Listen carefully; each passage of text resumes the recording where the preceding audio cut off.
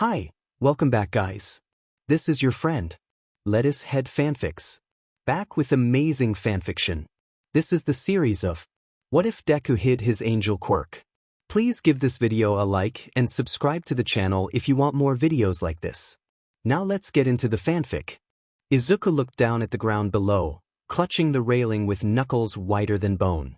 What had led him here, to stand on the school roof, about to let go? It started when he was 4 years old. Izuku's mother had loved him, once. Back when he was younger, when his father was still home and still smiled at his family as if they were the best thing to ever happen to him. Kacchan had been Izuku's friend, too. That was back before they got their quirks, before Kacchan got his quirk. The badness had started with something simple, Kacchan getting his quirk. It was something simple, yet so exciting and so life-changing. This amazing, explosive quirk corrupted Kacchan. Kacchan soon believed that he was better than everyone. Especially when Izuku's quirk had yet to come. That was when the beating started. His father, his loving father, had started beating him, both his son and his wife, just because Izuku was quirkless. Inko had tried her best to protect her son from harm, but could do nothing for both him and herself, and they were beaten by the terrifying man and burned by his flames. After only a few months of said beating, Inko's view of her son began to change. She began to think, if only he wasn't here. If only he wasn't here, then he wouldn't be hurting us. Hurting me. It's his fault. It's his fault. It's his fault. Until her hatred grew and she no longer had any love for her son. So when Izuku had manifested his quirk, he didn't tell anyone. He had seen firsthand how a quirk rotted a person, Kacchan, and seen how quirks could be used to hurt others. His father was the prime example. So he pretended to be quirkless, not wanting anyone to know of the horrifying power he had at his disposal. As of now, his father had left. Izuku didn't know where, but he did know that he would probably never come back. Yet his mother's view of him hadn't changed. She still hated him, hated her poor son with everything she had. Izuku had tried hard to smile every day. Even when Kacchan bullied him each day, he would smile. Even when his father beat him and his mother hated him, he had smiled every single day, trying to hide his problems even from himself. But after years of enduring, Izuku started to break.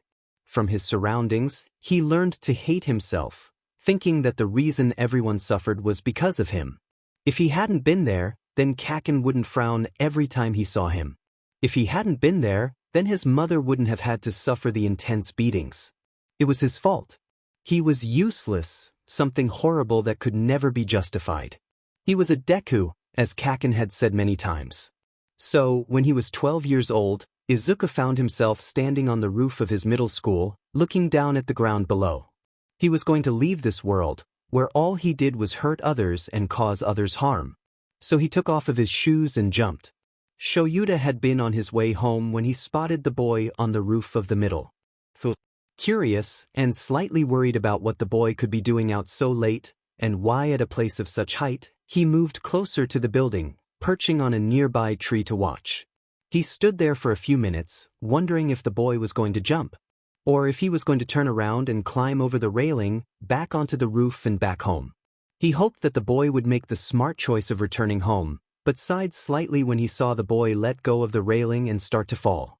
Swiftly, he jumped into the air, catching the boy with his bandages as he landed on the roof and pulled him back up. The boy seemed surprised, and when he was pulled back onto the roof, his face was blank, though his eyes were widened slightly in shock. "What were you thinking?" Shoyuda asked the boy, growling slightly at the small figure before him. "Just throwing away your life like that?" Izuku looked up at Shoyuda, and his eyes widened as he seemed to recognize him. Eraserhead, he signed, mouthing the word in surprise. Shoyuda was a little surprised to be recognized, but he kept that surprise down and crouched down at the figure before him. "What were you thinking?" he repeated, though this time he said in a kinder tone. He tried to place a reassuring hand on his shoulder, but the boy flinched away from his touch as tears started to form in his eyes. "I was ending my life," Izuku signed slowly, sniffing a little as the tears started to run down his cheeks. That much was obvious, Shoyuda thought, looking at the hunched figure. He had to knock some sense into this boy, to get him to stop this foolish decision. What would your mother say? He asked him. This trick sometimes worked with villains, tricking them into guilt and making them easier to capture. Izuku didn't look up as he signed, starting to sob. She would say that it's the first good thing that I've done in my life, and good riddance. His hands were shaking, and he attempted to rub away the tears, but they just kept coming, and it didn't seem like they would stop anytime soon. Shoyuta was surprised by this response. What kind of life had this child gone through? I'm useless, the boy signed rapidly. Nobody wants me, people hate me, I'm just a burden. All I do is make others frown and cause bad things to happen to them, and I'm just a stupid Deku that doesn't deserve to be alive because... His signing was cut off by Shoyuta grabbing his hands. Hey, he said quietly, not wanting to scare the boy. It's going to be okay. He sighed, thinking for a moment. Do you want to go back home? He asked, raising an eyebrow. He would be surprised if the kid did, after what little had heard. The boy thought over it for a moment. No, he said. The boy let out more tears, and embarrassedly tried to rub them away, wincing slightly when his stomach growled slightly. You want to go eat something? Shoyuta asked the boy. The boy looked up at him, surprise in his eyes. Yes, he whispered quietly, and if it didn't hurt him, Shoyuta would have widened his eyes. So the boy could talk. Then let's go, he said, standing up and extending his hand. The boy looked at it for a few seconds warily before taking it, and standing up himself. He was incredibly short, Shoyuta realized. How old was he? And he looked way too skinny to be healthy. He watched as the boy bent over to pull his shoes on, shoes that seemed to be much too small for him, even as small as he was, and watched as he walked over to the wall to grab his backpack. Ready to go? Shoyuta asked, and the kid nodded, clutching the straps with knuckles that were still white. Climb onto my back, Shoyuta said, turning around and crouching down. The boy nodded, slowly climbing onto Shuta's back as he had said to do, and wrapped his hands around Shuta's neck. He wondered how the boy would have responded if he wasn't so exhausted as he obviously was. When Shoyuta shot off into the air, jumping from building to building, occasionally using his capture weapon for support, he realized how light the boy was. It was as if he wasn't even there. As if he was only carrying the backpack the boy was sporting, and not the boy himself. When they finally walked into a restaurant, the sun had completely set, and the waitress looked at them strangely for a few seconds before leading them to a table. After placing the boy on the booth, Shoyuta sat on the chair across from him. What do you want to eat, kid? He asked quietly, gesturing to the menu that was in front of them. The boy shrugged quietly. I don't know, he whispered quietly. I don't think I've ever really been to a restaurant before, he signed as an afterthought. Shoyuta thought for a few moments, looking over the menu. How about we try this? He asked the kid, pointing to the katsudon. The boy nodded his head. Okay. When the food had come, the boy had quietly taken the chopsticks, and had started taking small bites of the food, occasionally taking a small drink of water. When he had ate barely half of it, he stopped, looking down at his lap apologetically. I can't eat any more, he whispered. I'm sorry. Nothing to worry about, kid, Shoyuta said. The boy looked up at him, surprised. What did he expect Shoyuta to say? Could you tell me a little about yourself? He asked quietly, and the kid looked back down on his lap. I promise, if you don't want to answer any of my questions, you won't have to. The boy looked back up at him quietly, inspecting him, analyzing him, trying to find any hint of a lie in the pro-hero's eyes. You're pro-hero Eraserhead, right? He asked quietly. Yes. Shoyuta responded, almost like a question. Why had the kid asked? Didn't he already know? Was he looking for confirmation? Okay, the boy nodded, thinking for a few moments. He twisted around to open his backpack and take a small pencil and a rather beat-up notebook in front of him. Hero analysis for the future, the notebook said. Shoyuta decided to ignore the book for. What's your name? He asked, thanking the waitress when she handed him the check. Deku, he responded quietly, before quickly grabbing his mouth, and he looked at Shoyuta in fear as Shoyuta raised an eyebrow. Seeing that Shoyuta wasn't reacting, the boy took his hand from his mouth. Midoriya Izuku, he mumbled. Okay, Shoyuta said. Can I call you Izuku? The boy nodded, so he continued. Why were you on the roof? Izuku didn't respond for a few seconds, before meeting Shuta's gaze head-on. It surprised Shoyuta, as all he had seen from Izuku were small, timid little glances and nervousness. "I think you know," Izuku said quietly, though his voice had increased incredibly in volume. Shoyuta nodded his head. He did know. Hell, he had seen the kid let go of the railing. "Can you tell me why?" he asked. The boy shook his head, before sliding his notebook across the table towards Shoyuta. "But you can read it," he said quietly, so Shoyuta began to read. "The boy is a genius," Shoyuta said quietly, looking back at the still figure in the back seat. Izuku had fallen asleep soon after they had climbed into the car, after the huge ordeal that today was. "This was nice of you," Hisashi responded, looking at him through his glasses. "I never expected you to be the kind of person who would take in a kid." Aizawa glared at the driver. "You pestered me for years." "This was my compromise," he said flatly. "The kid's a straight-up genius. I could tell that just by glancing at a few pages of his hero analysis notebook." "And you got attached to him," Hisashi said, grinning. Shoyuta sighed quietly before looking back at his husband. "Yes, I got attached. He's a good kid," he said quietly. Honestly, he was surprised things had turned out this way. When he and Hisashi had gone to confront Midoriya Izuku hadn't denied anything. She hadn't even tried to defend herself. She had said nothing as they talked to her, until they asked her if they could have custody over her son. Izuku had been hiding in his room, listening through a door that was cracked open ever so slightly. And surprisingly, Midoriya Izuku had complied, signing the papers as tears formed in her eyes. "Please," she had mumbled after signing the papers, surprising the men. "Take me somewhere that will teach me how to love my son again." So they had registered Izuku to a mental hospital where the doctors promised that they would do everything they could to take care of her and to help her change her mindset. Now, her 12-year-old son was in the back seat of their car, his small collection of notebooks in his backpack, and nothing else but the clothes on his back. "Think we should wake him up?" Hisashi asked as he parked the car in the garage of the apartment building. "Yeah," Shoyuta nodded. "I don't want to scare him if he wakes up somewhere completely unfamiliar." He then proceeded to shake the boy, softly calling his name. Izuku groggily opened his eyes, looking at the pro-hero in front of him. "Hey," Shoyuta said softly. "You awake?" Izuku nodded his head, yawning as he climbed out of the car and clutching his backpack. "Wanna guess what floor we're on, little listener?" Hisashi asked the boy excitedly, and Izuku snapped awake, excited to talk to Present Mike, the amazing voice hero. He signed, eager. "Close," Hisashi said, laughing, holding the door open for Izuku and Shoyuta as they walked into the elevator. "Guess again." "6?" Izuku asked, and grinned when Hisashi nodded his head and gestured for Izuku to press the button, which Izuku did with enthusiasm. "You're treating him like he's 6, Shoyuta thought, but didn't comment.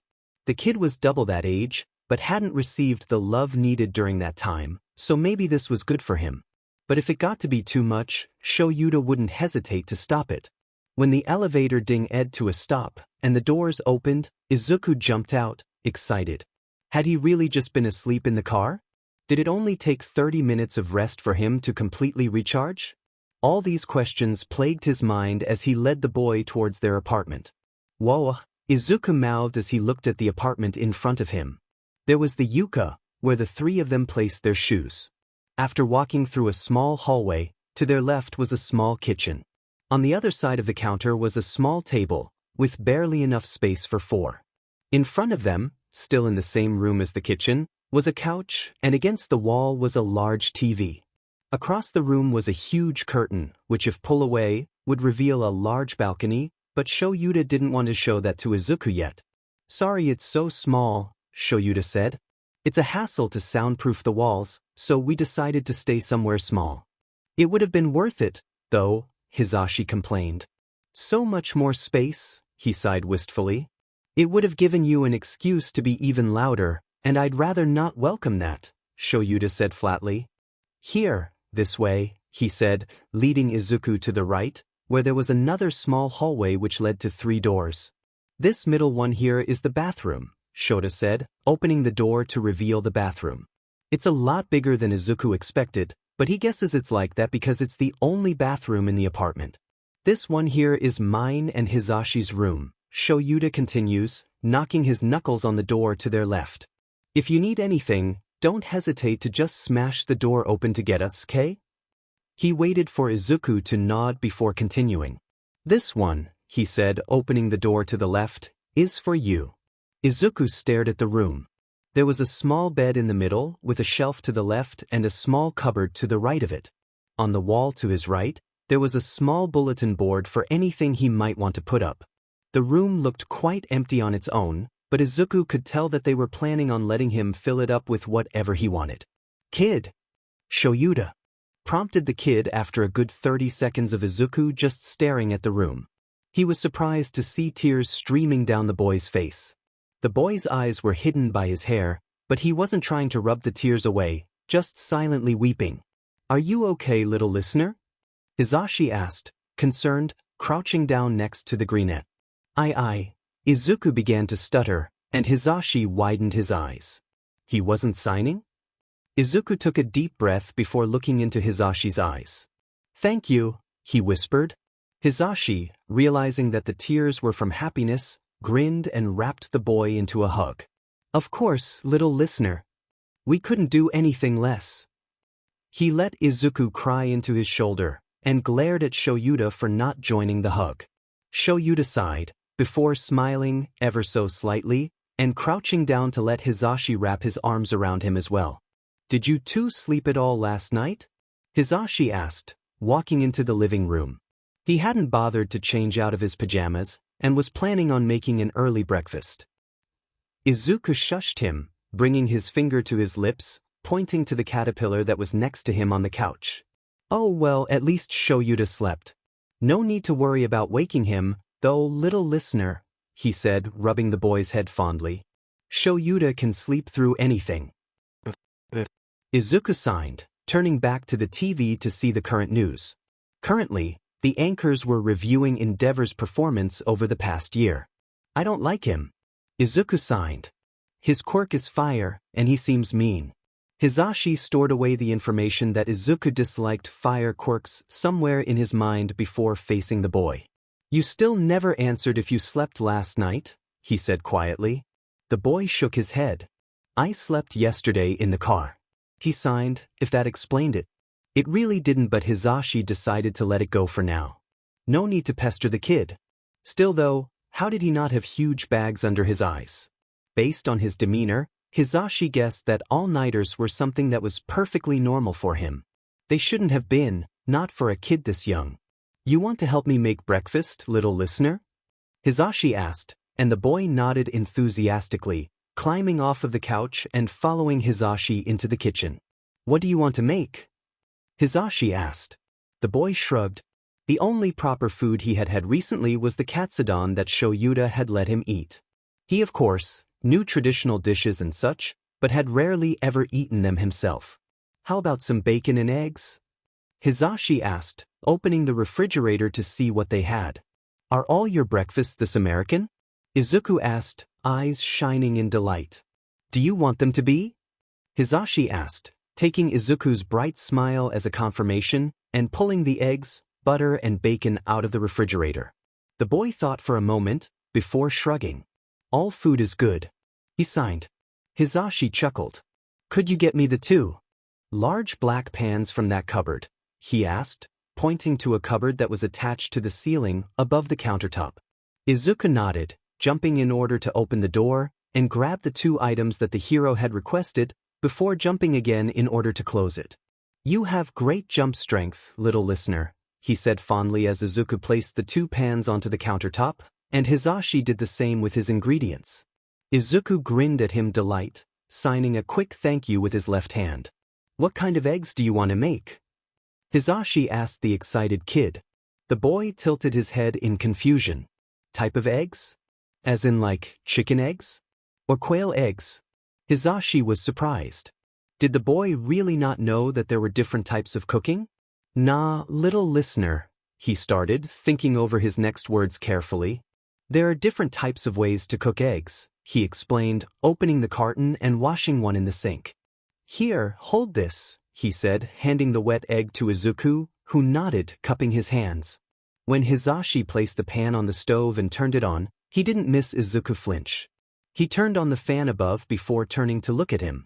"Are you okay, little listener?" he asked the boy who hadn't torn his gaze away from the flames released by stove. Izuku started to move his hands before realizing that he was still holding the egg. Carefully shifting it into his right palm, he let go of it with his left hand to sign. "Is it going to burn?" he asked. "Burn? Only if you touch it," Hisashi responded, cautious. Maybe they should have their stove reinstalled to an electric one, he thought. The boy seemed reassured. "What do we do next?" he asked, though the shine in his eyes hadn't completely returned. "Next, we cut the butter," Hisashi said, opening a small drawer to grab a butter knife. "Do you want to cut it, or should I?" Izuku seemed to pale for a moment, before pointing to Hisashi. "Okay, got it," Hisashi said, not missing how Izuku let out a small sigh of relief when he learned he wouldn't have to do it. He sliced a small chunk of butter and dropped it into the pan. Izuku winced slightly when he heard it sizzle. Hisashi took the egg from the boy's hand and placed his hand on the boy's shoulder. "How about we have you stay away from the stove, and you can help me do other things?" The boy nodded gratefully.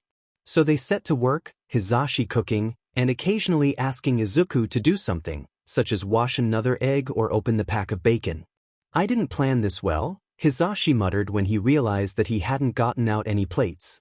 "Izuku, do you think you get out some plates for me?" he asked, turning the stoves off, and using his spatula to move both the eggs and bacon around in their separate pans so that they wouldn't become overcooked. "They're in that cupboard," he said, pointing to a cupboard that was high above Izuku's head. Hisashi was too busy focusing on not burning the food to realize that. However, Izuku looked at the cupboard. He wouldn't be able to reach that, he determined, by jumping. But maybe if he raised his arms, hoping that it would work. He hadn't done this in years, so he lacked control, but he could still try. He grunted in effort when the cupboard door opened on its own, and grimaced as the plates started to float out of the cupboard and over Izuku's head. Suddenly, there was a large crash, waking Shoyuta up from his spot on the couch and causing Hisashi to whirl around to see what had happened. They were both surprised to see the boy lifting his arms in order to keep the remaining plates afloat, wincing slightly as blood ran down his arms, with a shattered plate at his feet on the floor. Not being able to move his hands, Izuku turned to them, fear in his eyes. "I'm sorry," he whispered. Izuku's Depression Notebook. Page 1. Levels.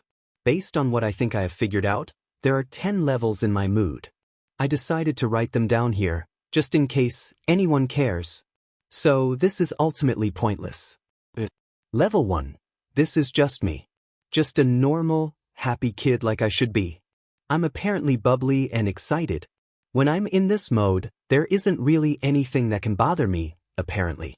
I smile a lot more when I'm in this level too. I like this level. It's warm and happy. Just treat me like a normal kid when I'm in this level. Level 2, this is the second level. I'm usually on either this level or level 3. There isn't that big of a difference between this level and level 1. In this level, I'm still bright and happy, but I'm more prone to sadness. I'll take more notice of bad things, and be more hesitant. I also start to use sign language in this one, but I can still talk better than I can in the higher levels. Level 3, there's not much difference between level 3 and level 2. However, when I'm in this level, I don't really talk unless there's no way to avoid it. I'll use sign language more often than not. I also apparently cry a lot in this one. The levels don't really change even if I'm happy or sad. If I was sad in level 3, I would cry. If I was happy in level 3, then I would cry. My mood doesn't really change my level. It kind of takes a big change for my levels to switch.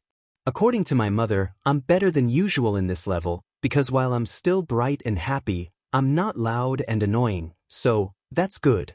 Level 4. This level is where things really start to change.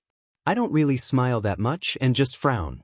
The most common way for me to get to this level is lack of sleep and lack of food. Or less than usual.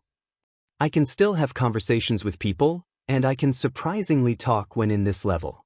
I'm apparently really cool and calm in this level, and won't really fight back against much. My mom says she likes this level the best, because I'm the most compliant, and I don't ask for anything. Sometimes, when in this level, tears start to come out of my eyes for no reason, but I've never really been able to figure out why. Level 5. This level is bad. On the outside, I don't really seem to change from level 4, but inside my head, I start thinking all sorts of bad things. It makes me really unmotivated and sad. I don't really like doing stuff. If you order me to do something, I might do it, but there's no guarantee. Usually, when it gets as bad as level 5, it helps when I'm in someone's arms. I only know this from the one time I fell asleep hugging Kacchan in level 5. He beat me later because of it, but I was able to get out of this level faster because of it. I don't really know how to get out of level 5 that much, it just kinda happens. Maybe it's extra sleep? I don't know. I'll try to test it more the next time I'm on level 5. The rest of the levels are on page 2. Hey kid, it's okay, Hisashi said, abandoning the food and quickly grabbing the plates out of the air. The boy let his arms fall to his sides, and tears started to form as the blood ran down to his palms. You didn't do anything wrong, Shoyuta said quietly, walking towards the boy, after having gotten out of his sleeping bag. Hisashi turned to move the eggs and bacon from the pans to the plates. But I destroyed one of your plates and caused a mess. The boy signed, and Shoyuta winced slightly when he saw the blood. Let me help clean up. The boy signed, and started to bend forward to grab some of the shattered plates with his hands. Whoa, kiddo, Shoyuta said, grabbing Izuku's arms in order to stop him, and Izuku quickly glanced up, fear in his eyes. It's okay, Hisashi repeated, opening a drawer with gloves, before bending down to grab the porcelain and toss it into the trash can. That's not the proper way to dispose of that, Shoyuta told his husband, but the voice hero shrugged before continuing. Let's get those cuts fixed up, Shoyuta decided, quickly picking up Izuku in his arms and leading him to the bathroom, placing him gently onto the toilet lid. He opened the small cupboard under the sink in order to grab a small first aid kit. Here, show me your arms, he said, and Izuku nodded, lifting his arms so that Shoyuta could see. The plate must have hit them as it fell, and while the cuts weren't that deep, they still bled, and it looked as if there would be bruises left over. A few band-aids and maybe an ointment would do good here. Shoyuta said nothing as he opened a small bottle of cream and gently rubbed it onto the boy's cuts. What kind of band-aids do you want? He asked the boy once he had closed the cap of the bottle and displaying a few boxes of band-aids, each with a different hero design. All Might, the boy signed, sniffing a little as he pointed to the small box that proudly displayed a grinning All Might. Shoyuta nodded, opening the box to grab a few band-aids, before dropping it back into the first aid kit to apply them. That should be good for your arms, Shoyuta murmured. We should take care of your feet next, he grabbed Izuku's ankles in order to inspect his feet, but was surprised when Izuku quickly kicked his feet out of his grasp. Sorry, Izuku signed. I can take care of my feet myself. Shoyuta nodded. The kid had lived a hard life after all. He probably knew how to treat his wounds himself. He had forgotten, but now that he remembered, he was surprised that Izuku had even allowed him to treat his arms. Was that a symbol of Izuku trusting him? Or was it fear? He hoped it was the former, but if it was the latter, Shoyuta was determined to make sure that the boy would eventually trust him. What do you need, kiddo? He asked. The boy inspected his feet. I think that the cream you gave me for my arms would be good, because I got quite a few cuts from the plate, but I don't really need it. It would help if I had something to stop the bleeding, like band-aids, but I don't want to exhaust your supply, so maybe a few bandages would work? Or no, maybe. The boy signed rapidly, thinking over what he could do in order to treat his feet. So, the cream and some bandages, right? Shoyuta asked, interrupting the boy's thoughts. The boy signed. Okay. Shoyuta grabbed the bottle and handed it to Izuku, who opened it, and placed the cap on the toilet seat next to him, before squeezing a little bit onto his palm, and he started to rub his feet with a practiced hand. He knows what he's doing, Shoyuta thought. Sure, the boy seemed quite innocent, but he had gone through a life of hardships. It would make sense that he knew how to take care of himself. But the boy seemed afraid of the stove, and he doubted his mom ever made food for him. How had the boy gotten his meals? When Izuku was done, he closed the bottle and handed it back to Shoyuta, who in turn handed him a small roll of bandages. He watched as the boy wrapped them around his legs and ripped the bandages with his teeth before tucking them under previous wraps. "You good, kid?" Shoyuta asked, and Izuku nodded, handing him the bandages. Shoyuta put the bandages back in the first aid kit and placed the first aid kit back inside the cupboard under the sink. He stood up and extended his hand to Izuku, who took it as he jumped off of the toilet seat and back towards the kitchen. When the walk towards the kitchen, Hisashi had already gotten rid of most of the mess, just finishing up with a small vacuum that they kept in the small cupboard above the refrigerator. "You're just in time," he grinned, turning off the vacuum and tucking it back into its cupboard. He brought the 3 plates forward, each filled with eggs and bacon.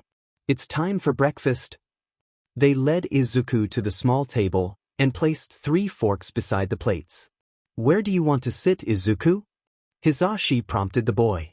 Izuku didn't let go of Shuta's hand as he sat down at a random seat, and Shoyuta sat next to him, leaving Hisashi to sit on the other side of the table. "Let's eat," Hisashi said, grinning. "Thank you for the food," Shoyuta responded, grabbing his fork and stabbing his bacon. "Don't kill your bacon, sweetie," Hisashi complained, scooping up a little of his eggs with his own fork, glancing ever so slightly at Izuku, who was trying a small chunk of bacon. "It's my bacon. I can choose how to eat it." Shoyuta shrugged. Hisashi sighed, before looking at Izuku excitedly. "What do you think, little listener?" he asked, gesturing to plate in front of Izuku. Izuku nodded his head, and tears started to fall from his eyes. It's good," he stuttered. Hisashi grinned. His cooking had made the kid speak. Maybe that meant he was being successful? "I assume that you making the plates float was your quirk?" Shoyuta asked, ruining the moment. Hisashi glared at him, but he ignored it, facing Izuku. Izuku nodded. "It's half of it. I've never really used it before. One of my friends started being mean to me when he got his quirk, and my dad used to hurt my mom and I with his, so I didn't really want to use a quirk myself. Especially since my quirk and theirs are kind of similar." He had gone back to signing, letting his fork rest on the edge of plate. "Similar? How?" Shoyuta asked, taking a small bite from his eggs. "Fire." Izuku signed, before grabbing his fork and eating a small bite of eggs, his face lighting up in delight. "Fire?" But when Shoyuta had seen Izuku using his quirk, he hadn't seen him use any fire. Was Izuku's quirk a hybrid of some sort? Fire from his father, and telekinesis from his mother? What was his mother's quirk, anyway? He also wanted a more specific idea of what Izuku's quirk was. "How about, after breakfast, we get changed and go to UA to test your quirk?" Shoyuta asked the boy. The boy looked at him, not really seeming to comprehend what he had just said. "UA?" the boy shouted, jumping up after a few seconds of silence, scaring the wits out of both Shoyuta and Hisashi. "I'll take that as a yes," Shoyuta said, and smiled when the boy nodded his head vigorously. "You is a lot bigger than you imagine, kid?" Shoyuta asked as they walked into the building. They had called Nizu in advance, who was totally fine with Shoyuta and Hisashi's kid to come in for a quirk test. The boy in question nodded his head, gaping at the tall ceilings and walls of the school. "The doors are so big," he sighed. "Nizu said we can use Gym Gamma." Hisashi grinned at the young listener, who grinned back. "Oh, senseis," there was a voice from behind them called, and they both turned to see a third-year student. He wasn't in the hero department, but in the support. He raised an eyebrow at the kid hiding behind Shuta's torso before continuing. "Is Power Loader Sensei here? I wanted to ask him about a few assignments and such, so." Hisashi shook his head. "We don't know if he's here. Did you try the staff lounge?" The student shook his head, calling out, "Thanks, Sensei," before running off in the direction the staff lounge. "We're here, kiddo," Shoyuta said when the trio finally walked into the gym. "So, are you ready to test the limits of your quirk?" Hisashi asked, and Izuku nodded. He didn't seem as excited as before, but his eyes hadn't lost their gleam. "Then let's get started," Shoyuta said, walking over to the closet to grab a few machines for the quirk testing. Izuku's Depression Notebook. Page 2. Levels continued. Not that anyone would care, but after level 5, from level 6 and above, it's advised to do everything possible to lower my level because after that threshold, I start to go a little crazy. Level 6. This is when things start to get really, really bad. I get a lot more stressed and am more prone to crying. It's harder for me to form coherent sentences with my voice, but I can still sign pretty well. I also tug at my hair a lot in this level. I'm a lot more sensitive to things that people say, which isn't that good because I'm already a sensitive person without being at this level. But yeah, I don't really like this level. The way to get me back to lower level with this is probably music. When I listen to music, it calms me down and returns me to a lower level. Maybe this would work for level 4 or level 5. I'll try it next time. Level 7. When I'm in this level, I would advise keeping me away from sharp things or anything I could use to harm myself. In this level, my thoughts get so bad that I start to do self-harm to calm myself. While self-harm does usually help me get out of this level, back to a level 6 or lower, this tactic usually makes me revert to level 7 again quicker. It's like a drag, I guess? But yeah, this is a lot worse than just tugging at my hair. I think that I get out of this level the same way I get out of level 6, which is with music. I think sleeping also helps with this one, and that usually gets me back to a level 8. This is really bad. Once, when I was in this level, I remember waking up in the hospital because of, well, that's the part one can't remember. I don't really know what happens when I'm in this level, but I know it's really bad. But I kind of remember being alone the last time I was in this level, and that didn't really help, so maybe to bring it back down, I need human contact? Well, that's never going to happen. So, level 8, I'm really screwed.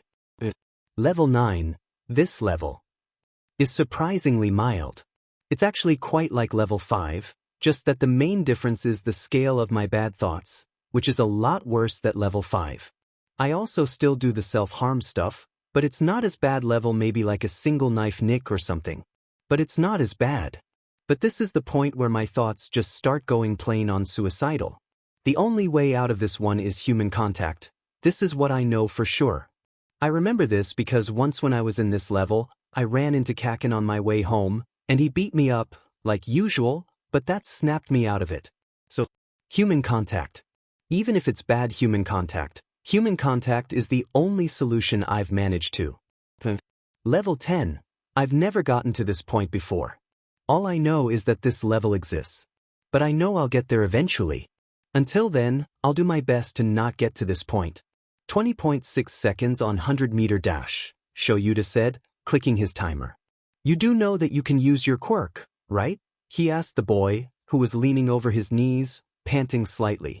Though the boy looked like he needed more food, his time was surprisingly only a few seconds over the average for his age. The boy looked up at him before nodding. Do you want to move on, or do you want to try again with your quirk? Shoyuta asked the boy. The boy didn't respond for a few moments, before taking a deep breath. I'll try again, with my quirk this time. He signed, and Shoyuta nodded, gesturing for the boy to walk back to the starting line. When Izuku crouched at the start line, he was trying to calm his nerves. Use his quirk? How could he use his quirk to move across the 100 meters faster? Could he fly? No, he had barely been able to carry the plates this morning. He doubted he would be able to carry himself. What if he tried altering the pressure in the air? If he could apply more air into the area behind his back, maybe he could make wings out of the air? Nobody would be able to see them, but it wouldn't hurt to try, right? He could also come up with a solution that involved the other half of his quirk, but he wasn't really ready to use that just yet. You ready, kid? Shoyuta called, raising his timer. Izuku nodded his head, which Shoyuta somehow managed to catch. Ready, you? Shoyuta yelled as he clicked the timer for it to start. His eyes, painfully, widened in surprise when he saw the kid take off, flying across the strip and quickly crossing the finish line. He was so fast that Shoyuta almost forgot to click the timer again to record the time. 10.5 seconds, Shoyuta said, rubbing his eyes in an attempt to rub the pain away. Could you tell me how you did that? he asked the kid, and Izuku nodded. I grabbed the air, Izuku signed. This morning when I tried to grab the plates, they were too heavy. So I thought that I wouldn't be able to carry myself across, and plus, the telekinesis doesn't actually have any speed qualities, and would probably make me a lot slower, so it would have the opposite of the desired effect. So I thought maybe I could grab the air and pull it towards myself in the shape of wings, and wrap it around myself, so that the air would carry me across. It was really hard to make the wings move up and down, but it was a lot easier than moving the plates because the air was weightless. That was a really good idea, Shoyuta said, rubbing Izuku's head. It would be really useful in the future, being able to see things from above. But I might be weird to have invisible wings. You got any way of making them visible, like grabbing something just as light, maybe paper or something, that you could fit inside of the wings? Izuku thought for a moment, before nodding. He didn't seem fond of the idea, though. What are we doing next? Izuku asked, moving on. Well, I don't think we need to do long jump anymore. I'll just give you a score of infinity, Shoyuta said. He looked around the gym for any clue of what they could do next. What if you tried target practice? A voice called from behind them, and Izuku and Shoyuta turned to see Hisashi walking back into the gym, carrying 3 drinks. Here, little listener, he said, handing the boy a small bottle of milk, before handing Shoyuta an iced coffee. Target practice might be a good idea, Shoyuta acknowledged. What do you think, kid? Do you want to try? The boy nodded, already halfway through the milk in his bottle. While he ate little, the boy surprisingly drank a lot, Shoyuta thought. I'll get some targets from the closet, Hisashi said, taking a sip from his own coffee and walking off. Shoyuta grabbed his clipboard from the bench, placing his iced coffee on the bench to write down the numbers for the 100-meter dash, and the infinity for the long jump. We could also try weightlifting, he murmured. It would be good to see how much you can hold with your quirk, and then focus on improving that. Izuku grinned, hastily wiping the milk from his lips and placing his empty bottle next to Shuta's coffee. You're really going to help me become a hero? He signed, excited. Shoyuta glanced at the kid out of the corner of his eye before nodding. Yeah. You've got the spirit, kid. It would also help the kid's self-esteem, but Shoyuta decided not to mention that thought. I've got them. Hisashi called, holding a few targets attached to poles as he rejoined them. Shoyuta nodded. Let's set them up. Are we going to have them all at the same distance, or should we go with some farther than the others? Shoyuta thought for a moment, checking his clipboard, before responding. Let's go with different distances. It'll give me more to work with. Hisashi nodded, placing his own coffee next to the other 2 on the bench, and Izuku jumped up to help him place them. Where? Hisashi called when Shoyuta walked to where Izuku would be standing in a few moments. Move a little to your right, Shoyuta called, and Hisashi did so, dropping one of the targets there, letting the pole stand on its own. Izuku, could you step forward a little more and move to the left? Shoyuta asked the boy, and Izuku nodded, doing exactly what Shoyuta told him to do. Great, thank you, Shoyuta called. You can come back now, I'll have Hisashi do the rest. The boy nodded, and jogged towards the pro hero, now targetless. After placing the 2 other targets, Hisashi also made his way back towards the 2. Let's start with the closest one, Shoyuta said, pointing to the target to the left, the one that Izuku had placed. They're only targets, right? Izuku asked, and Shoyuta nodded. Izuku took a deep breath, before closing his eyes and appearing to concentrate. Look, Hisashi whispered, though rather loudly, pointing to the target, which was starting to shake. Oh, so he could grab things from that far. Shoyuta recorded it on his clipboard. It would be useful if Izuku was able to extend that distance, might be able to save a few lives of people who were too far away to reach by hand. The target shook slightly, before the pole fell over and landed on its back. So he had pushed the target away, Shoyuta noted. Izuku opened his eyes, looking at the knocked-over target, before looking at Hisashi and Shoyuta, the former of which gave him a thumbs up. Good job, kid, Shoyuta confirmed, nodding at the boy. Do you want to try the next one? He said, pointing to the next target, which was to the right of the previous one, and of a farther distance away. Izuku nodded his head, before concentrating. Shoyuta and Hisashi both watched the target and were surprised to see it shake a little. When Shoyuta turned to look at the boy, he had both his arms raised straight forward, and he was grimacing, starting to sweat from the strain. "That's good, kid," Shoyuta said, and Izuku nodded, letting go of his hold on the target and letting his arms drop. "How about, instead of trying to knock it over, do you think you could pull it closer to yourself?"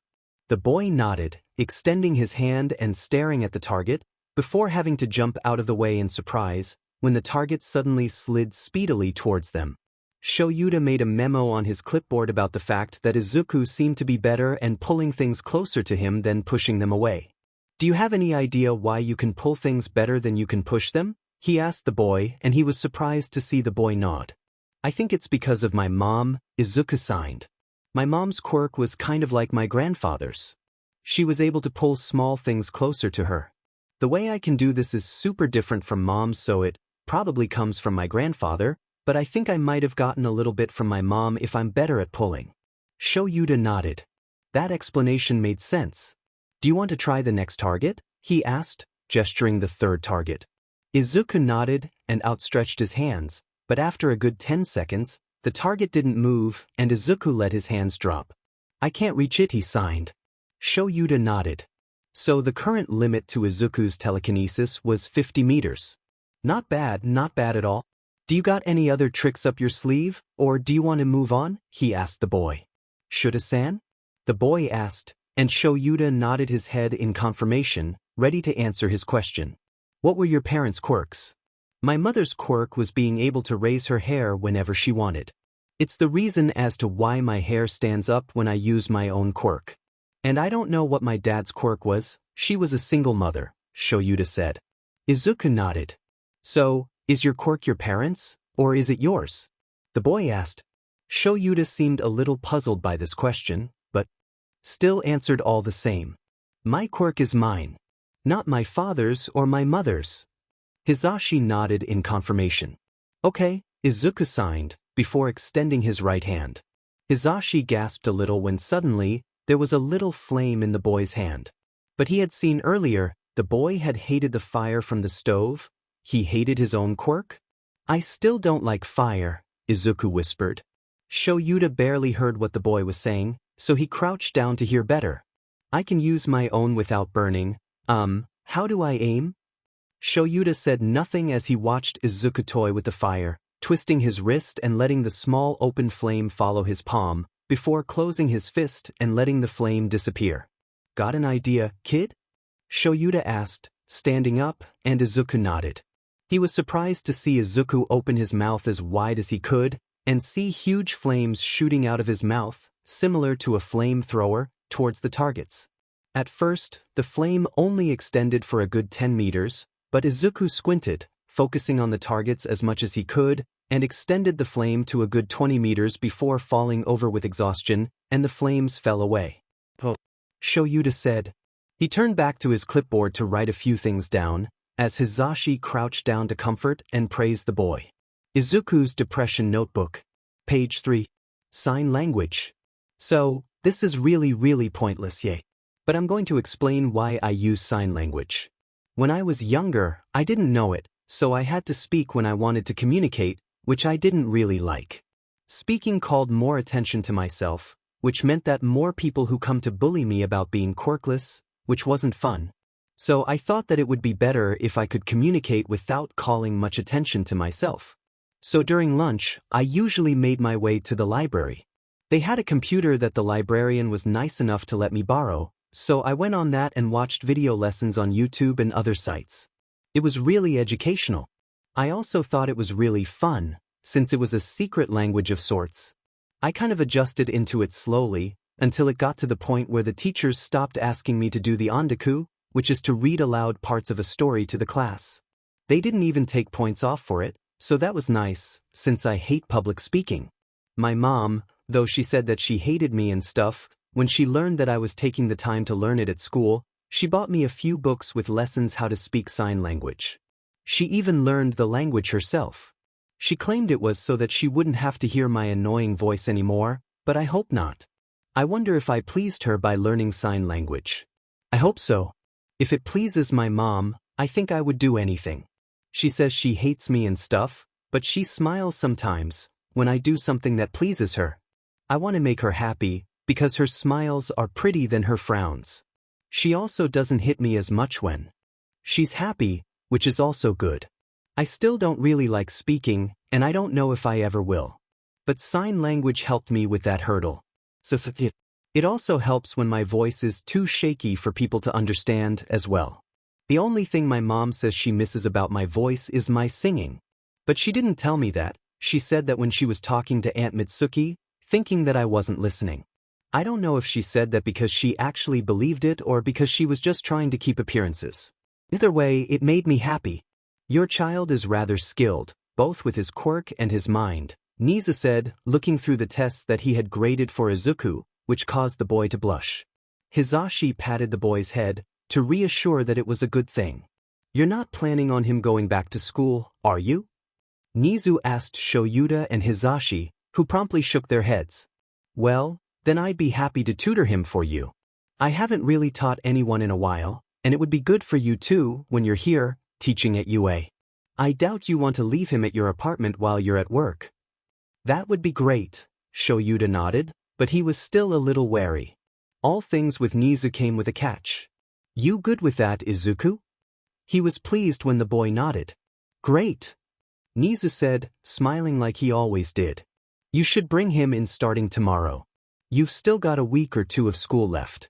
He could use those 2 weeks to meet the teachers. You said he loved heroes, right? The two teachers nodded, thanking Nizu as they walked out. Have a great Sunday. Nizu called as they left. So, school at UA, huh? Shoyuta muttered, letting Izuku grab his hand as they made their way towards the exit. You excited, little listener? Hizashi asked, grabbing the boy's other hand. Izuku nodded, though his eyes seemed a little blank. He also wasn't smiling, like usual, the two noticed. Hey, Izuku, you okay? Hizashi asked, stopping and looking at the boy's face. Izuku nodded. Fire, he said, surprising the both Shoyuta and Hizashi. I think that the fire caused me to go to level. The fact that I'm talking right now helps prove that. Level 4. Hizashi asked, a little confused. Which one was that again? I'll show you later, when I have my notebook, Izuku responded, yawning. Of course he was tired. He had pulled an all-nighter, and had just spent a few hours constantly using his quirk. Shoyuta mentally scolded himself for not noticing. Here, climb onto my back, Shoyuta said, crouching down, and Izuku nodded, climbing onto his back and leaning his head against his shoulder. Izuku fell asleep on their way to the car, so they had to carefully place him in the back seat and buckle him up, without waking him. What is level 4 again? Hizashi asked Shoyuta as he got into the driver's seat. Shoyuta shrugged. I think it was along the lines of exhaustion. We may have made him use too much of his power, today, Shoyuta. He's so cute. Nemuri cried, grabbing his Izuku's cheeks and pinching them. How old are you, sweetie? She asked him, letting go of his cheeks, and a little guiltily watched him attempt to rub the pain away. Don't scare him like that, Nemuri, Shoyuta said, sighing. And you don't need to treat him like he's a lot older than that. I know that, Nemuri said, putting her hands on her hips and pouting at Shoyuta. But it doesn't hurt to ask. Izuku stared at Midnight, the hero who had just pinched his cheeks. It was Midnight. Midnight had just called him cute. He could feel his entire face flaming up, and he knew that he must look like a tomato. I'm 12, the boy said, looking up at the hero. His eyes had been dull when they had first walked into the staff lounge, but they were suddenly gleaming again, just as they had yesterday. Maybe he was back to a level 3? Shoyuta and Hizashi could only hope. So, you're about to finish your first year of middle school? She grinned when Izuku nodded. I figured him. Izuku tried to talk, pointing to the notebook that he was holding against his chest. He quickly brought it back in front of his face, and opened it to the page where he had his midnight analysis. See, can I have your autograph? And, can you confirm everything I've written here? He asked, holding up the notebook so that the 12 o'clock hero could see. Of course. Nemuri said, grabbing a marker from a nearby desk, Snipes, but he didn't even complain, to sign her hero name onto the boy's notebook. She tossed the marker back to Snipe, who caught it, when she was done. "Here," she said, grabbing a nearby chair from an empty desk, no teacher used that desk yet, and brought it closer to hers. "Let's sit at my desk, I can fact-check your notes." The boy nodded excitedly, following her to her desk. Shoyuda didn't react, walking and sitting down at his desk to do work before classes started, but Hizashi openly expressed his joy at seeing his boy already getting along with the teachers. Most of the teachers were sad that they had to leave for classes, as they had enjoyed watching the boy go around, asking the teachers for their autographs and to fact-check his analyses. Shoyuda and Hizashi were a little nervous to leave Izuku with Nemuri, but when they saw his huge grin, they were reassured and left for their classes. Their students all noticed that Shoyuda and Hizashi seemed to glow a little more than usual, although Shuda students thought that maybe he had expelled someone that day.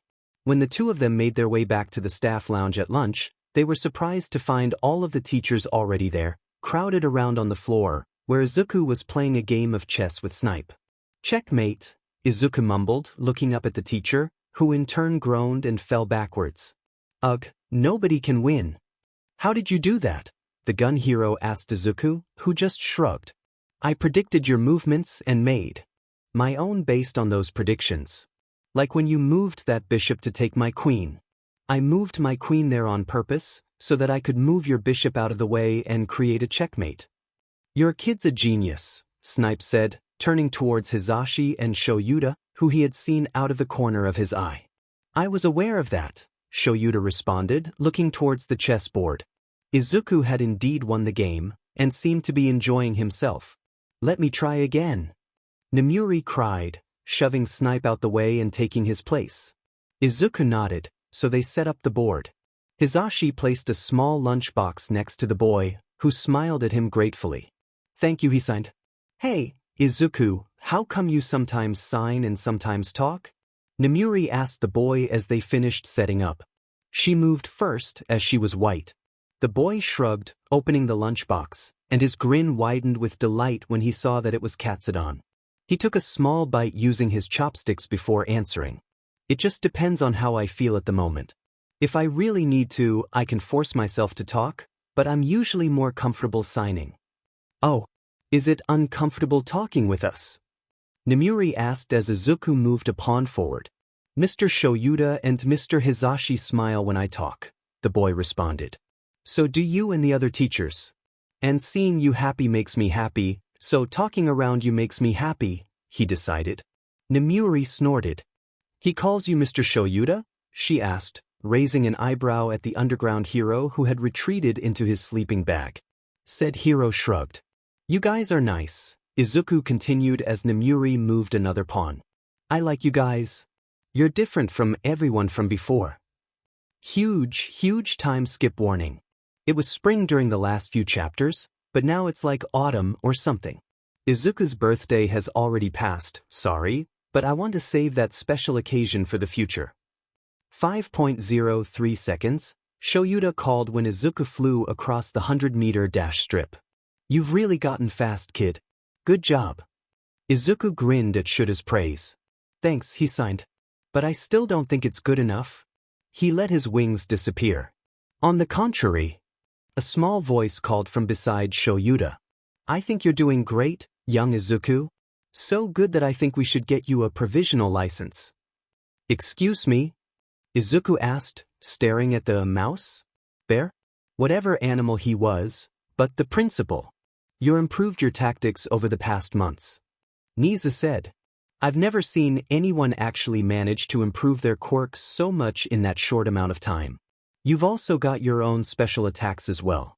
And plus, you could trademark those awesome fiery wings of yours. And a provisional license doesn't mean you'll end up as a hero just yet.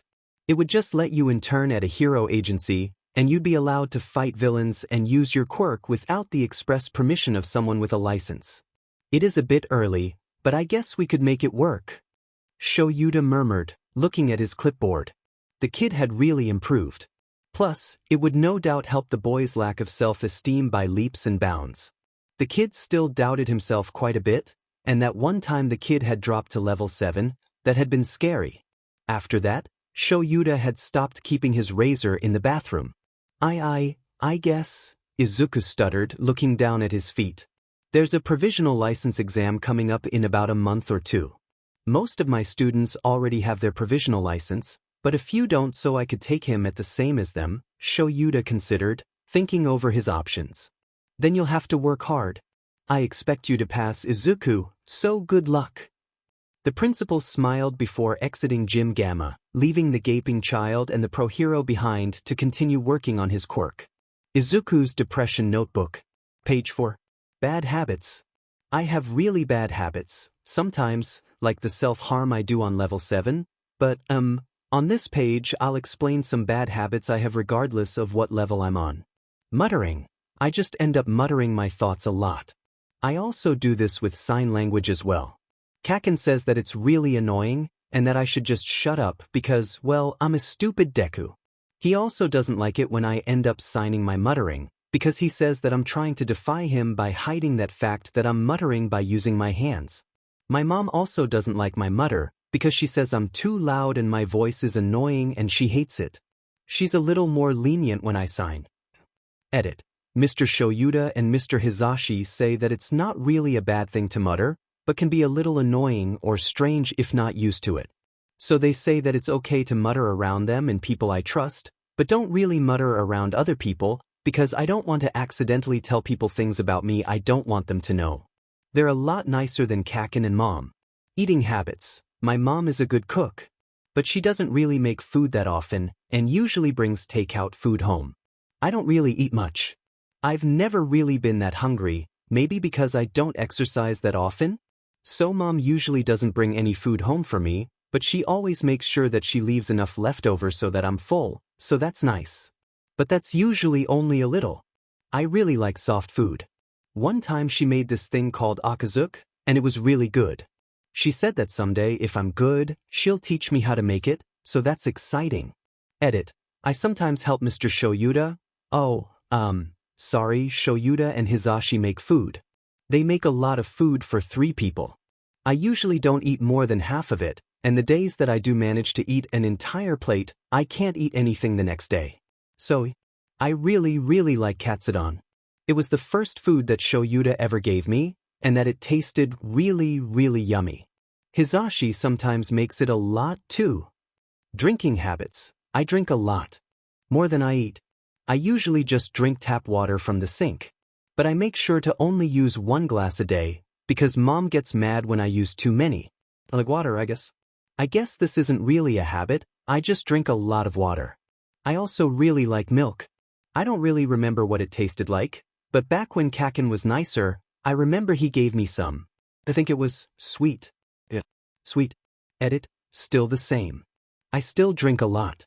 I really like those jelly packets that Dad sometimes gives me. Pa usually sighs whenever he sees us both on the couch drinking from them, but he doesn't ever really say anything. I also love coffee. It's amazing. Any kind of coffee. As long as it has caffeine, all coffee is good. Dad makes a lot of it, and he even taught me how to make some, so I probably drink way too much. I remember once, at UA, I think I drank like 6 cups of coffee, and Aunt Namuri and all of the teachers kind of stared at me like I was crazy. It was really funny. After that, they all recommended me their own favorite types of coffee, so I really liked that day. Sleeping habits. My sleeping schedule is really weird. I usually sleep right after school, for maybe 30 to 40 minutes, before Mom comes home. She doesn't like it when I'm sleeping instead of doing homework or something productive, so I make sure to sleep when she's not home and still at work. I don't really like sleeping at night, and Mom doesn't say anything about it. She doesn't really like sleeping at night, either. She sometimes lets me join her on the couch to watch TV. Even though he was sent to prison for being a villain, we both still can't calm down at night, but that's okay. Sometimes Mom gives me candy on these nights, but not usually. We pull a lot of all-nighters. But Mom at night is usually the best time to approach Mom when I want something. Edit. Dad and Pa say that I should sleep more often, so I've managed to change the time I sleep from around 40 minutes to 3 hours. While they say it's not as good as it should be, it's better than before, so they've let it go for now. I'm glad that they make me sleep more, though because it makes me less likely to fall into a higher level, so I've managed to stay in level 2 and 3 for the past few months. That's really nice. I really like that. I still do all-nighters all the time, though, because too much sleep. I don't like too much sleep. Sometimes, when I don't go to sleep, they call Aunt Namuri and Uncle Toshi, and we have a huge superhero slumber party, and those are really fun. I think they do them to help me fall asleep too. I really like all of Uncle Toshi's bad dad jokes. Dad never really makes them that much, and Pa makes a few, but not as much Uncle Toshi. Shoyuta and Hizashi woke up to the sound of quiet sobbing that night. Claiming that he was tired after finishing the provisional license exam, Izuku had promptly retreated into his room, saying that he was going to sleep. Shoyuta and Hizashi hadn't been that worried. After all, after that one drop to level 7, the kid had seemed to be getting better. So when they were both woken up by the sound of quiet sobbing, they were surprised. They had both climbed out of bed, saying nothing as they glanced at each other, having a short conversation with only their eyes as they made their way to Izuku's room. Izuku froze when the door opened. He had been sitting up in his bed, desperately trying to rub the tears away and be more quiet, but he must have been loud enough for them to hear. Izuku mentally cursed himself as the tears started to fall more freely, and as the sobs that racked his body were louder than they had been moments before. "Hey, kid," Shoyuta said, sitting on the bed beside Izuku and slowly rubbing his back. "I'm sorry," the kid signed, but his hands stayed beside his face as he continued to try and hide it. "This is stupid. I should be happy and that you're so nice and supporting, but... He froze when Hizashi grabbed his hands and pulled them away from his face. "It's okay, Izuku," Hizashi said, looking Izuku in the eyes. They started to look away, down at his hands. "No, look at me, Izuku," Hizashi said, and Izuku quickly brought his gaze back up, fear in his eyes as tears streamed down his cheeks. "It's okay not to be okay," Hizashi told him, and brought Izuku in for a hug. Shoyuta also wrapped his arms around the two, making it a hug of 3. "I'm sorry," Izuku sobbed into Hizashi's shoulder. "I'm sorry." Hizashi and Shoyuta didn't say anything after that, and just let Izuku cry. "Has he had any episodes lately?" Namuri asked Shoyuta when he walked into the staff lounge, after all the classes for the day had been finished. Izuku was currently with Hizashi, and the two of them had already left for Hizashi's agency minutes prior. "No, not since the night of the exam," Shoyuta responded, sighing as he dropped his folders onto his desk and walked over to the coffee machine. "Which is a long while back. But I think he's been having more, and he's just good at hiding them. He's allowed to be open towards us, so I don't understand why he's hiding it. He probably needs someone who's in the same boat as him," Namuri said, leaning back in her chair, having abandoned her grading. "You and Hizashi have helped him get better, but he probably needs something more than that." "As much as pains me to admit, you're probably right," Shoyuta grumbled, pouring a small bit of milk into his coffee before taking a sip. "You've been doing a lot more of that lately," the R-rated hero said, grinning. Shoyuta sighed. "I don't want to catch you 3 bullying anyone else in the future, okay?" Izuku asked the 3 boys in front of him. They nodded their heads obediently, crying slightly. They had been scolded by a hero. Of course they felt bad about what they had done. "We're really sorry, Miko," one of the boys repeated. "Yeah. Sorry," the other 2 mumbled. The girl who was currently in Izuku's arms looked at them, before glancing at Izuku, who nodded. "It's okay," she mumbled, escaping Izuku's embrace to hug the 3 of them. "I forgive you. Let's hang out sometime, okay?" the first boy asked, and he smiled when the girl nodded. "Oh, my mom's probably looking for us. Let's go, guys. Bye, Miko. Bye, Mr. Deku." The 3 of them called as they walked out of the park and back home. "Thank you," Miko, the small girl with dark brown hair, grinned at Izuku. He grinned back, standing up from his crouch. "It was no problem. It just reminded me of something that happened to me," Izuku responded, patting the child's hair. "You got bullied?" the girl asked, curious. Surely nobody would bully Deku. He was an amazing hero. He was a sidekick at 13 years old. "Yeah," Izuku said. "It was for the same reason as you, actually," he told the girl. "But I've seen you on TV. You're not quirkless."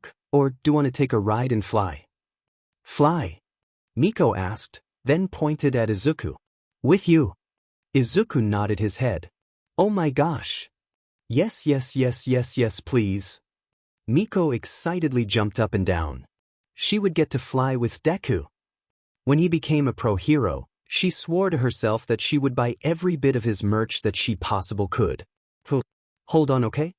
When Miko nodded, Izuku wrapped his arms around her, and they took off into the air. Thank you so much, Miko's mother, Tatu, said, hugging her daughter. I was so worried when she wasn't coming home. You said she was being bullied?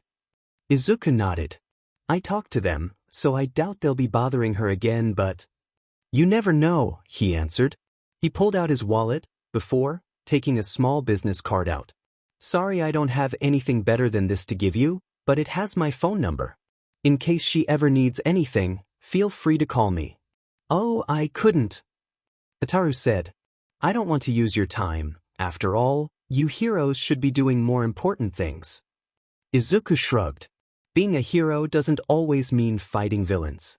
Some heroes, all they do is tuck their kid into bed at night, but they're still that kid's heroes. Ataru still looked skeptical.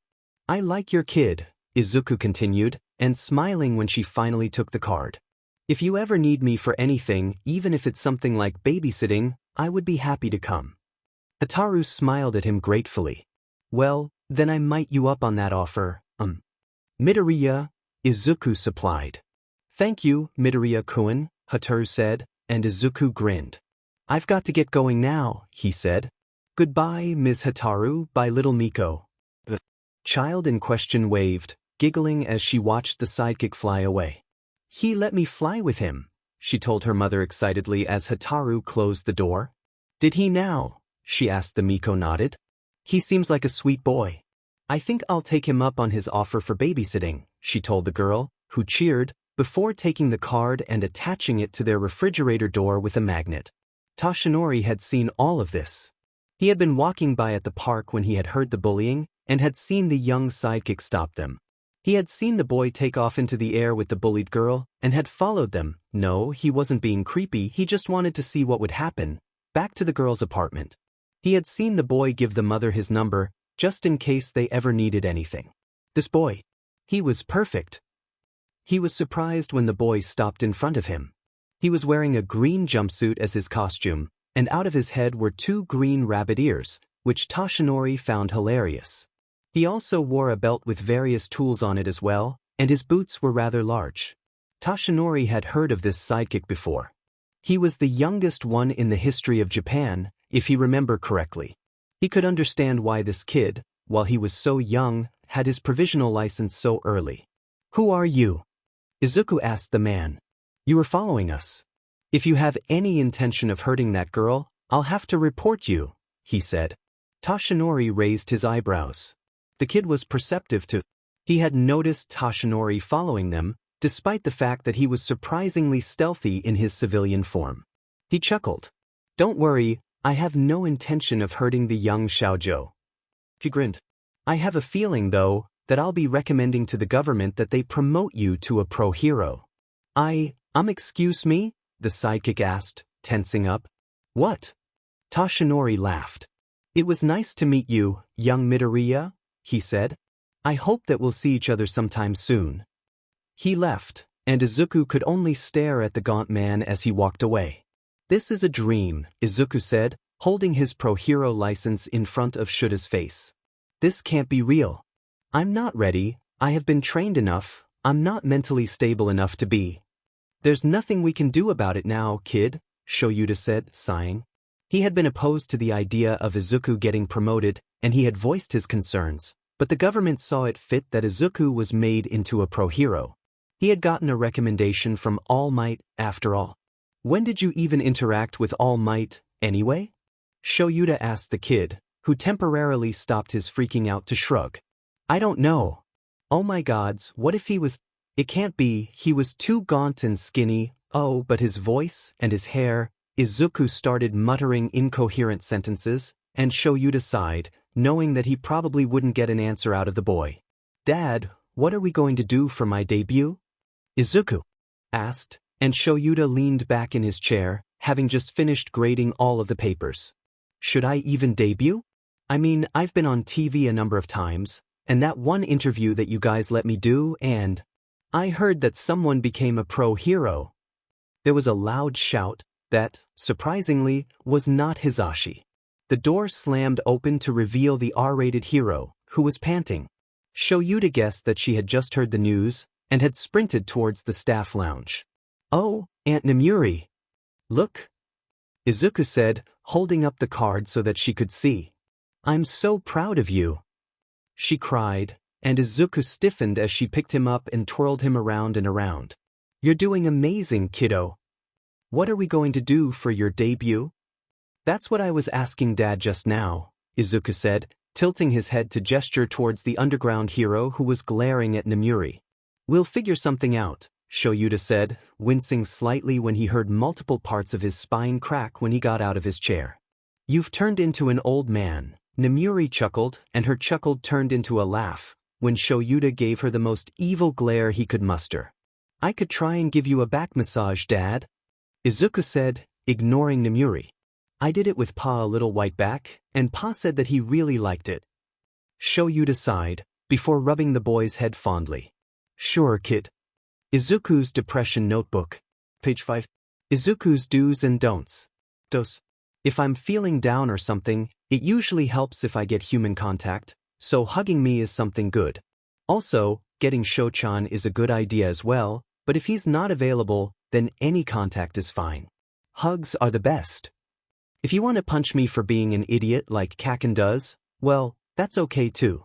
I like showing people my notebook. If you're a pro hero, please sign it. I want you to sign it. Sign it big and huge, just like Uncle Toshi did. He used 2 whole pages. Okay, maybe not that much, but still. Signatures. Please. I like Katsudon. If I ever look sad or like I'm depressed more than normal, then Katsudon is a good helper. Ever since Dad gave me some that night, it's become my favorite food. But please don't make any other type of food, because I usually don't eat. Please make me coffee. Ever since, the word Shoyuta has been written, then crossed out, Dad let me drink some of his coffee. I haven't been able to live without it. Power Loader Sensei makes really, really good coffee. I swear to God, I could survive on that and nothing else. It's amazing. I love coffee so much. If you've got any games, sure, show them to me. As long as you're okay with me getting obsessed, figuring out all of the secrets before you, and spoiling everything for you. Same with anime and book series. Get me into stuff after you've finished exploring everything you possibly can yourself, unless you want me to find out everything for you. Then tell me before. Because I will find every secret and every connection and the lore and everything. It's an excuse to write notes, and no matter what level I'm in, I love writing notes.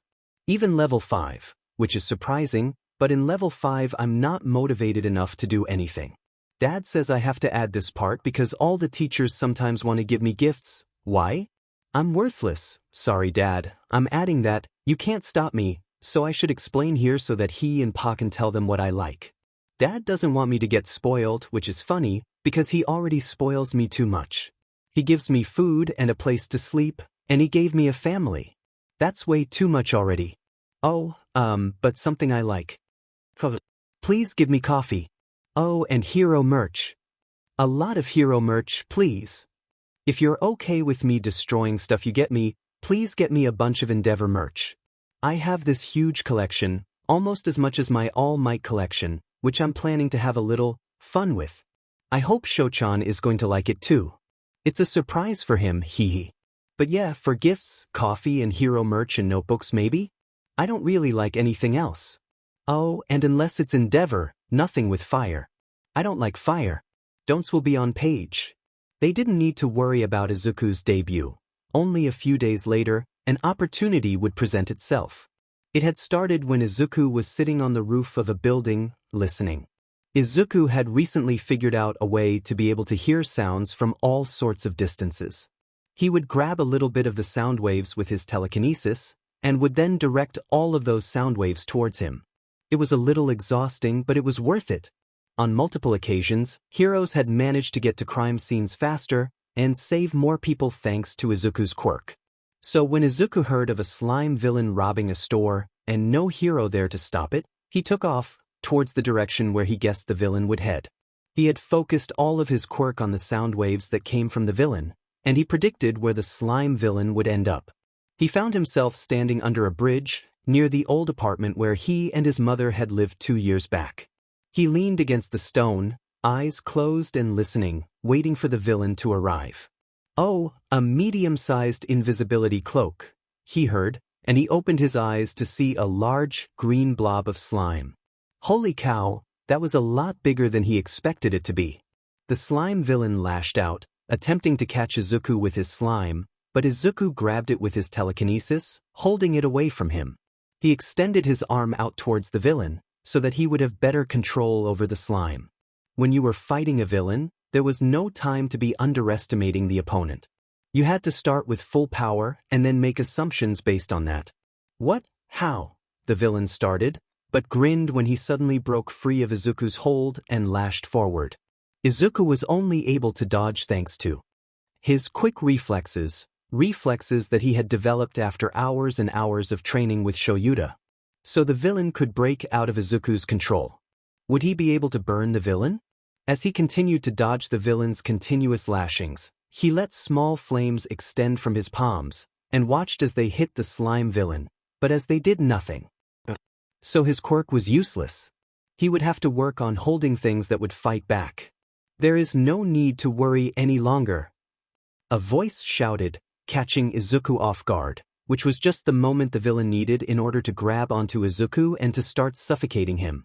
"Because I am here."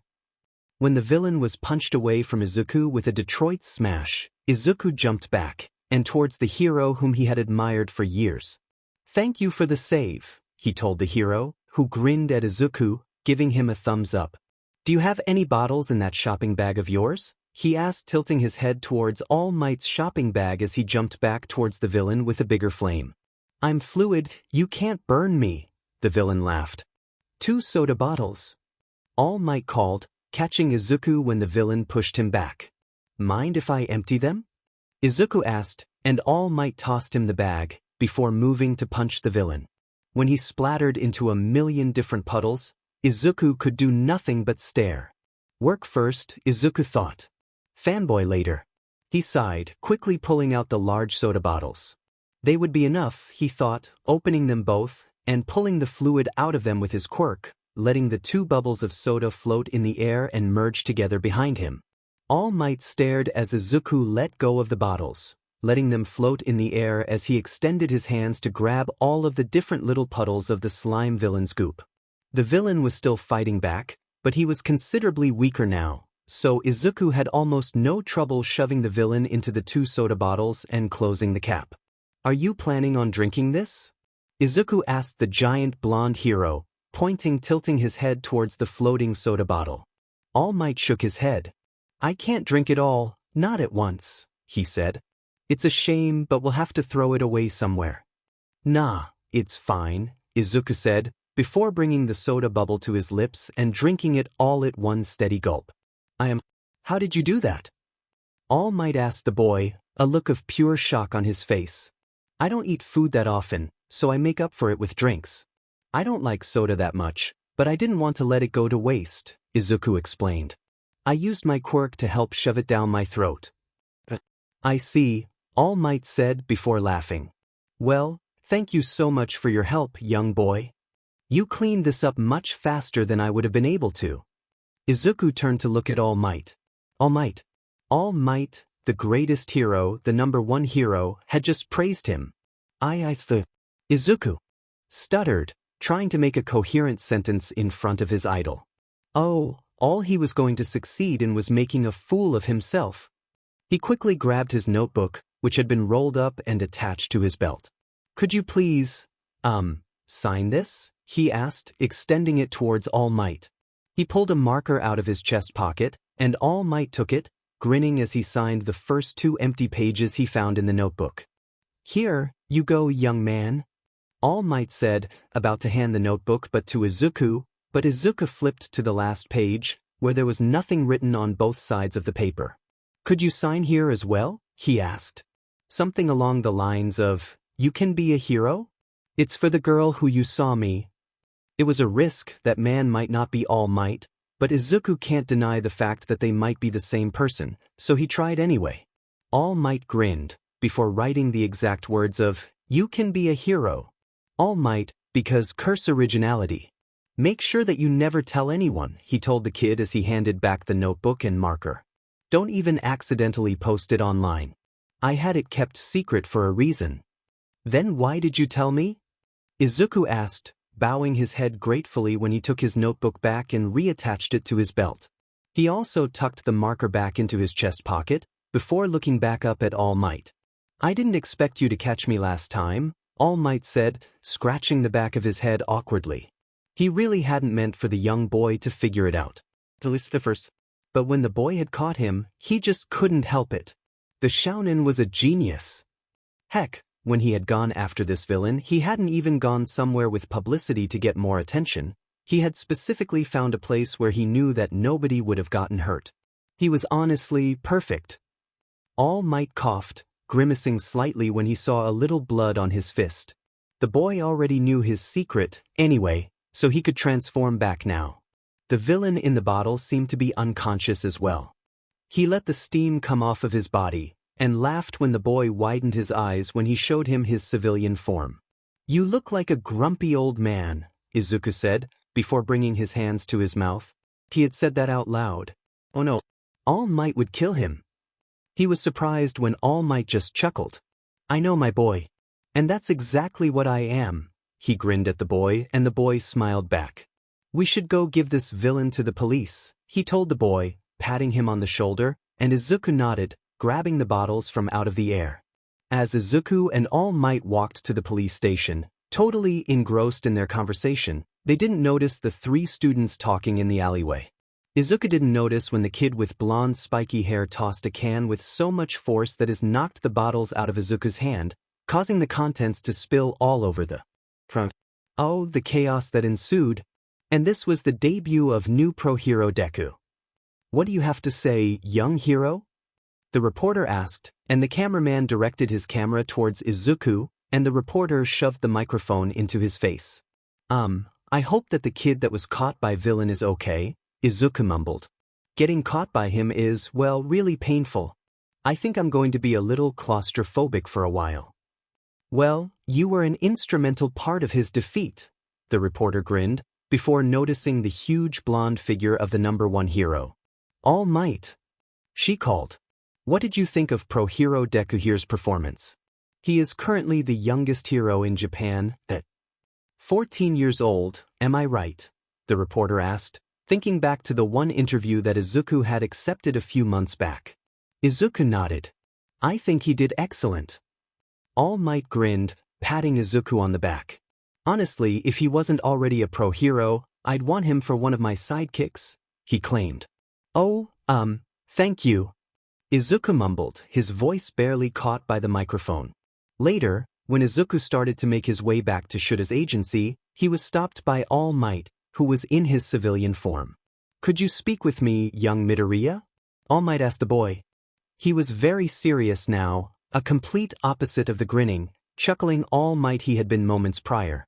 I have an important offer to make you that I think you'll want to hear. Izuku's Depression Notebook. Page 6. Izuku's Do's and Don'ts, continued. Don'ts. Whenever I'm feeling especially bad or depressed, please don't force me to do anything I don't want to. I'll tell you exactly what I think I can do in that moment, and pushing me to do something I don't want to will probably make it worse. The only exceptions for this would probably be when I'm in level 6 or level 1 kinda do bad things to myself in those levels, so I'd say it would be a good idea to stop me then. But yeah, please don't force me to do anything I don't want to. Nothing to do with fire. Please. I really don't like fire. I know that my quirk is fire, and I sound really hypocritical, but I still really hate fire. I'm only okay with my own fire because Shochan's okay with my fire, and he has a good reason to be afraid of fire, so. Yeah. Shochan's fire is okay too. But I don't like any other fire. I hate fire. So much. Only my fire, or Shochan's fire. And sometimes Endeavor, but usually not. No fire. I don't like loud noises or being surprised. Please refrain from shouting when you're near me. Or force me to listen to you shout every day so that I get used to it, but I don't like doing that. It's not fun. And with Aunt Nemuri, it was mostly accidental, so it's okay. Her shouting is okay because I've gotten used to it. Also All Might's shouting because I hear it a lot on TV. And Pa's loudness is okay because I know it's from its quirk. I should honestly be used to Kacchan's shouting, but I don't like it. I hate his shouts. I hate loud noises. Please don't try to scare me with loud noises, because I will freak out. Being surprised by loud noises is one of the things that makes me switch levels easily, so please don't. When I'm sleeping, please don't wake me up unless you're Uncle Toshi, Aunt Nuri, Dad, Pa, or Shochan. Their voices usually calm me down because, well, I trust them a lot, but I usually start freaking out whenever somebody else tries to wake me up. Even the UA teachers. Please don't try to wake me up, ever. I already don't get enough sleep as it is, and Oh, Dad wants me to include a part about what to do just in case they find me doing self-harm again.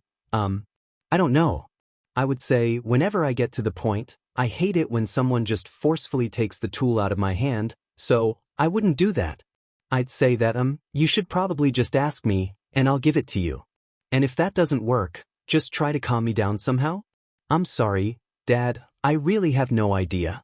I sometimes do self-harm to help calm myself down, so if you could get me to calm down some other way, then that means I wouldn't have a reason to do self-harm, so maybe that? And please don't buy me clothes with long sleeves. You and Pa have already spent too much money on me, I don't want to empty your wallets. Please. Note added later, they bought a lot of long-sleeve clothes for me anyway. I like longer and baggy clothing a lot more than I like short-sleeved and more normal-sized clothing, so, well, I thank them. Still, I wish they used the money that I make from being a pro hero myself, instead of their own money. I should tell them that, actually. I use a little of the money to buy coffee, but a lot of it goes to buying food for Shochan. Oh, Dad's calling me. I'll continue this later when I have more info, I guess. I'm not paid enough for this, Shoyuta sighed. But you don't get paid for taking care of me, Izuku mumbled. If you want payment, well, then I'll give you my salary that I get from being a pro hero. It's the least I could do after all. It was sarcasm, problem child, Shoyuta interrupted. Izuku disagreed. He had caused both Shoyuta and Hizashi so much trouble, and now this. It had gotten so bad that Shoyuta had started calling him problem child. Izuku knew that Shoyuta only said it to tease him, because he thought that Izuku was getting better, but Izuku didn't like it. It reminded him of his mother too much. But he said nothing, because he didn't want to be a burden to Shoyuta any further than he already did. Oh, right? Izuku mumbled, looking down at his feet apologetically. It's fine, Izuku, the underground hero said, patting his head fondly. You can do whatever you want to, all right? Hizashi and I will help you through whatever decisions you decide to make, I promise. Izuku nodded, looking into the eyes of his dad. Okay. Let's make some coffee, Hizashi said, walking back into the living room. He had excused himself 3 minutes earlier to continuously scream in joy with his quirk. Thank God that the apartment's walls were soundproofed. How would Hizashi gotten out his screaming fit otherwise? Izuku nodded. What kind are we making? He asked, walking into the kitchen with the voice hero, grabbing a bag of coffee beans from one of the cabinets. Izuku, later, I'll teach you how to make something that you can actually eat instead of just coffee, Shoyuta told the boy, pointing to the electric stove. Izuku glanced at him, nodding, then turned back to the coffee machine. Shoyuta plopped down onto the sofa in order to take a nap. Honestly, how was he supposed to deal with the fact that All Might would be giving Izuku his quirk? My quirk is a hybrid of 3, Izuku explained to the interviewer. This was his first interview since he had become a pro hero, and it was nerve-wracking, to say the least. 3? The interviewer asked, and Izuku nodded. I've heard of hybrids of 2, but never 3. Please continue. Izuku grinned shyly at the camera from under his mask. His fathers hadn't allowed him to take off his costume on TV, deciding that they wanted to keep his identity a secret until he at least graduated high school. Izuku wholeheartedly agreed. He didn't want anyone recognizing him on the street. He would be a nervous wreck, and God, it would be so awkward. You know how the wings I make are completely fire? Izuku asked, and the interviewer nodded. Well, that's a combination of my parents' quirk. My mother had a sort of gravity quirk, and my father had a fire quirk, so I kinda got a combination with these wings, Izuku explained. He didn't want to reveal all of the tricks up his sleeve, because he didn't want villains to get a hold of the information, so he had decided that he would explain as little as possible. The third part of my quirk is something I got from my grandfather, Izuku continued. I would explain it, but to keep my secret identity a secret, I claim only that third part to be my quirk when I'm at school, Izuku explained. This wasn't entirely true as Izuku no longer went to school, but it wasn't entirely false either, because that was what they were planning on doing when he went to UA. He was going to UA, of all places. And not just as a student, but he would also be a teacher as well. How was he going to do both at the same time? He didn't know just yet, but he was excited all the same. Honestly, life was really looking up for him. The first time Izuku met Shudo, it was totally Izuku's fault. When Izuku was collecting sound waves from all over the city of Mizudafu, during his last 5 minutes of patrol, when he heard the voice of Endeavor. He would have shut it out immediately, but when he overheard what he was saying and who it was directed towards, Izuku couldn't stop listening, his face paling with every word he heard. After a few minutes of focusing on those sound waves, and hearing the sound of a door closing, Izuku took off, looking for some sort of restaurant where he could quickly order takeout. As Izuku flew around the area, he saw an uncrowded booth that said, "Takeout Soba." It sounded really skeptical, but nobody was there, and it was takeout, so it suited Izuku's needs. When he landed down next to it and ordered just a normal zarusoba, the employee started to freak out. "My shop, and a pro hero chose to come here," he said happily as he handed Izuku the bag. Can I tell my customers?" he asked, a little nervous. He grinned like there was no tomorrow when Izuku nodded, thanked him, and flew away. Shudo was surprised when he heard a knock on his window. Who was it? Why had someone come knocking on his window in the middle of the night? When he was covered head to toe in bruises, for God's sake. Was it a villain? Was someone planning to kidnap him and ransom him to his father? Shudo, to be honest, was actually kind of okay with that idea. If a villain came to ransom him, he would welcome it. It would throw a wrench in his father's plans for him, and that was something he was okay with. As long as he wasn't tortured. Plus, he would be able to break out on his own if needed anyway. When he opened the window, he was surprised to find pro hero Deku there. "Hi," the hero said awkwardly, when all Shudo did was stare. I thought that maybe you could use some food." Shudo continued to say nothing, as he continued to stare at the hero. Why had a pro hero randomly shown up at his window, offering food? Had Shudo ever done something for Deku? No, he couldn't even remember a time when he had met Deku. Sure, he had seen the stuttering hero on TV, but that was it. He had never interacted with him, right? I accidentally overheard the conversation you just had with your dad," the hero mumbled. That elicited a reaction out of Shudo, though it was small. "Oh. And, well, I thought that, well, whenever my dad beat me after it, my mom sometimes snuck me food and it really helped, so I thought that, well, I'd do the same for you?" The hero sounded really unsure of himself now. Izuku knew that he couldn't just leave Endeavor's son alone. Not after overhearing. "Oh," Shudo repeated, before stepping away from the window and allowing the pro hero to come in. "Do you like soba?" Izuku asked, extending the small plastic bag towards him with his arm. Shudo nodded. Thank you, he said quietly, taking the bag from Izuku's outstretched hand. It's no problem, Izuku said. I don't know if you have anything to treat those bruises. I never did, so, here, I'll leave this. He was only going to leave a few bandages and maybe a bottle of cream, but he didn't know if that would be enough, so he just placed his entire first aid kit onto Shudo's desk. I'll, go now, he whispered, climbing out of the window. Sorry for intruding. Shudo could only stare as he watched him go. What had just happened? Wait, did Deku say that his father beat him? So, you lost your first aid kit? Shoyuta asked his son, who only meekly nodded, looking down at his hands, which were in his lap. He sighed as he pushed on the brake, and glared at the red light before turning back to Izuku. And you're not going to tell me how? Izuku nodded again, looking back down at his hands. I'm sorry, he mumbled. I'll try not to lose it again. Shoyuta sighed, but he still rubbed Izuku's arm affectionately. It's fine, kid, he told him. We can just buy a new one for you. Thanks, Izuku mumbled. It's fine, Shoyuta responded. I've also invited All Might over for tonight, since you haven't slept for the past 2 days. Uncle Toshi? Izuku asked, looking up at Shoyuta with sparkles in his eyes.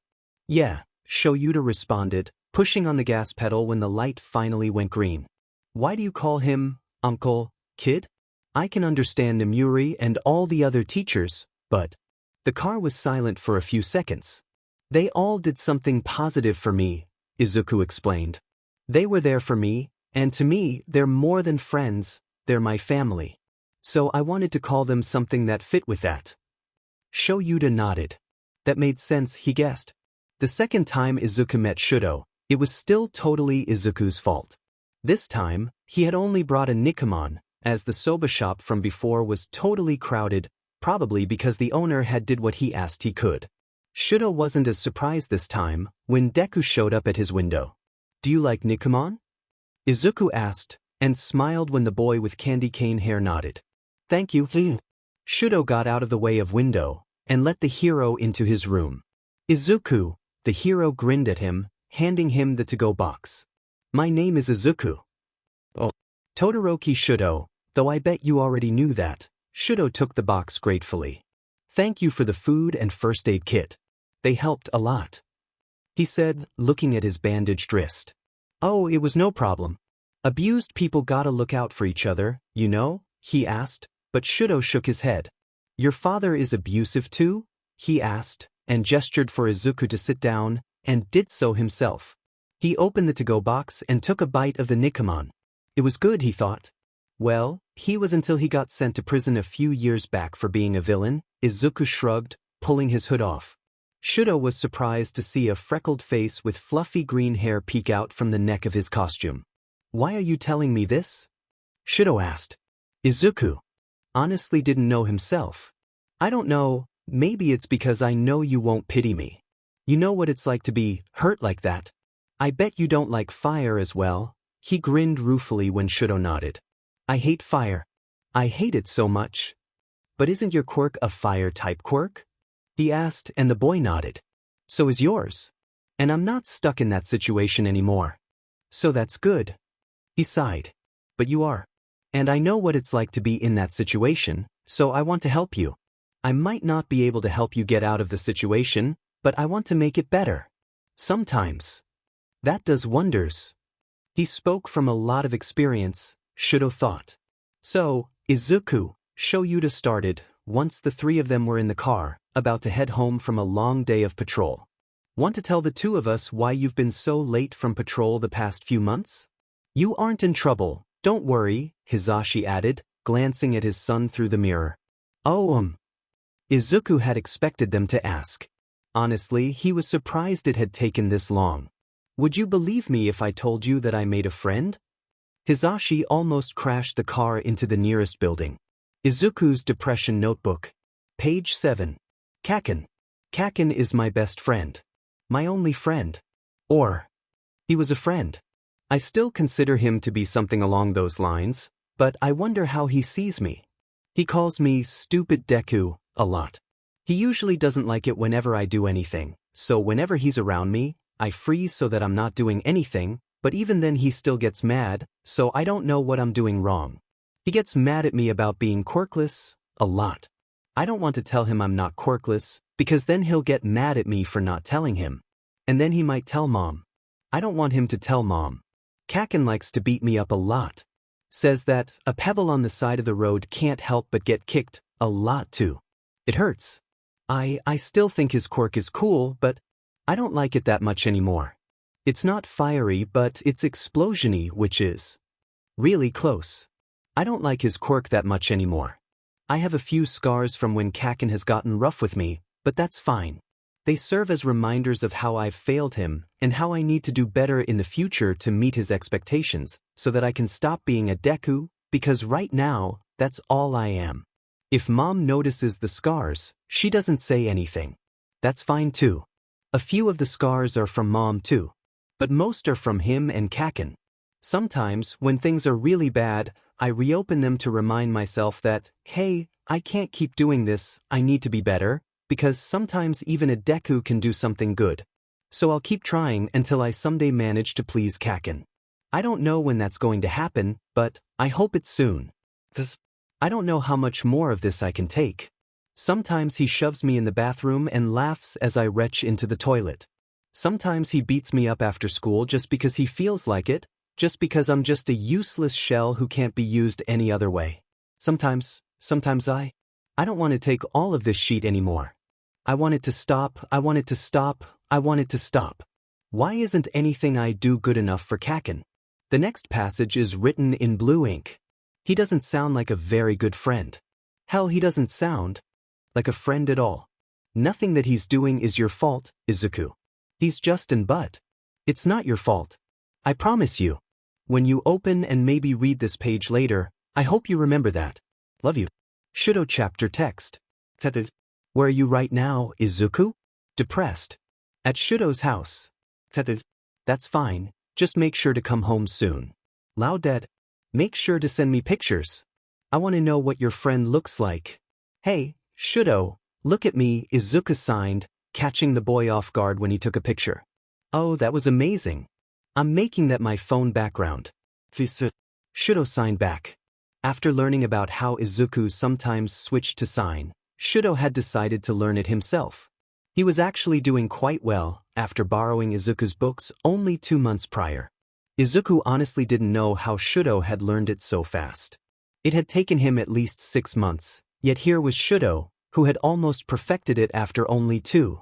Izuku and Shudo had started using sign language more often, not only to let Shudo practice, but to also be as quiet as possible so that Endeavor wouldn't catch them. Please? Izuku asked, giving him the puppy dog eyes, and Shudo sighed, before nodding. I can't say no to you, he signed back. Honestly, he couldn't. Izuku was one of the few bright things in his life, and he was constant, dependable. He hadn't known Izuku for as long, but Shudo felt guilty that he trusted the boy more than he trusted Fuyumi. Does that mean I can send this picture of you to my dad's? Izuku signed. My loud dad asked for a picture of you. Sure. Shudo signed. It was one of the signs he had perfected, he used it so often. Izuku sometimes swore that it was the only thing Shudo said. Depressed. Here you go. Photo attachment. Loud dad. Ah, he's adorable. I can tell just by looking at his face. You've made a good friend, my little listener. That's what you said when I met Namuri for the first time. Loudad. Was I wrong? Loudad. I think I've proven my point. When will you be home, Izuku? Depressed. When do you want me to be home? Maybe in an hour or 2. I need someone to watch the news with me late at night. Hizashi goes to bed too early. Depressed. Phew. I'll text you again when I'm about to leave for home. Loudad. Have fun with your friend. Your dads seem like nice people, Shudo said, taking a break from using sign language. Izuku nodded. They really are. They give me food, water, and a place to sleep. They also give me a bunch of hero merch and care about me a lot too. They say that that's what's normal, but I think they're spoiling me. Just as much as you're spoiling me? Shudo asked, raising an eyebrow. But I'm not spoiling you. Izuku cried, looking at his friend. Am I? I doubt so, Shudo responded. But it feels like it, he smiled, a small smile that would be missed on anyone who wasn't as perceptive as Izuku. Izuku smiled. I brought my laptop today, he said, pulling it out of his backpack. Shudo tilted his head ever so slightly, curious. How come? Dad and Pa say that they like to watch movies a lot. I thought that we could try it, Izuku said, opening the computer and logging into his parents' Omozen account. They said that we should try something by Disney or Star Wars. Shudo shrugged, before opening his closet to pull out his futon. Warmth, he said when Izuku raised an eyebrow. I thought warmth and darkness were usually involved with movies. But I think so. Izuku didn't actually know. Sure, he'd been living with Shoyuta and Hizashi for a god. 2.5 years now, but he still had never set foot in a movie theater. Oh, how about we try this one? It's called Frozen, Izuku asked, clicking the first option that came up when he had looked up Disney. Sure, Shudo said, turning off the lights and making a small little cave-like thing with his blanket, before leaning against the wall. He could feel his smile widen a little when he felt Izuku lean against him, on his left side, no less. Here we go, Izuku said, plugging his earbuds into his laptop and handing one of the said earbuds to Shudo, who in turn placed it carefully in his left ear. Izuku leaned his head against Shudo's shoulder as they began the movie. 2 hours later, they were still in this position, though Izuku fell asleep halfway through the credits. Izuku looked at the figure that had fallen asleep on his side. Izuku had fallen asleep. Oh no, what was he going to do? He jolted slightly in shock when he heard the sound of a phone ringing. When he turned towards the sound, he saw that it was Izuku's phone that was ringing. It was probably his father, Shudo thought. He decided to pick up. He didn't want to worry Izuku's parents. Izuku! He heard the worried tone in the man's voice when he answered the call. Hello, Shudo mumbled, embarrassed. Honestly, what was he supposed to say? This was Izuku's father, the man who had given Izuku, a literal beacon, the spirit to shine so bright. Oh, is this Shudo? The man on the other end asked, and Shudo mumbled a quiet, yeah. The kid speaks of you often. Oh, Shudo didn't really know how to respond to that. Izuku talked about him a lot? But what? Wouldn't Izuku have anything better to talk about to his parents? Not to be rude, but could you tell me why you're picking up the phone instead of my son? Izuku's father asked. Oh, sorry, Shudo responded, glancing at the sleeping figure again. He looks like an angel, he thought as he watched Izuku breathe slowly. The freckles on his face looked like constellations. Izuku fell asleep. He didn't say anything more, he didn't really know what else to say. He heard the man on the other end sigh. Where do you live? I could go pick him up if it's not a bother. It's fine, Shudo said. He can stay the night unless you're not okay with that. The voice on the other end was silent for a few seconds, before he heard a small hum. I guess it's okay, the man said, sighing. When he wakes up, tell him to come home by 10K? Yes, mister. Shudo didn't actually know the name of Izuku's parents. Based on what Izuku had said, he knew that Izuku didn't live with his birth parents, but he wasn't sure if Midoriya was his birth name, or if it was the name of his current parents. Aizawa, the voice on the other end said. Call me Aizawa. Okay, Mr. Aizawa, Shudo responded. When Shudo looked back at Izuku's face, he couldn't help but let his smile grow wider. Honestly, this angel was sleeping right next to him, and he looked so peaceful.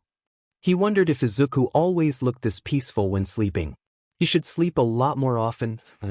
Mr. Aizawa? Shudo asked, just as Shoyuta was about to hang up. Yeah, kid? Shoyuta asked, bringing the phone back to his ear. Can I have your permission to ask your son out on a date? Shoyuta had to bring the phone away from his face to laugh. Holy shit, he laughed, and Hizashi, who was on the couch, looked at him with a worried expression. After a few seconds of laughter, he composed himself, bringing the phone back to his ear. Knock yourself out, kid, Shoyuta said. You make Izuku happy. Shudo sighed in relief. Thank you, he said. No problem. Shoyuta then hung up. Shudo didn't know how he was going to ask Izuku just yet. But as he was thinking, he made the excellent decision to take his phone out of his pocket to take a picture of Izuku and change it to his phone background. "Dad, what do I wear?" Izuku asked his father, a little helplessly. "All I have is all this baggy clothing that makes me look like a girl. It's not nice enough for a date." Shoyuta stared at the problem child. "Why are you asking me? Looking like a hobo is my aesthetic. I can't help you." Izuku sighed. "Thank anyway," he said, before walking into Hisashi and Shura's room, where Hisashi was digging through their closet. "Pa?" he asked, and Izuku stepped back slightly in surprise when Hisashi snapped his head and looked at him, a gleam in his eyes and a huge grin on his face.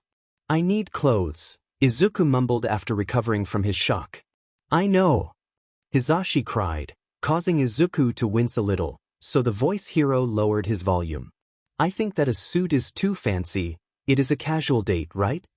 Izuku nodded. "I found this nice jacket I think you might like. It's a dark green. You can wear it over that one shirt you have about your phone battery." "But that's not nice clothing," Izuku told his pa. "If it looks good on you, then it's nice clothing," Hisashi said, patting Izuku on the head. "You have so much to learn, little listener." He looked back at his closet. "You're skinny and short. Maybe these jeggings will do." "You're going to make me wear jeggings?" Izuku raised an eyebrow. "You're going a date with another man. You can do woman-like things," Hisashi called over his shoulder. "Also, they'll look good on you. I bet your date will think so as well." Izuku sighed, before smiling. "Thanks, Pa," he mumbled. "It's no problem, my little listener," Hisashi said, grinning. "Just as long as you send a lot of pictures. Make sure you send them to Toshinori and Namuri as well. I've informed them about your date." Izuku groaned good-naturedly. "Yes, Pa," he said. "I promise to take pictures." "Nice shirt," Shudo said. "Pff, so is yours," Izuku responded, grinning. While his shirt was a turquoise short sleeve with a few pictures that had to do with phone batteries, Shudo's was of a cat playing with yarn. "I never expected you to be a cat person." Shudo smiled, extending his left hand to Izuku, which Izuku took, grinning. "I'm a very secretive person," Shudo said, and Izuku laughed. "That's so?" he asked, and Shudo nodded. "I love the fur of a cat," Shudo said. "It's almost as fluffy as your hair." Shudo couldn't help the grin that spread all over his face when Izuku turned tomato red and blushed. "The UA exams?" Izuku asked, rolling over on his bed. He was speaking to Shudo over the phone. "Yeah, I'm planning on taking them. But even if I don't make it, I'll still be there as a staff member." "That's nice," Shudo responded. "I'm on my way to UA right now. They're doing the testing for the recommended students today." "Oh, I didn't know," Izuku said. "Good luck. You can make it in. I believe in you." "Thanks. Oh, I got to go. See you later, Izuku." "Later, Shochan."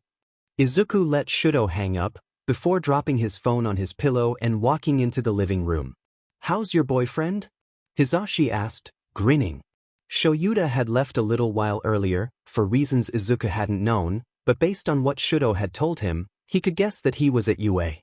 Izuku blushed. "He was recommended by his dad, so he's taking the recommendation test thing today," he said. "Ooh, fun. Are you ready to take the entrance exam yourself, little listener?" Hisashi asked the boy, gesturing for him to join him on the couch.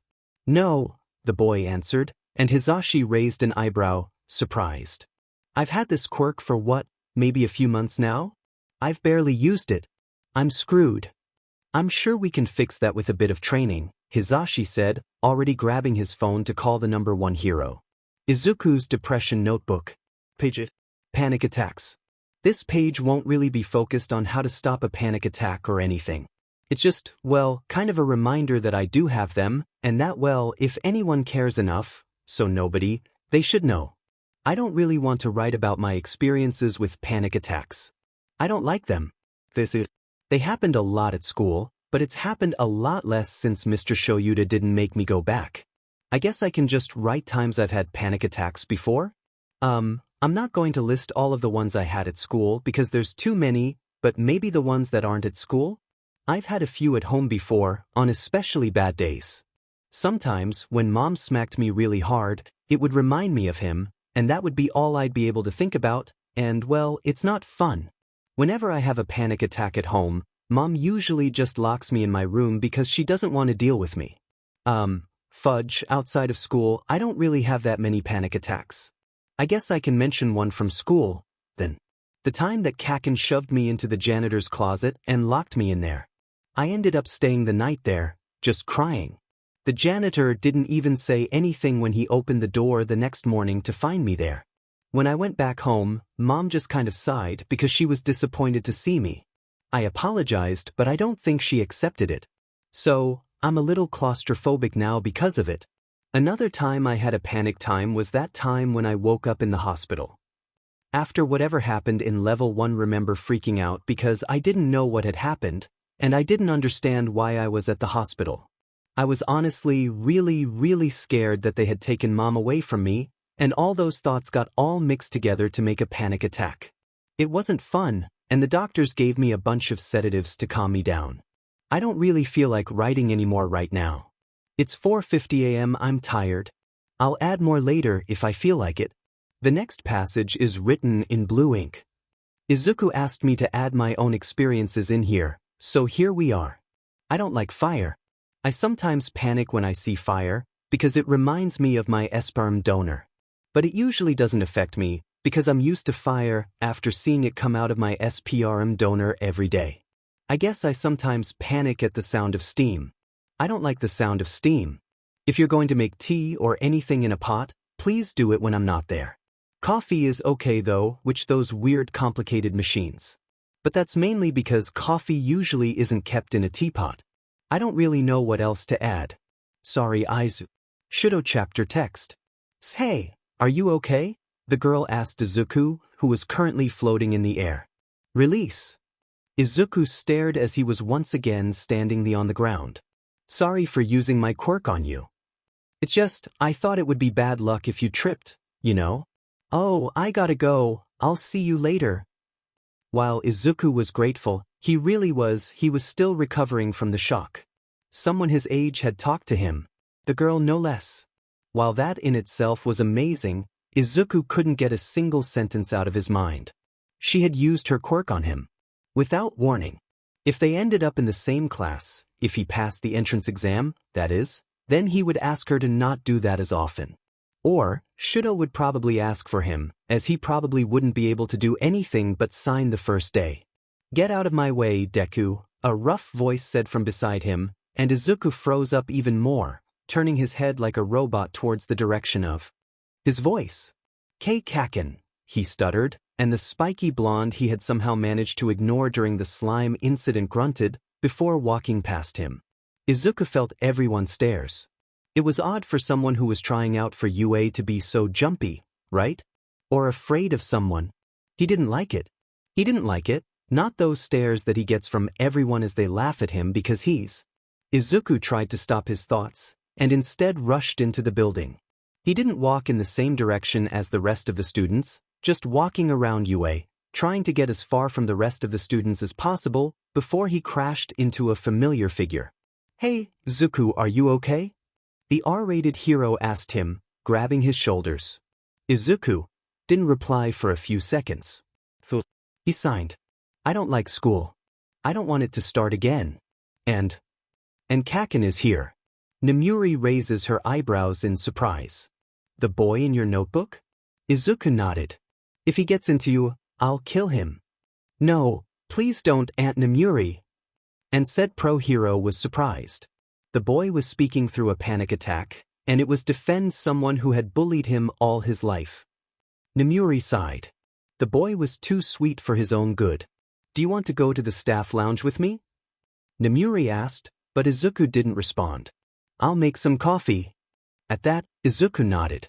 Honestly, Izuku was really easy to bribe. Maybe because he trusted everyone unconditionally, which something that Shoyuta and Hisashi had tried many times to fix. When the door slid open, Izuku was surprised to find the staff lounge empty.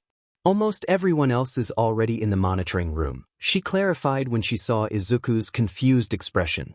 I stayed just in case any student decided to get lost. Didn't expect it to be you, she didn't say. She walked over to the coffee machine, and Izuku sat down at the desk that had been specially prepared for him. It was bare with nothing but a small cup of pencils and a tiny digital clock. Nemuri decided that she would help Izuku customize it later. Here, she said, handing him a small iced coffee, which Izuku took gratefully. He might have whispered the words, "Thank you," but Nemuri wasn't sure. Due to Hisashi, her hearing wasn't as great as it used to be. Oh, especially that time when Izuku had first come, and Hisashi had screamed so much in excitement, which set the boy on panic attacks, so he was screaming too. She thought they were going to go broke when she saw how many eye drops Shoyuta had bought during that time. The exam is going to start in 30 minutes. You've got your card, right? Nemuri asked, and he nodded, holding up the card that they had made a day early, just in case. Well, it had come in handy. I'll see you soon, okay? You're going to pass. I believe in you. Nemuri grinned at Izuku, before glancing again at the clock. I've really got to go now, Zuku, she said, walking towards the door. Good luck, she called before leaving the depressed. Shudo, help me. Warm and cold cat. Where are you? Depressed. Oh, you don't actually have to come. I'm taking the UA entrance exam in a few minutes, and I kind of had a panic attack because there were so many students. I swear to God there were so many students, and now I'm just kind of projecting my panic attack onto here. I'm sorry, Shudo, I'm just going to press the send button now before this gets bad. Warm and cold cat. Oh, the exams? At UA, right? Depressed.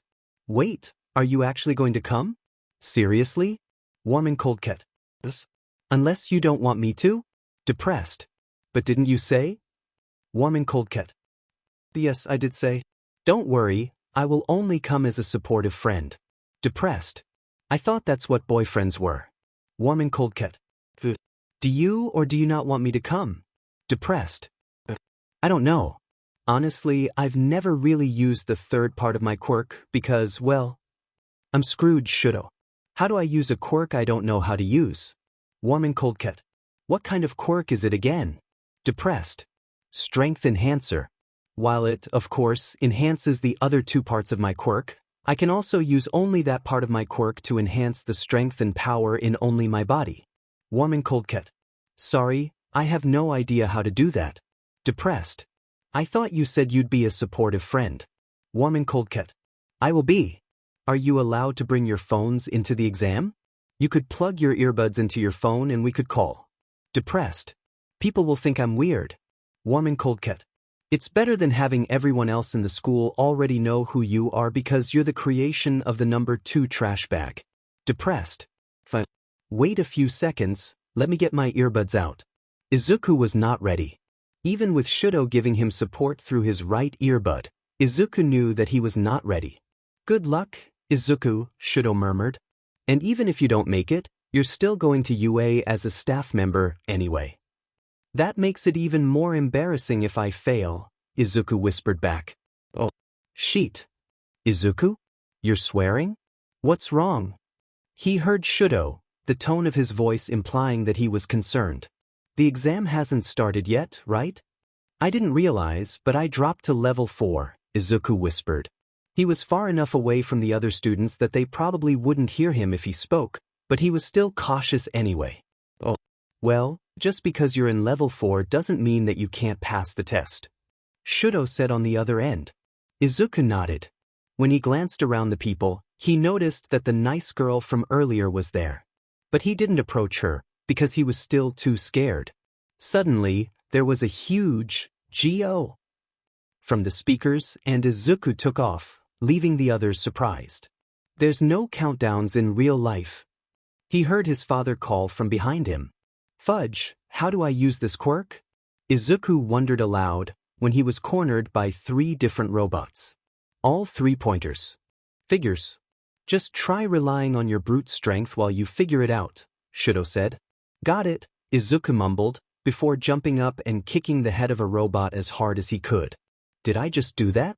I just crushed a large chunk of metal, oh my god, he screamed when the robot fell to the ground. While he was still in total shock, he quickly took off, disposing the other 2 3-pointers just as easily. That's to be expected. I bet that you could easily bench press me, Shudo said from the other end. Oh, also, since it's weird that I'm not watching you fight as you're taking the exam, I'm opening a video on YouTube of one of your fights.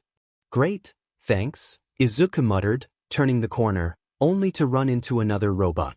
It was only a one-pointer, but Izuku still took it down all the same. Happy to support you, Shudo replied, nonchalant. When Izuku had managed to gather a good 15 points using his brute strength, though he was sure that he was going to have a lot of bruises, he heard someone scream about the 0-pointer. He watched as the giant robot made its way through the fake city, and watched as all of the other examinees ran from it. He watched when he saw a girl, the nice girl from before, get caught underneath the rubble. She was about to be crushed by the robot. Izuku rushed forward, not knowing exactly what he was going to do, but knowing that he had to save her. Oh, if only he was allowed to use his original quirk. He could have grabbed the rubble and thrown it onto the robot. But then there would be no point, he knew. So when he jumped, fist raised to punch the robot with one for all, he was surprised that he was shot into the air. No time to think of it now, though, since he was face to face with the giant robot. Smash! He yelled as he punched the robot with all the power he could muster, and grinned when the robot collapsed into itself and started to fall over backwards. Sheet! I think I broke my arm, he muttered. You what? Shudo cried from the other end. Izuku, what's happening? Wait a minute please, Izuku said. He was presently falling from really high in the air. How would he stop himself from dying the moment he hit the ground? He sighed, knowing that he would have to use his quirk to catch himself. When he managed to slow his fall and land on his feet, the girl who he had saved was staring up at him, her foot still caught in the rubble. Here, he said, pushing the rubble off of her, or pretending to, and instead pushing it with his quirk. He quickly placed her arm over his shoulders. You good? The girl nodded. Thank you, she whispered. No, thank you, Izuku said back, and she looked up at him, surprised. You know, for earlier. Oh, the girl seemed shocked for a few moments, before a grin broke out onto her face. You're welcome. Come on, let's go score some more points. There should be at least 5 more minutes left in the exam, Izuku said, and he took off, sprinting. Tell me if you need me to slow down, he called to the girl, who was somehow catching up by hopping. I'm good, she called. It was like this that they scored at least another 20 points, which they split evenly. Izuku didn't use his quirk again, instead focusing on kicking the robots, while the girl used her quirk to make the rubble float and drop it onto the robots. Exam end. He heard Mick's voice through the speakers, and Izuku sighed in relief. He helped the girl sit down on a dull rock. Thanks, he told the girl. No, thank you. I wouldn't have been able to score any points after the 0-pointer without you. Oh. Izuku turned tomato red. You're welcome, he whispered, hiding his eyes with his hair. You too injured? Izuku heard the voice of an old woman, and turned around to see Aunt Chio, or recovery girl, standing behind him. Her leg, Izuku said, pointing to the young girl. Oh, here you go, sweetie, she said, quickly kissing the girl's forehead. Whoa! I'm all better, the girl cried, jumping up and testing her leg. Izuku, you need to get yourself treated too. For your arm. Shudo's voice surprised Izuku. He had forgotten that he was there. Oh right. I also broke my arm, he said, lifting his right arm. The sleeve of his shirt had been ripped off, and you could see that Izuku's arm was really bad. His entire arm was purple. Izuku felt the pain, but it didn't hurt as much as it should have. He'd felt worse after all. Aunt Chio sighed, before turning to Izuku. She extended her lips to kiss his cheek, and Izuku smiled gratefully when the numbness in his arm disappeared. Thanks, he mumbled, and she nodded, before walking away to check on the other examinees. Thank you for your help, Izuku turned towards the girl, who was grinning at him excitedly. She had short brown hair, though it was longer around her face to make a frame. It was cute, Izuku thought. Uraraka Ochako, she extended her hand, which Izuku took, still a little wary. But you can call me Ochako. Oh, Ochako. Izuku mumbled. Oh, First name basis already, huh? He heard Shudo chuckle from his earbud. You know you're jealous, Izuku whispered, and Shudo shut up. Sorry, what was that? Ochako asked, tilting her head. Midoriya Izuku, Izuku said, his voice a little louder. You call, Izuku, he managed to mutter out. It wasn't a coherent sentence, but it was somewhat better than usual. Thanks so much for your help, Izuku. Ochako said. We should go back now, I think. Izuku could only nod his head. At least he had finally gone back to a level. So, how are you going to be both a student and staff member there? Shudo asked when his boyfriend climbed through the window. Oh, curious? Izuku asked, and Shudo nodded. They're apparently going to keep the fact that I, Midoriya Izuku, am pro-hero Deku, a secret. Izuku explained. So, to everyone else, they'll just think I'm a normal student. Which I will be, probably. The only thing I'm really going to help with is the hero part of class, after lunch, which is what All Might is teaching. He says he's clueless when it comes to children, other than to shout, Watashigakita, so I'm going to help him with that, maybe. I'm not sure. But I will help him come up with the training because, well, I wanted to. So I get to help All Might come up with scenarios for us to practice. I think I'll be able to use my experience in this, as well. Huh. Shudo was satisfied with the explanation. How are you planning on continuing your patrol? Izuku shrugged. It'll just be a little less than before. If I'm ever asked about it in an interview, which isn't often because I usually don't accept interviews, I can just say that I have school. Plus, I never sleep anyway, so I do patrol at night. I do an all-nighter almost every other night anyway.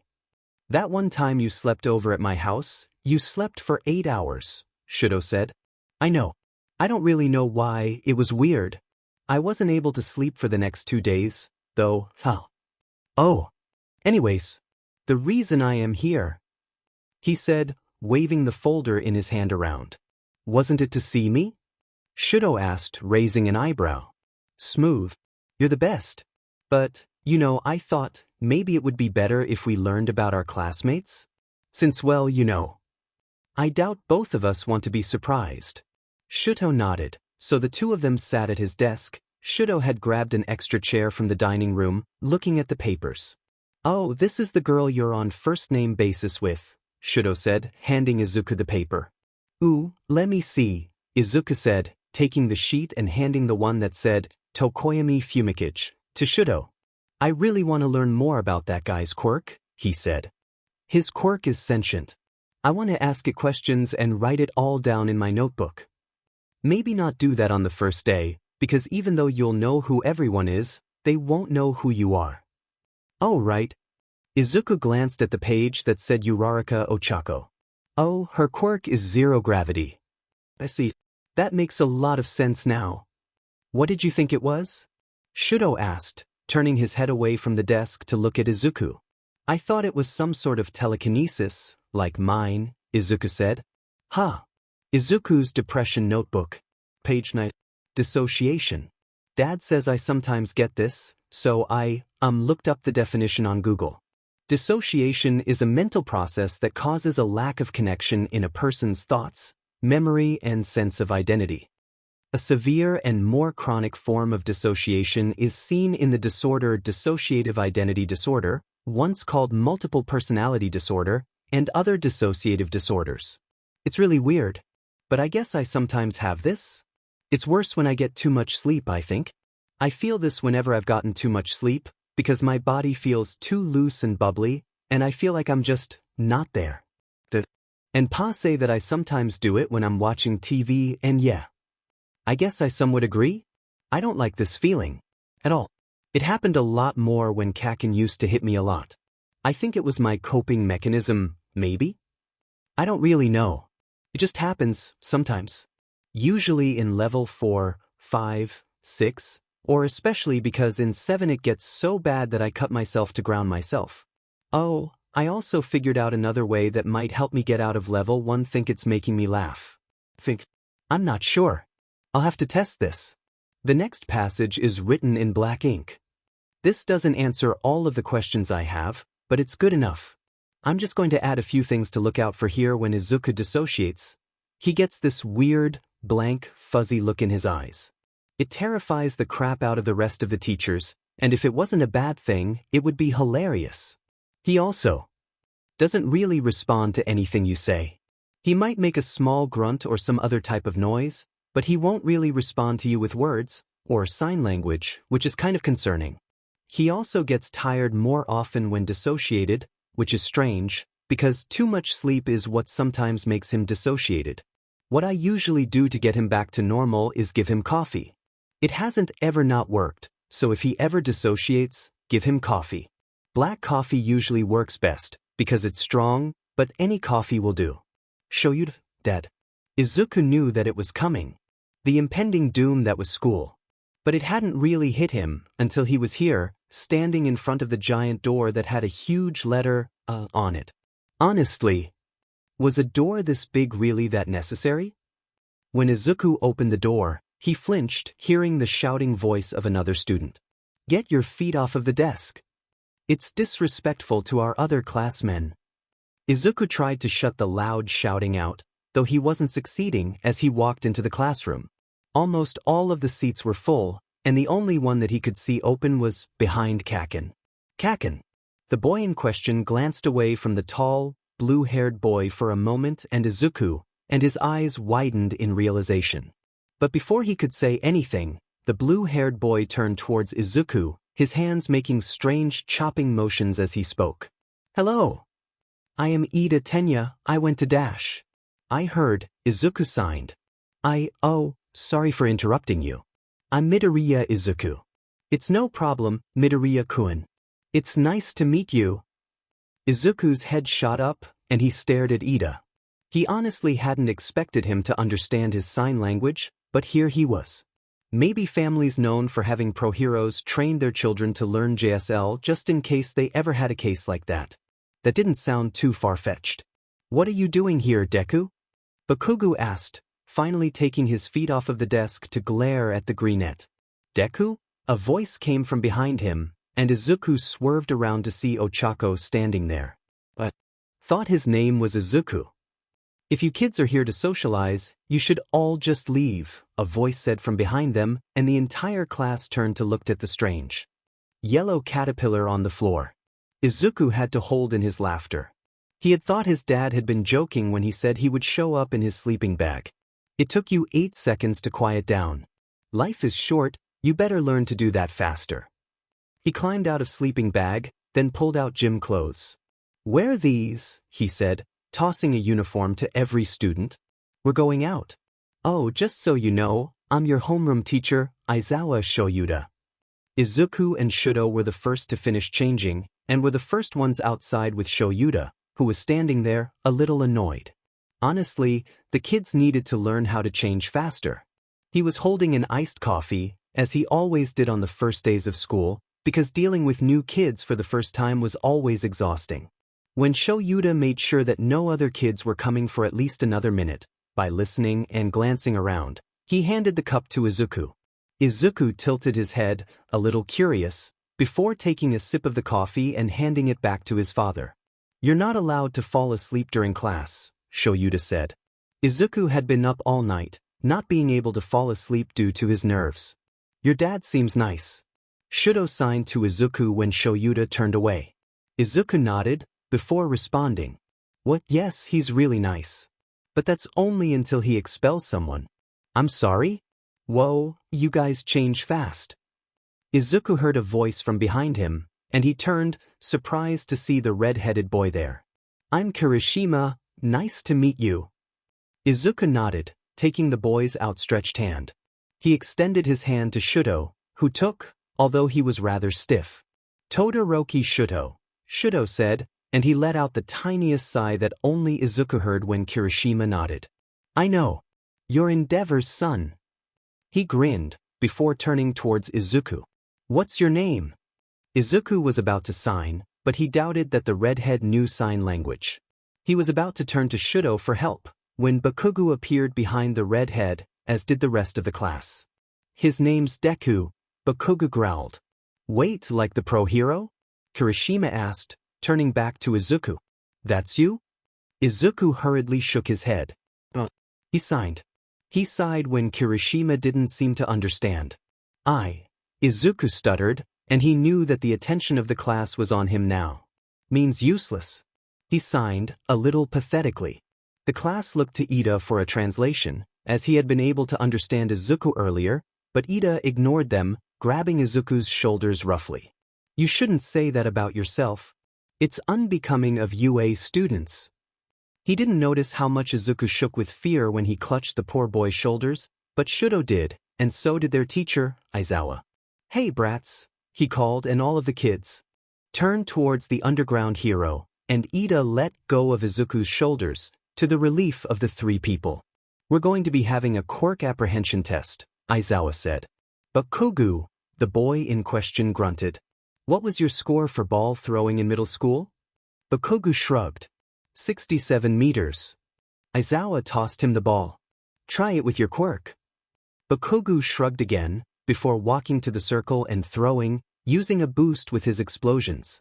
Aizawa showed them the small device he had in his hands. 705.2 meters.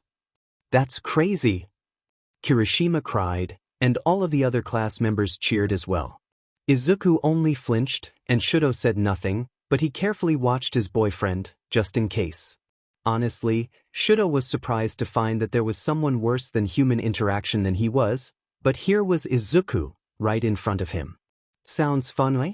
Aizawa said, and Shudo turned his attention back to the teacher. Well, how about this? The person who gets last place will be expelled. The students froze, staring at him in surprise and shock. Welcome to UA's hero course, Aizawa grinned. To think that it was a logical ruse. Ida cried, walking next to Midoriya and Todoroki. Hey, you three, wait up. The three of them turned around to see Ochako run up to them. You're the Infinity Girl. Ida cried, and Ochako, proud to be recognized, grinned and nodded. Uraraka Ochako. Nice to meet you, Ida-kun, Todoroki-kun. And hi Izuku-kun. Or do you want me to call you Deku-kun, like Bakugo does? Izuku honestly didn't mind being called Deku. It was his hero name, after all. It would just be weird if he was called that both in his hero form and civilian form, plus, it would be easier for the students to catch on if they did that. But he didn't want to be rude, either. You can call me whichever you want, he signed. Ochako looked a little confused, before Ida restated what Izuku had said orally. Oh, but then I hope you don't mind it if I call you Deku-kun. You actually kind of remind me of the pro hero, huh? Izuku smiled. Thanks. I'm glad you call me that for a good, nicer reason. Kacchan calls me that as a way to say I'm useless. Kacchan? Ida asked. Who is Kacchan? Izuku and Shudo both froze. Did he say Kacchan? He hadn't meant to. He was planning on keeping a secret as to who Kacchan was from all the teachers, and especially Shudo. And here he was, failing on the first day. He groaned, slapping his hand on his forehead, before glancing at Shudo, whose expression was still blank, but Izuku could see the small hints of anger and aggression. No, Izuku turned towards Shudo, which confused both Ochako and Ida, who had turned around to see what was happening. Ida was also surprised to hear Izuku speak. The boy's voice was a lot higher pitched than he expected it to be. He suddenly understood why he reminded Ochako of pro hero Deku. They didn't really know what passed between them, before Shudo sighed and continued walking. Fine, he said. Izuku smiled, before they continued walking. What was that? Ochako asked, and Izuku shrugged. Nothing, he signed. Ida relayed the message to Ochako. Why do you use sign language when you can talk? She asked, and Izuku forced himself not to grimace, keeping his lazy smile on his face.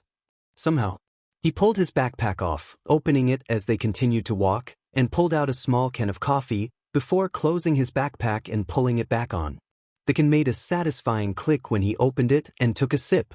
Do you, like it better when I talk? He asked, catching both Ochako and Ida off guard. Shudo had to put extreme effort in his poker face, trying his best not to snigger. Ochako nodded. Yeah. I like your voice, she said, grinning. Ida nodded. Yes. It is quite enjoyable to hear you speak. Forgive me for asking, but do you need to drink coffee before you speak? Izuku shook his head. No. I, need coffee to live. Ida continued to make strange chopping motions as he spoke. That reminds me. Today, at lunch, you didn't eat anything. You only had a small can of coffee. You must eat, it is unbecoming of a good UA student. Oh. Should I, want me to eat something tomorrow? Izuku asked the tall boy, tilting his head. Ida seemed surprised by this reaction. He had expected Izuku to fight back more, but no, the greenette was actually listening to his advice. Not even his family did that. Ida thought he was about to burst into tears of joy, but kept himself composed. Yes, that would be responsible behavior, Ida said to Izuku, who nodded. Then, I guess I'm eating food tomorrow. Izuku smiled at Ida, before taking another sip of his coffee. Is that coffee that good? Ochako asked, and Izuku smiled, handing the can to her. Wanna try? He asked, a little nervous. Ochako nodded, taking a small sip from the can. Tastes like all other coffee to me, she said, taking another sip, before handing the can back to Izuku, who took it gratefully. Yeah, it does, doesn't it? Izuku smiled down at his coffee, not really knowing what else to say. Though he could feel Shudo's jealousy raging from where he stood next to Izuku. So later, on the train, when Ida and Ochako each left at their own train stations, Izuku made sure to share his coffee with Shudo. The next morning, Bakugo couldn't shake the feeling that someone with red and white hair was glaring at him angrily, but whenever he turned to look at the half-and-half boy, he was facing somewhere else, so he couldn't prove anything. The real excitement of the day happened after lunch, after Izuku had eaten a small bowl of katsudon he had brought from home. While Ida said that it wasn't the best, it was better than the day before, so he had accepted it. But he also told Izuku that he expected him to do better next time, to which Izuku nodded. He would have to force himself to eat a lot. More food, he might have to skip a lot more dinners with his parents. Or he could do both. And hopefully not explode. Later, when they were required to put on their costumes, as All Might had told them to do so, Izuku couldn't stop staring at everyone else's costumes. They were all so amazing. Ochako's costume had a lot of pink. Ojiro, the guy with the tail, had a really cool karate robe-inspired costume. Izuku also really liked Ida's costume. He looked like a knight. And wow, the girl who got in on recommendations. She was showing a lot of skin, so much that Izuku turned into a tomato just looking at her. He, of course, loved Shudo's costume, but he wished that he hadn't chosen to completely cover up his left side. While Izuku could understand why, it just wasn't a happy thing to look at. Izuku's costume didn't really look like a costume. He honestly looked more like a traumatized victim with depression, which was exactly what he was, but on Izuku's arms were bandages, wrapped all the way around until his fingers, where they stopped like fingerless gloves, and there were a few bandages on his ankles as well. The pants were just ordinary jeans that stopped maybe an inch above his ankle, so that the bandages would be more obvious. On his belt was a small roll of string, just in case he ever decided to be Spider-Man and to swing from the buildings. This string was also on his actual costume as well. It had been useful on multiple occasions when making traps with his telekinesis, especially since the string was so thin yet so strong. Of course, the string had snapped that one time, which had caused— no, he didn't want to think about that. He also wore a no-sleeve tank top that was a little too big for him, but he didn't really care about that. All of this had been designed by Hizashi, Shoyuta, Nemuri, and Tashinori, when he had told the four of them that he didn't know what he wanted to do for his costume at UA. His four parent-like figures had spent hours relentlessly arguing about what Izuku's costume should look like, until they had come up with this design. It wasn't the best, but it wasn't the worst either, so Izuku had been okay with it. Even though it was really embarrassing to have to wear it in front of others.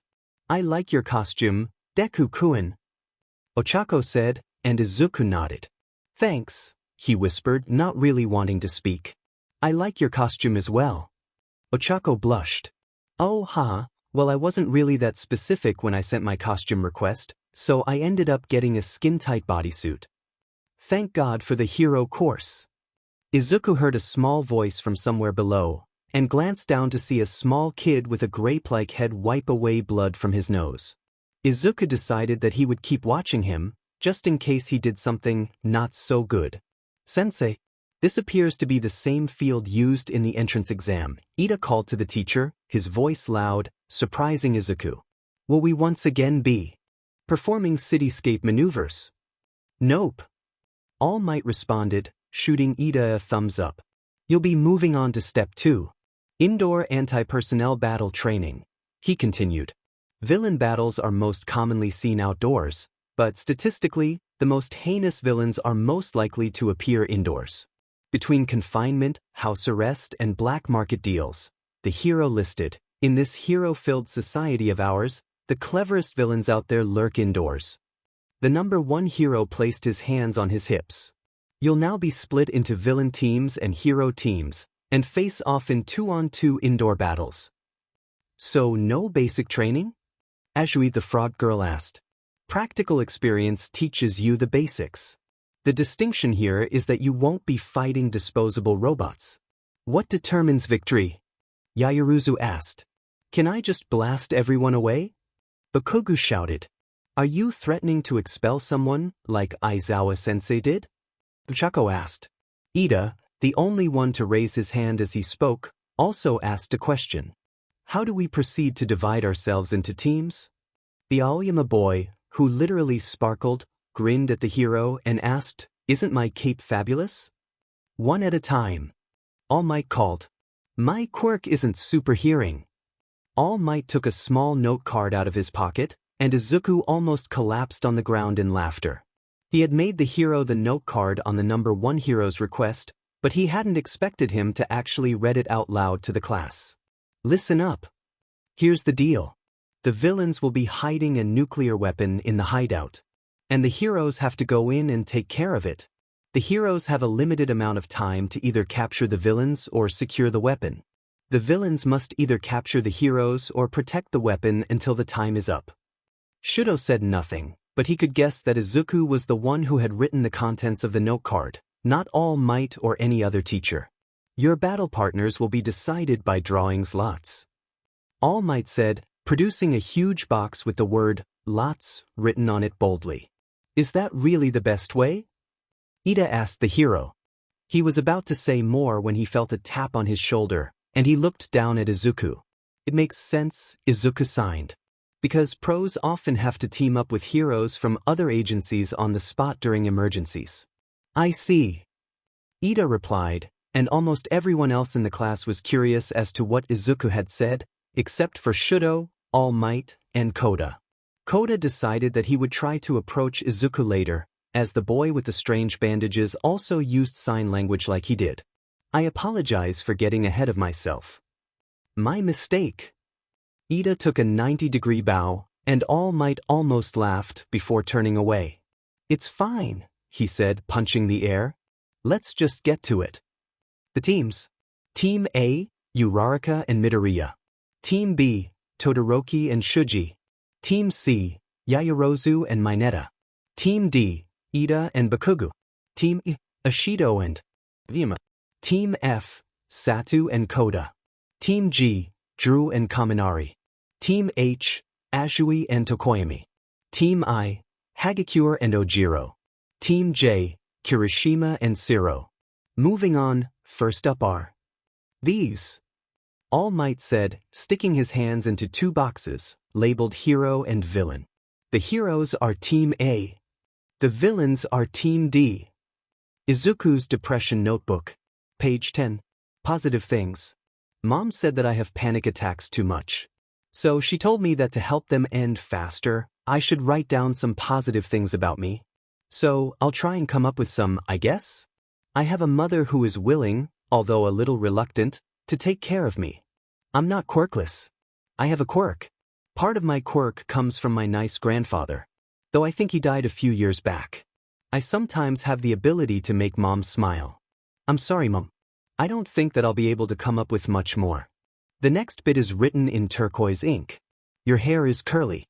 Sometimes, though not often, you fall asleep on the couch and I can't help but pet your hair, It's so soft and curly. You don't ever complain about anything. You always accept whatever you have, and you never ask for anything more. That's a noble trait to have. You're very kind. I know what that man did to you. I know what your friend, Katsuki, does to you.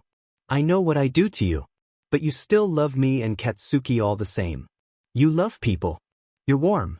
I don't know if you know it, but sometimes, when I fall asleep with you, I wake up to your warmth, and it's nice.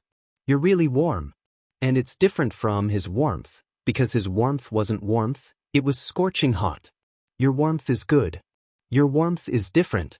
I don't hate you as much as I say I do. The next bit is written in black ink. Your love of coffee. Your notes are extremely well written. You are an actual genius.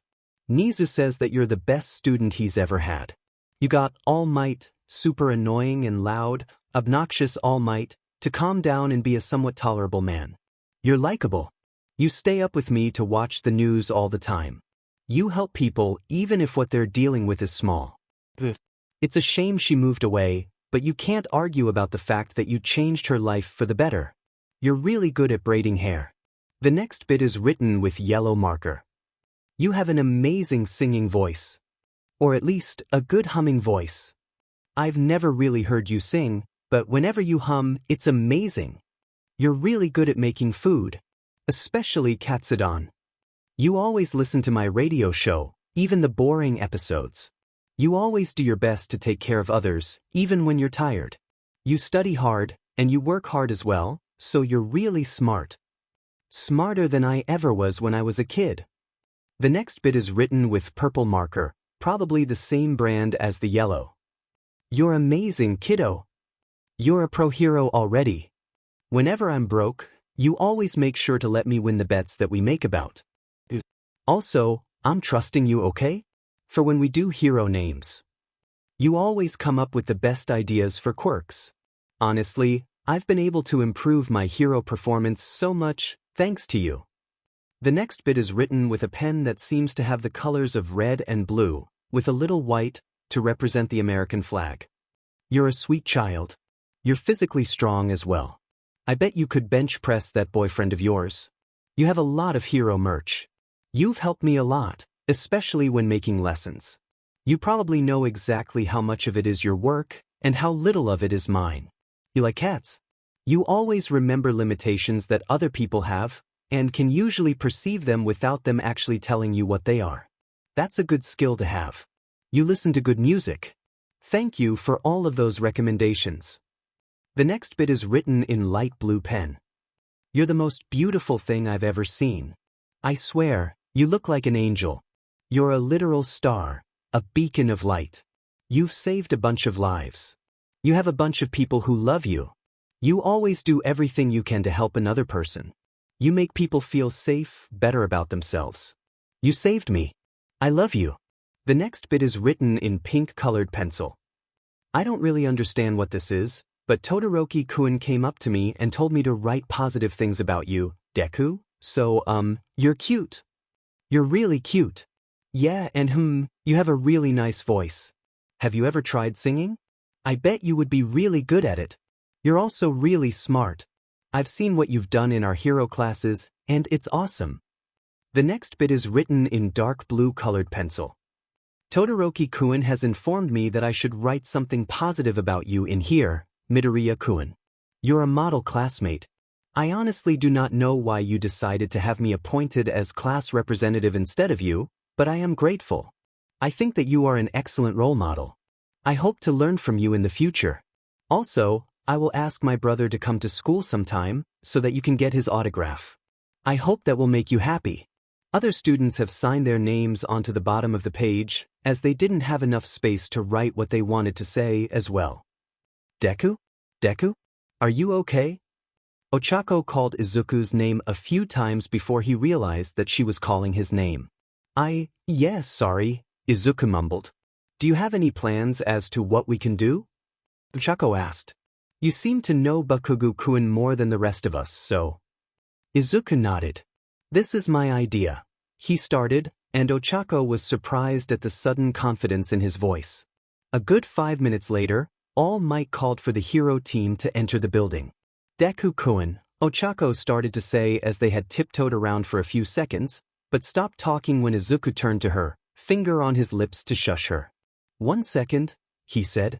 While he wasn't allowed to use his quirk to collect sound waves, All Might would hear as well, do the earpiece. Izuku still had excellent hearing, trained from all those years of trying to predict when an abuse would come, and somehow managing to avoid them due to the information his ears picked up.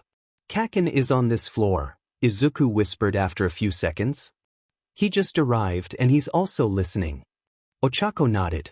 There should be staircase. He closed his eyes, trying to remember the map they had memorized earlier. Over there. He pointed to his left, and Ochako nodded again. Go up that way. Find the bomb. When you do, tell me and we can move to the next stage. Make sure that Ida doesn't hear you, but if he does, distract him. Ochako nodded, before quickly tiptoeing away from Izuku towards the staircase Izuku had directed her to. After determining that Ochako was far enough, Izuku started sprinting, putting weight into every single one of his steps so that the sound of his feet would echo throughout the building. DKU.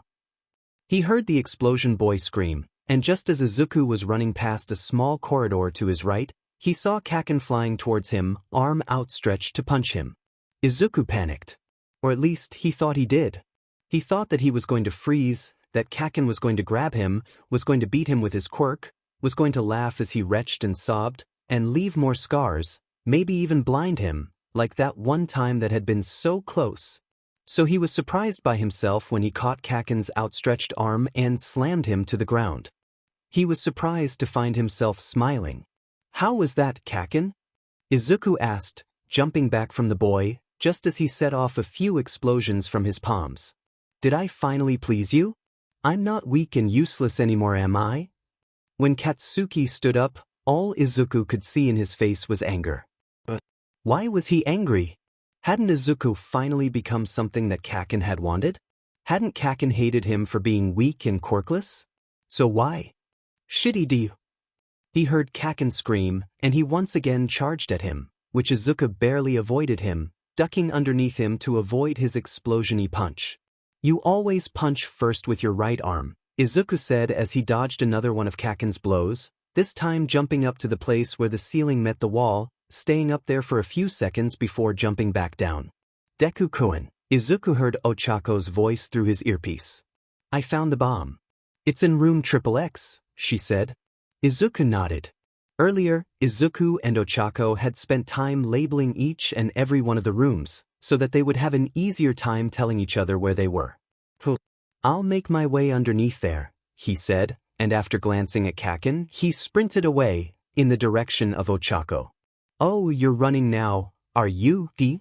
Katsuki shouted, sprinting after the greenette.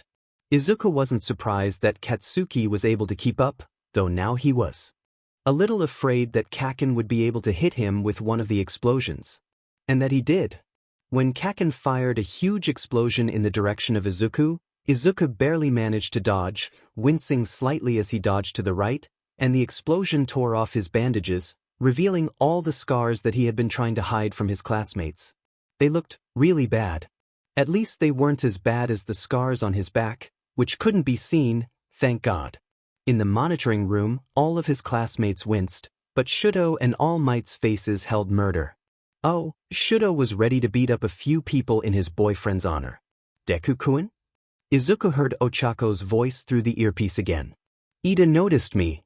Deku grunted as he dodged another one of Kacchan's attacks, before making it into the room he had been planning on entering. Don't let him capture you, Izuku said. And use the string if you can.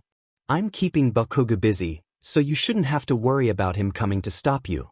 Got it?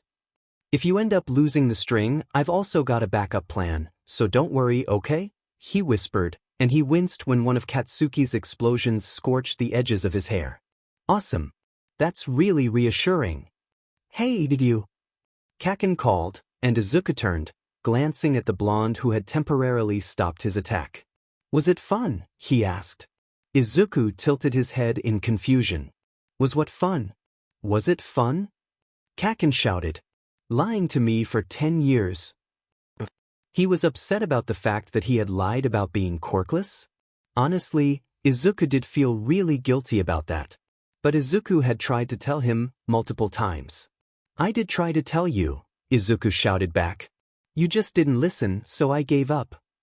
The annoying, worthless Deku I know doesn't give up, Kacchan spit. Deku shrugged. Sorry that I couldn't meet your expectations, he said. He still couldn't launch an attack on his own. He needed Ochako to, he needed her to. Deku, I couldn't do it, I'm sorry, Izuku heard through his earpiece.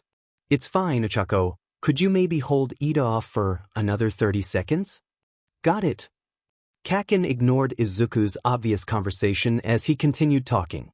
See these gauntlets? He asked, raising his right arm to show Izuku. They store my sweat. I had these made so that I could make huge explosions without risking damage to my arms. Let's see how big of an explosion we can make, Deku. He grinned maniacally. No, young Bakugo.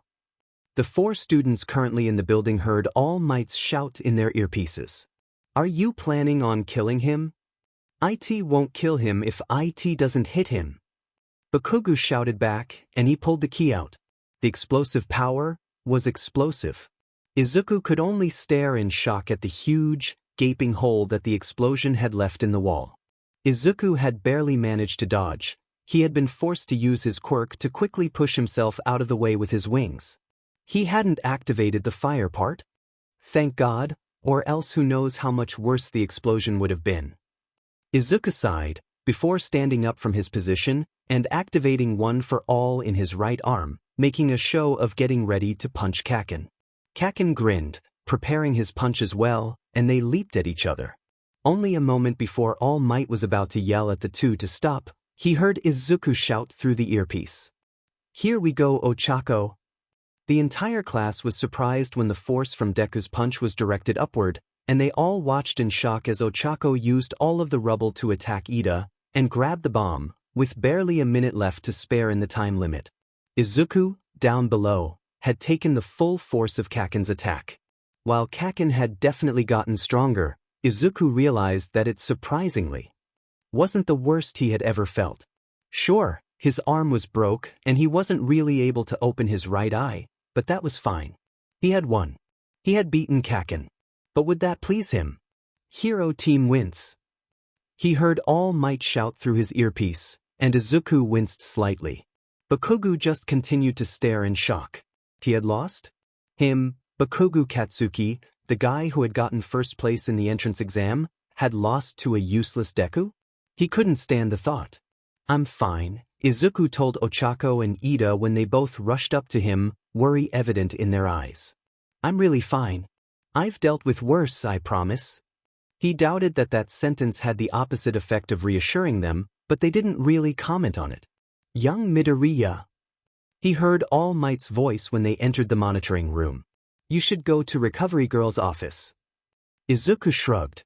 It's only a broken arm and probably a black eye, Izuku responded, which caused the rest of the class to look at him with shock.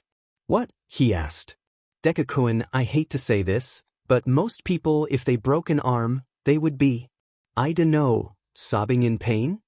Ochako told her friend. Really? Izuku asked, confused. But I can move it around just fine. He swung his arm around, and his classmates winced when they heard it crack multiple times. Stop, Ochako said, grabbing his wrist. You're going to make it worse. Yes, Midoriya-kun, I would advise against making your arm worse than it already is. Ida decided at that moment that he would add his input. All Might sighed. You three, you can take a break. Young Midoriya, are you sure you don't want to go to Recovery Girl?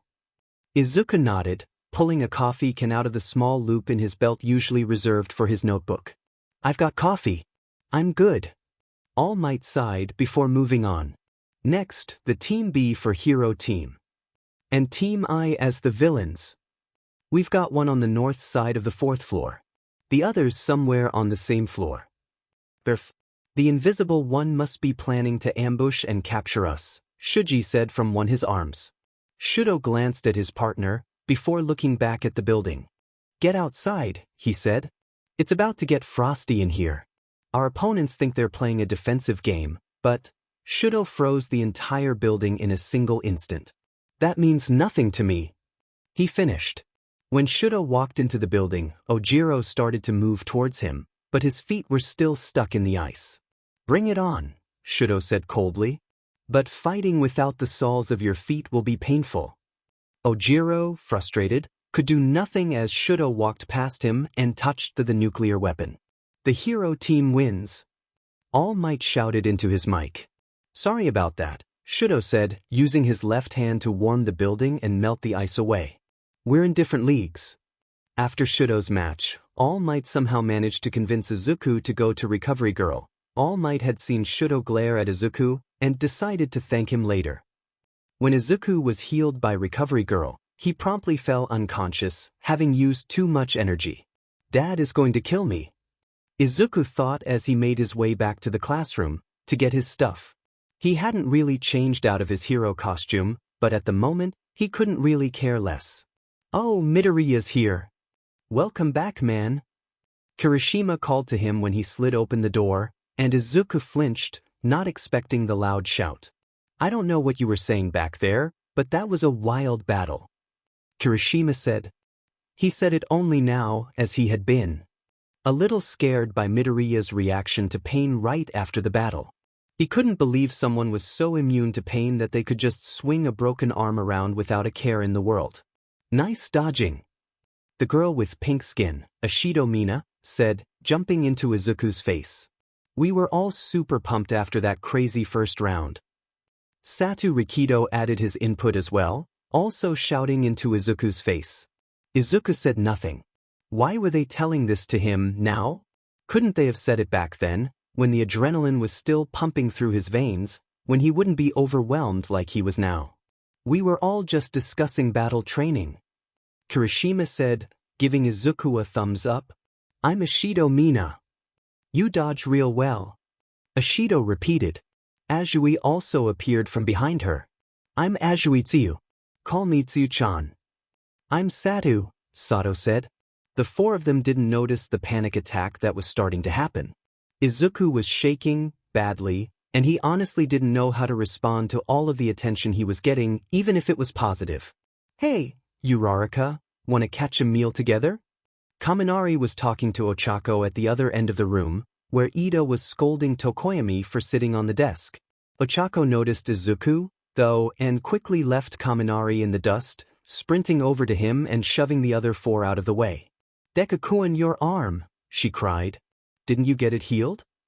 Hearing Ochako's voice temporarily postponed Izuku's panic attack. Izuku knew it was coming, soon, but Izuku was determined to hold it in, to at least respond to her question. Not quite, he signed. I'm pretty worn out, so Recovery Girl couldn't heal it all the way. My black eye is gone though. He signed. Ochako looked to the other four for help. Any idea what he just said? She asked them, and all of them, including Azui, shrugged. Izuku sighed. Fine. He spit the word out, looking at the ground. Phew. God, talking was hard. Why was talking so hard? I'm too worn out to heal it anymore, he whispered. Oh. Ochako said. But it will get better, right? She smiled when Izuku nodded. Where is Kacchan? He whispered quietly. Kacchan? Izuku asked, and Izuku made a claw with his left hand, mimicking Bakugo's explosions. Oh, Bakugo. He left a little while ago. Actually, I think you can see him out of the window over there. She pointed to the window outside of the classroom, but suddenly, there was a whoosh of air, and Izuku was gone. Oh my gosh. Where'd he go?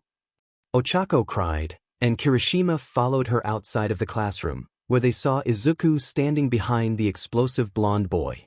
How did he get there so fast? Kirishima questions, and Ochako shrugged. Maybe he used his quirk? Izuku had, indeed, flown to where Bakugo was now, wanting to catch up to him. Kacchan, he called, and Bakugo froze, looking back to glare at Izuku. He growled slightly, and Izuku gulped, knowing that his next words wouldn't be easy. Izuku took a deep breath. I wanted to apologize. You were right. I lied to you for 10 years about my quirk, he bowed. I'm sorry. Did Deku just bow to him? Uraraka asked, watching from the window. I think he did, Kirishima answered. Bakugo glared at Izuku for a few moments, and Izuku squeezed his eyes shut, fearing the boy's explosive reaction. I don't care, shitty nerd, Bakugo grumbled, before walking away. Izuku's torso snapped up in surprise, and he stared at his blonde tormentor, his eyes as wide as saucers. Bakugo hadn't beat him? What? Did this mean that Izuku was getting better? Let's grab his stuff and meet him there, Ochako said, walking back into the classroom to grab Izuku's stuff, but was surprised to find it not there. Where did it go? She asked, and the other students in the room shrugged. They hadn't seen anyone taken. Ochako could have sworn that she had seen it only moments before, though. Young Bakugo! Izuku heard All Might scream from behind him, and then he already left. When All Might turned to look down at young Izuku, he was surprised to see the boy frozen, tears streaming down his cheeks, and he watched the boy curl in on himself, covering his ears with his hands. He even managed to bend his cast to do so. All Might cursed himself. He might have been too loud, he thought, if the boy had reacted this way after hearing him speak. But Izuku had said that he was used to All Might's shouting. Had he been lying in an attempt to spare his feelings? That was so. Toshinori decided that he would scold the boy later. Right now, he needed to focus on calming the boy down. The other students were overwhelming him, a voice from behind All Might said, and Toshinori swerved around, surprised to see young Todoroki there. I've got his stuff, Todoroki said, holding up Izuku's bag. Let's go to the staff lounge. Izuku said there was a coffee machine there. You carry him. All Might nodded. He had almost no experience in the world of Izuku's depression, so he was grateful that Todoroki had shown up when he did. The three of them had barely managed to avoid running into Ochako, Kirishima, and the others as they rushed outside in order to tell Izuku that his stuff was gone. When Shudo slid the door to the staff lounge open, he was surprised to see that most of the desks were full, and all of the teachers were now staring at them. Which desk is his? Shudo asked, and All Might looked down at the young boy, surprised. How much did Todoroki know? He knew that he was Izuku's boyfriend, but did he know everything? What about his quirk? Had Izuku told Todoroki about One for All? Toshinori shook his head. Izuku would never do something like that. Over here, he said, placing Izuku on the chair of the desk next to Aizawa-sensei. Panic attack? Aizawa asked, raising an eyebrow when he saw Todoroki beside All Might.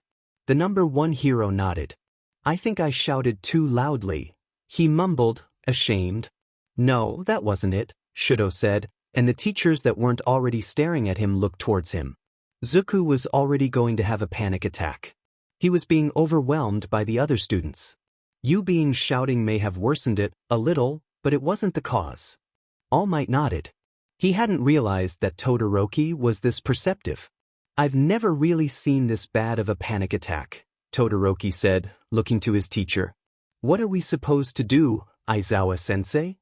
The teacher shrugged, though he couldn't help but let the worried expression onto his face. I doubt we could get coffee down his throat, not when he's like this. Aizawa murmured, gesturing to the boy who was shivering, shaking, and sobbing all at once. His eyes were clouded over, and he seemed unaware of where he was. What if we tried something warm and fuzzy? Present Mike called, turning his seat towards them. Remember that panic attack he had, and he got better sooner because of that cat? Aizawa nodded. That might work. He looked around the staff lounge. What do we have that's warm and fuzzy? If only Rio, Hound Dog, was here, Midnight said. But no, this is the day he decides to call in sick. You said warm, right? Shudo asked and Aizawa nodded. Shudo sighed, before extending his right arm in front of Izuku's face, and making an open flame in his palm. Kid, don't do that, he's afraid of Dash, Aizawa started to say, but was surprised when he noticed Izuku's breathing start to slow, and his sobbing started to quiet. The tears falling from his eyes also started to lessen as well. How? Hisashi asked, confused, staring at his son, who seemed to be calming down at Shudo's fire. Shudo shrugged. I don't know. But I understand. Izuku hates his fire, kind of like how I hate mine. We both hate fire and we both have fire quirks. He chuckled a little ruefully. So Todoroki really did know about Izuku, Toshinori thought. Strange thing is, Izuku's fire is one of the brightest, most comforting things in the world, Shudo finished. The teachers could do nothing but watch as Izuku's panic attack ended, and could only watch as he apologized to everyone, and as he thanked his boyfriend. Depressed. I just realized. Warm and cold cat. What? Depressed. You were kind of cold today during our hero exercise. Warm and cold cat. You have no right to talk. You were literally on fire. Depressed. I can't argue with that. Anyways, I found this really cool cat cafe the other day. Want to check it out this weekend? Warm and cold cat. Are you asking me out on a date? Depressed. Yes. Warm and cold cat. Cool. I'm pain. Depressed. Shochan no. Izuku's Depression Notebook. Page 11. Sadness. Note added later, Dad doesn't like this page. Neither does Pa. They say that this page is kind of a reminder to them of all the ways they've failed me, which I don't understand. They've never failed me, never. They've always been there for me. Shudo likes this page though. Says he can relate to it a lot. He also says he likes it because sometimes you have to admit that you sometimes don't feel okay. He says he likes this page because I'm showing off my bravery, or something. I'm sad that Shudo's too scared to admit to himself that he's not okay. Sadness. It's not a fun feeling, that's for sure. I feel sad and upset whenever Kacchan frowns at me like he always does. I feel this whenever Mom looks at me with that disappointed look in her eyes. I used to feel this way right after Dad beat me, when all I could do was sob helplessly. I don't like this feeling. I don't like it. All it does, it tear at your soul and make you feel horrible, and it tugs at you, pulls at you, and you can't understand where the pain is coming from because it's coming from inside of you, and the only way to make yourself feel better is by cutting yourself, because you know why it hurts when you cut yourself, you can understand that pain, and it distracts you from the pain that you can't understand, the pain that you don't want, because it hurts, and you don't want the unexplainable pain to hurt, because it hurts the most when you can't understand it. I feel like this a lot. I recently added a level page to my notebook to see if I could help myself understand it. Based on what I wrote down, I think I'm on level 7 a lot. I don't like being on level 1, also feel really sad when I'm on a level that's higher than level 4 and 5 are especially bad. Because I'm just so sad that I can't force a smile. Almost all other levels, I can always somehow force myself to be happy and smile, but I can't force a smile on level 4 or level 5, because the only smiles that I ever have in those levels are the real ones. I'm sad a lot. I don't like being sad. Can someone help me stop being sad? I just want the sadness to go away. I want to be happy, like all other kids. I want to be okay. The next passage is written with a turquoise pen. I'm sorry that you feel sad whenever I look at you. I'll try my best to make it better. The next passage is written with a light blue pen. It's okay to be not okay. I'm glad that you've accepted that. I hope that someday I will be able to do the same. Love you. Shudo. What's it like learning from All Might? A reporter asked Izuku, catching him off guard as he was on his way to UA. Honestly, he should have just left at the same time as Shoyuta and Hizashi, but no, of course, he had needed to finish watching the movie. I'm sorry. I'm due at the nurse's office. Ochako and Ida were also being asked questions, and were a little surprised that Izuku was able to speak so easily to the reporters. He would be on live television because of it. How did talking to his classmates scare him more? What they didn't know was that Izuku had trained a lot with Present Mic, trying to get over his fear of microphones and cameras, until he was able to do interviews, or continue to do hero work without getting distracted by the cameras. He had made several appearances on his Pa's radio show to help with said training. Tell us what the symbol of peace looks like in front of the class. A reporter asked Uraraka as Izuku fled the scene. How he looks? Ochako thought for a moment, before flexing. Super muscly. Yeah. One reporter had the misfortune to ask Ida about the pro hero, and was sighing as Ida gave him a huge block of test. Every day with him is a reminder that I'm enrolled at this preeminent educational institution. Ida didn't stop to take a breath. Beyond his obvious dignity and presence, he's also quite humorous.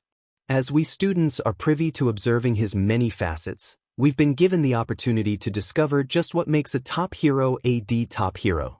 Also, another reporter had the nerves to talk to an angry-looking Baku. When All Might is. You're the kid from the sludge incident. The reporter cried. Buzz off.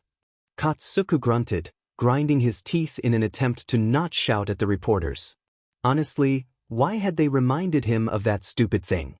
And he had been saved by a 15-year-old hero at the time as well, a hero the same age as him. It was pathetic. The reporter turned to someone else who was also at the scene. Does all He froze when he saw the man who looked homeless. You're a mess. Who are you, anyway? He's off today, Aizawa said, flapping his hand at them to make a gesture that told the reporters to go away. You're interrupting our classes. Please leave. Izuku, who was in the nurse's office to take off his cast, he sighed when he heard the UA barrier go up. Oh, so some reporter had stupidly tried to get in. Good work with yesterday's battle training, Aizawa said as class began. I've looked over your grades and evaluations. Bakugo, grow up already, stop wasting your talent. Aizawa said, glaring daggers at the spiky blonde. He had found out from All Might that this was Kacchan, the boy from Izuku's notebook, which honestly, Aizawa didn't know what to feel. As long as the boy didn't do anything at this school, Aizawa would be unable to punish him. So he would have to make him realize some other way. Got it? Bakugo grumbled into his desk. And, it seems Midoriya ended yet another day with a broken arm. Izuku looked down at his desk. He needed to learn how to control this quirk. He had to learn to control you quirk. Because just trying isn't going to cut it. Aizawa said, I hate repeating myself. But you do have potential, assuming you can overcome this. Work at it, Midoriya. Izuku knew that this was his father's way of being nice. He had to accept it. So, he looked at the teacher in the eyes, raising his head from his desk. Okay, he said. It wasn't a shout, obviously, but it was much louder than how Izuku regularly spoke with other people, even his parents and Shudo. Izuku was a quiet person even when he spoke. Aizawa sighed before turning to the rest of the class. Now, on to homeroom business. Sorry for the sudden announcement, but today, most of Class 1A gulped, in fear of what was to come. You'll pick a class president, Aizawa finished. Most of the class let out a relieved sigh. Such a normal school-like thing. Suddenly, almost all of the students in the class raised their hands at once, all shouting about the fact that they wanted to do it. Izuku sighed when he heard Mineta say something about 30 centimeters of thigh. He didn't say anything as he watched Bakugo, who was in front of him, release steam from his nose as he raised his hand. Leading the many is a task of heavy responsibility. Ida shouted, which quieted the rest of the class down and caused them to look at him. But ambition does not equate to ability. The sacred office demands the trust of its constituents. If this is to be a democracy, then I put forward the motion that our true leader must be chosen by election. This is just a classroom, not Congress. A bunch of kids shouted at Ida. But Ida, we haven't known each other long enough to build any trust, Azui said, turning around to look at Ida. And everyone'll just vote for themselves. Kirishima said, raising his arms in a what do you know kind of motion. That's precisely why anyone who manages to earn multiple votes will be the best suited individual for the job. Ida turned towards the teacher in the sleeping bag. Will you allow this, sensei? Aizawa sighed. However you do it, just make it quick. Once the voting was said and done, Izuku stared at the chalkboard, sure that he wasn't seeing things right. No, he had to be seeing things wrong. Who had voted for him? He hadn't, so how did he have 3 votes? What the? Who the hell voted for Bakugo screeched, and Izuku pointed at him making the face that said, that was exactly what I wanted to know. Guess we know it wasn't you. Siro said, laughing slightly at the explosion boy's anger. Off in the corner, Ochako whistled, deciding that she wouldn't let Bakugo know about her vote. Fine, Aizawa said, climbing out of his sleeping bag. So your president's Midoriya and your vice president is Yaoyorozu. What a shame, Yayarozu said, looking at the short boy who was standing at the front of the classroom, frozen like an icicle, trembling. I know Midoriya's got the right stuff for this, someone in the class called out. And Yayarozu was pretty cool, analyzing the battle training and all. Another student called. Izuku, in all honesty, agreed with that, as he had voted for Yayarozu.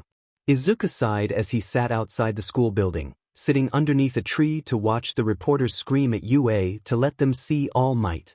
Though Izuku's dad hadn't been lying, as Toshinori really wasn't at school today. Ochako and Ida were standing around in the cafeteria, looking for Izuku, when Ochako spotted him outside, underneath the tree. She also saw Todoroki walk up to him. There he is, she cried, grabbing Ida's arm and pulling him outside to where Izuku and Shudo sat. Hello, Izuku signed to them when they both arrived outside, and sat next to them in the grass. You didn't have to come outside with us, you could have sat in the cafeteria. Ida shook his head. Uraraka-kun and I wanted to sit with you, Midoriya-kun, he said, and he repeated what Izuku had signed orally when Ochako tilted her head, confused. Shudo watched the three interact, slurping his soba nonchalantly. That reminds me, Todoroki-kun, Ida said, facing the half-and-half-haired boy. You've never actually spoken to any of us in class, either. The only time I remember you speaking is when you were talking to Ojiro-kun during battle training, and we were unable to hear you then. Todoroki shrugged before looking back at the reporters. Oh, the barrier's back up, he said, and Izuku turned his head to look as well, sighing.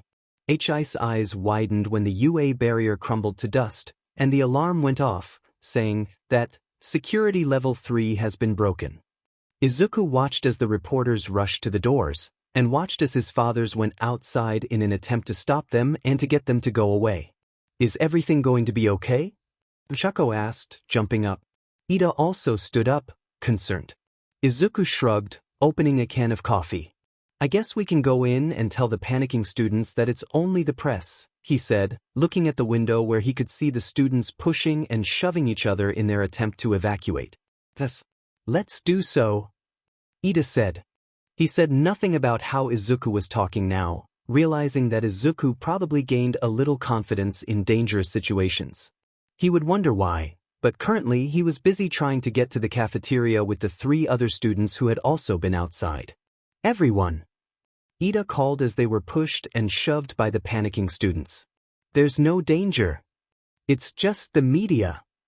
But nobody was listening, and the four students kept getting pushed and pushed, until Izuku and Ida found themselves separated from Uraraka and Todoroki. If only Uraraka could fly me into the air, Ida said, looking around for any trace of the brunette. Izuku sighed, before tapping Ida on the shoulder. Ida could keep a secret, right? Izuku sure hoped so. Yes, Midoriya-kun? Ida asked, almost tripping over Izuku as he was shoved closer to the green-haired boy. He was surprised when the boy pointed upwards, and when Ida was about to look in the direction that Izuku was pointing, he found himself floating above the ground, up and high above the crowd of pushing students.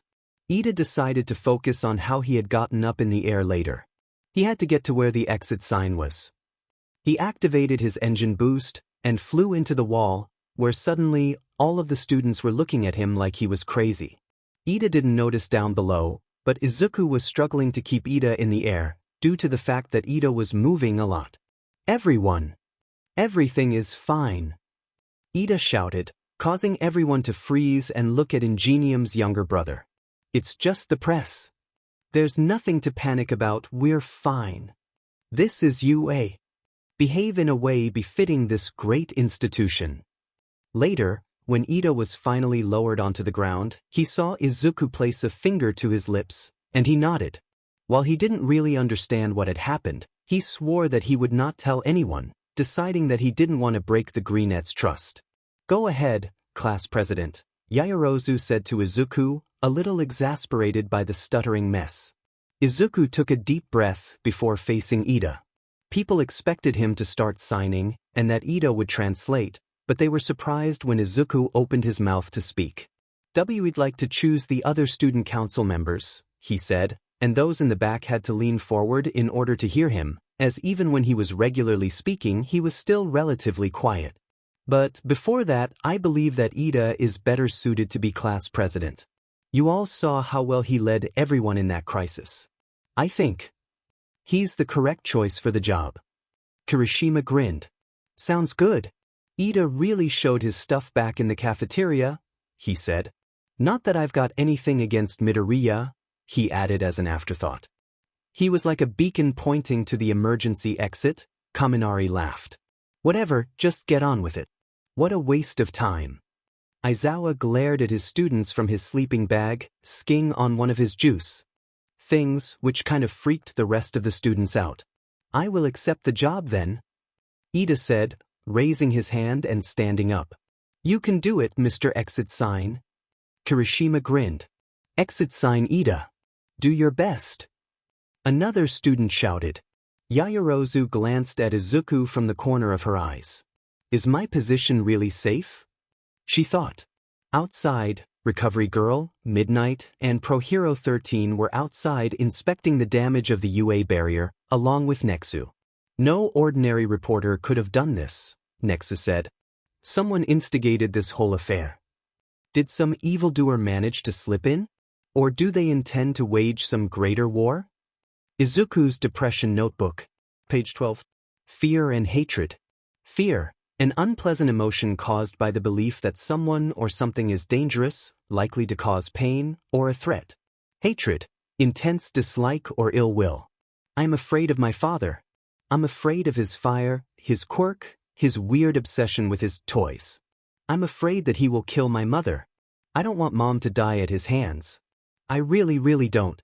His fire burns and is hot and it engulfs you and all you think about is the pain and it's so scary, and while it's scary it's better than watching it happen to Mom, but I hate it so much. But it's for Mom. I'm protecting Mom, from my father. I hate my father. I hate him because he hurts my mother. I don't want him to come back. Ever. I hate him. That it was the worst when he had that weird obsession with knives. I am afraid of Kacchan. He hurts me. A lot. But I can understand why. When something is useless or doesn't do what you want, you punish it, right? Kacchan is punishing me for everything I'm doing wrong. I am afraid of Kacchan, because he is the punisher. But I do not hate Kacchan, because Kacchan is only doing his job. I am afraid of my mother. Mom hits me a lot, and she always gives me this disappointed glare. I am afraid that I will never be able to see her smile again, that someday, someone will somehow steal that smile away from her, so that she will never be able to smile like the world has done no evil again. I am afraid that someone will take my mother away from me. I don't want that. I am afraid of the noise of string snapping. Ever since then, when the string on my belt snapped and failed, and I was somehow, by mistake, left alive, it is a reminder of 2 people who have died because I failed. I am afraid of the noise of strings snapping into 2. But I still use my string. Not the same way I did that one time, because I no longer trust it to work that way. But I use it differently, because I am afraid that the same thing will happen again. I don't want it to happen again. The next passage is written in blue ink. String? You've mentioned string before. I think it was that one time I went to visit you in the hospital. After that week of... I've mentioned before that I'm kind of afraid of the sound of steam or boiling water. Honestly depends on how I feel that day. I think you know why, Zuku. Sorry, I'm not really saying anything else. Love you. Shudo. Now, for today's basic hero training, Aizawa said from the front of the classroom. It's turned into a class of all might, myself, and one other teacher who will supervise. What are we doing exactly? Zero asked, his hand raised.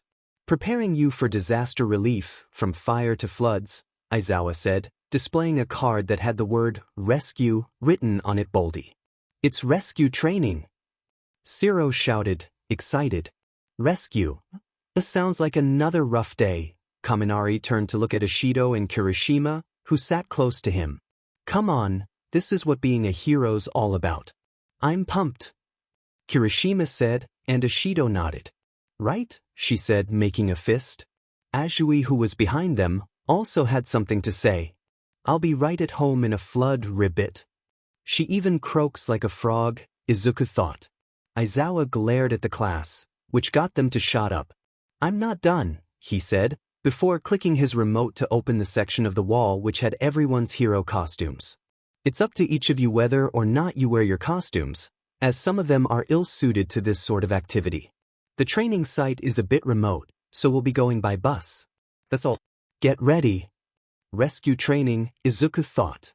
Today, they were going to go the USJ. Izuku remembers Shoyuta taking him there a few times in the month before his provisional license exam. It had been hard work, and the fire zone had been the hardest. Izuku remembers having several panic attacks from just looking at that zone, but he had finally gotten to a point where he could train in it without breaking down in tears, a few days before he had taken the exam. Ochako was a little confused. Why wasn't Deku-kun wearing his costume? "You wore your gym clothes, Deku? Where's your costume?" she asked. Izuku quickly glanced around, making sure that nobody else was listening, when he responded. He still didn't really like talking around others, and if he had spotted others listening, he probably would have gone to Ida to ask him to translate. "It didn't make it through battle training in one piece," he said, though the volume of his voice was still low.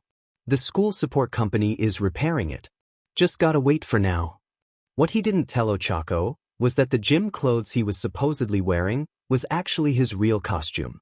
They had taken off the rabbit-eared hood, which Izuku still insisted was supposed to represent All Might's hair, and they had changed the colors to look more like Yue's gym uniform. Izuku felt much more comfortable in these clothes than he did in his other, weird Banadaji costume. "Line up according to your class numbers, so that we fill the seats in an orderly fashion," Ida shouted to the class, which caused a few grumblings, but the class listened all the same. Ida's really going full throttle, Izuku thought. They all loaded onto the bus. Ida hunched over himself, somewhat ashamed. "Darn. It was this type of bus," he said. "All that for nothing," Ashido, who was beside him, said, not really helping Ida's mood. Izuku chuckled. He couldn't help it. "I generally say what's on my mind, Midoriya-chan." Azui, who was sitting next to Izuku, started, catching Izuku off guard. He let a few seconds pass to calm himself down, before signing. "Oh, what's on your mind, Azui-san?" Ida relayed the message for him, and Izuku smiled at him gratefully. "Call me Tue," Azui said, before looking at him and smiling. "Your quirk resembles All Might's."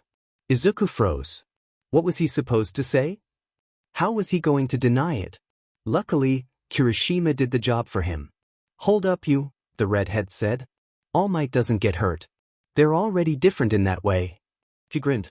"But that sort of simple, strength-enhancing quirk is awesome. You can do a lot of cool stuff with it." Kirishima outstretched his arm and hardened it.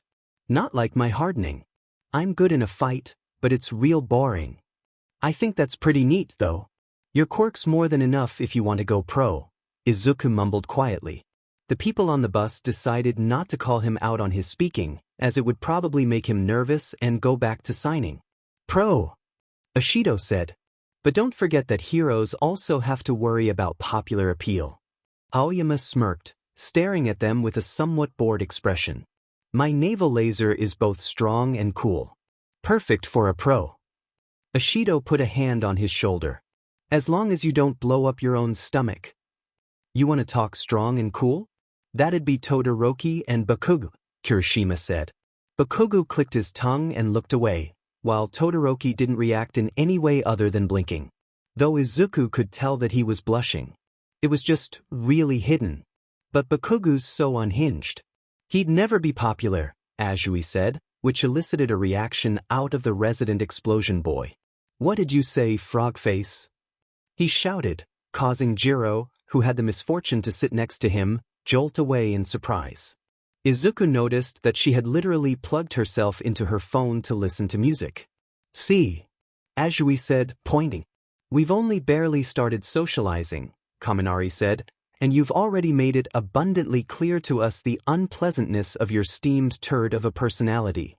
"Yeah, okay, Mr. Vocabulary, how about I pound you?" Bakugo shouted at the boy. Izuku could only stare in shock. They were teasing Kacchan. Kacchan, of all people? What a vulgar conversation, Yaoyorozu said from her place beside Ochako. Ochako laughed. I think it's fun. I don't think your mouth could get any fouler, Bakugo, Kaminari said, grinning. Kacchan opened his mouth to start shouting again, but was interrupted by the frog girl. I had one more thing on my mind, Midoriya-chan, she said, and Izuku nodded, ready listen. Sorry if this is rude, but how? Did you get those scars on your arms? We saw them when the bandages got ripped during battle training. Whoa! Kirishima said, standing up and facing Azui. You can't just say something like that. While I agree, Ida said, you should probably sit down, Kirishima. You don't want to get hurt. Kirishima nodded, before sitting down, looking at the green net a little worriedly. The boy in question was looking down at his lap, thinking. He didn't look very happy, as his smile had turned to a small frown. Honestly, if things got any worse, Todoroki was willing to give up his position as the cool loner to go and comfort Izuku. It's fine, Izuku said, forcing a grin on his face and facing Azui. His voice was surprisingly louder than normal, so most of the people in the bus were surprised. Why did the boy, who was so shy that he needed to use sign language, use his voice, probably something he didn't really like and only used to convey something important, use it to deny the fact that he was hurting? They had all seen the dejected look in his eyes, for those few seconds that they had appeared. I don't really want to explain them, but I can understand if you're curious. He sighed. He didn't think that he would be able to say anything out loud, so he looked at Ida, who nodded. Remember the muscular incident a few months back? He signed, and Ida repeated it orally. You were a victim of the attack? Azui asked, tilting her head. Out of the corner of his eye, he saw Bakugo freeze, and turned to look at him with his eyes a little wider than they usually were. Izuku shrugged, not really confirming but not denying. He wasn't exactly lying, since he technically had been a victim. Sure. Let's go with that. He signed, which Ida, a little confused, repeated. Azui looked like she wanted to question him more, but closed her mouth when Aizawa turned to face them. We're here. Look sharp. Okay. All of the kids in the class shouted, and all of them, except maybe Bakugo, decided that they would protect the precious green child. Whoa! A bunch of the students yelled when they entered the building. Is this Universal Studios Japan? There's the flood zone, the landslide zone, the conflagration zone, etc. The students turned to see a hero in a spacesuit. Every disaster and accident you can imagine. I built this facility myself. I call it the Unforeseen Simulation Joint. So it really is USJ. The same students thought. It's the space hero, 13. Izuku signed, excited. He, of course, knew who 13 was, as he had always trained with 13 whenever he came to USJ, but it was still exciting nonetheless to see one of his favorite heroes.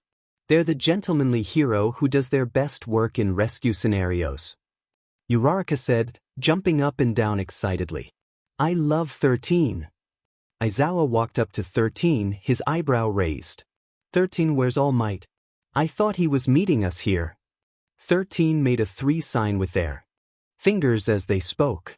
It seems he just about reached his limit during his morning commute. He's resting in the break room. The height of irrationality, Aizawa grumbled. Their conversation went unnoticed by all but 2 students, Izuku and Shudo. While Izuku understood immediately, Shudo decided to ask Izuku about it at a later time. So be it. Let's get started, Aizawa said, and gestured to the students, who quieted down to look at 13. Before we get started, I have 1 or 2 points. Or 3, or 4. That's a lot of points, Izuku thought. Just like 13. He smiled, used to it.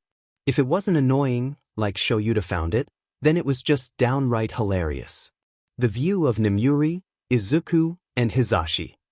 Izuku really liked 13, partly because 13 was one of the youngest staff members on campus, at 28 years old.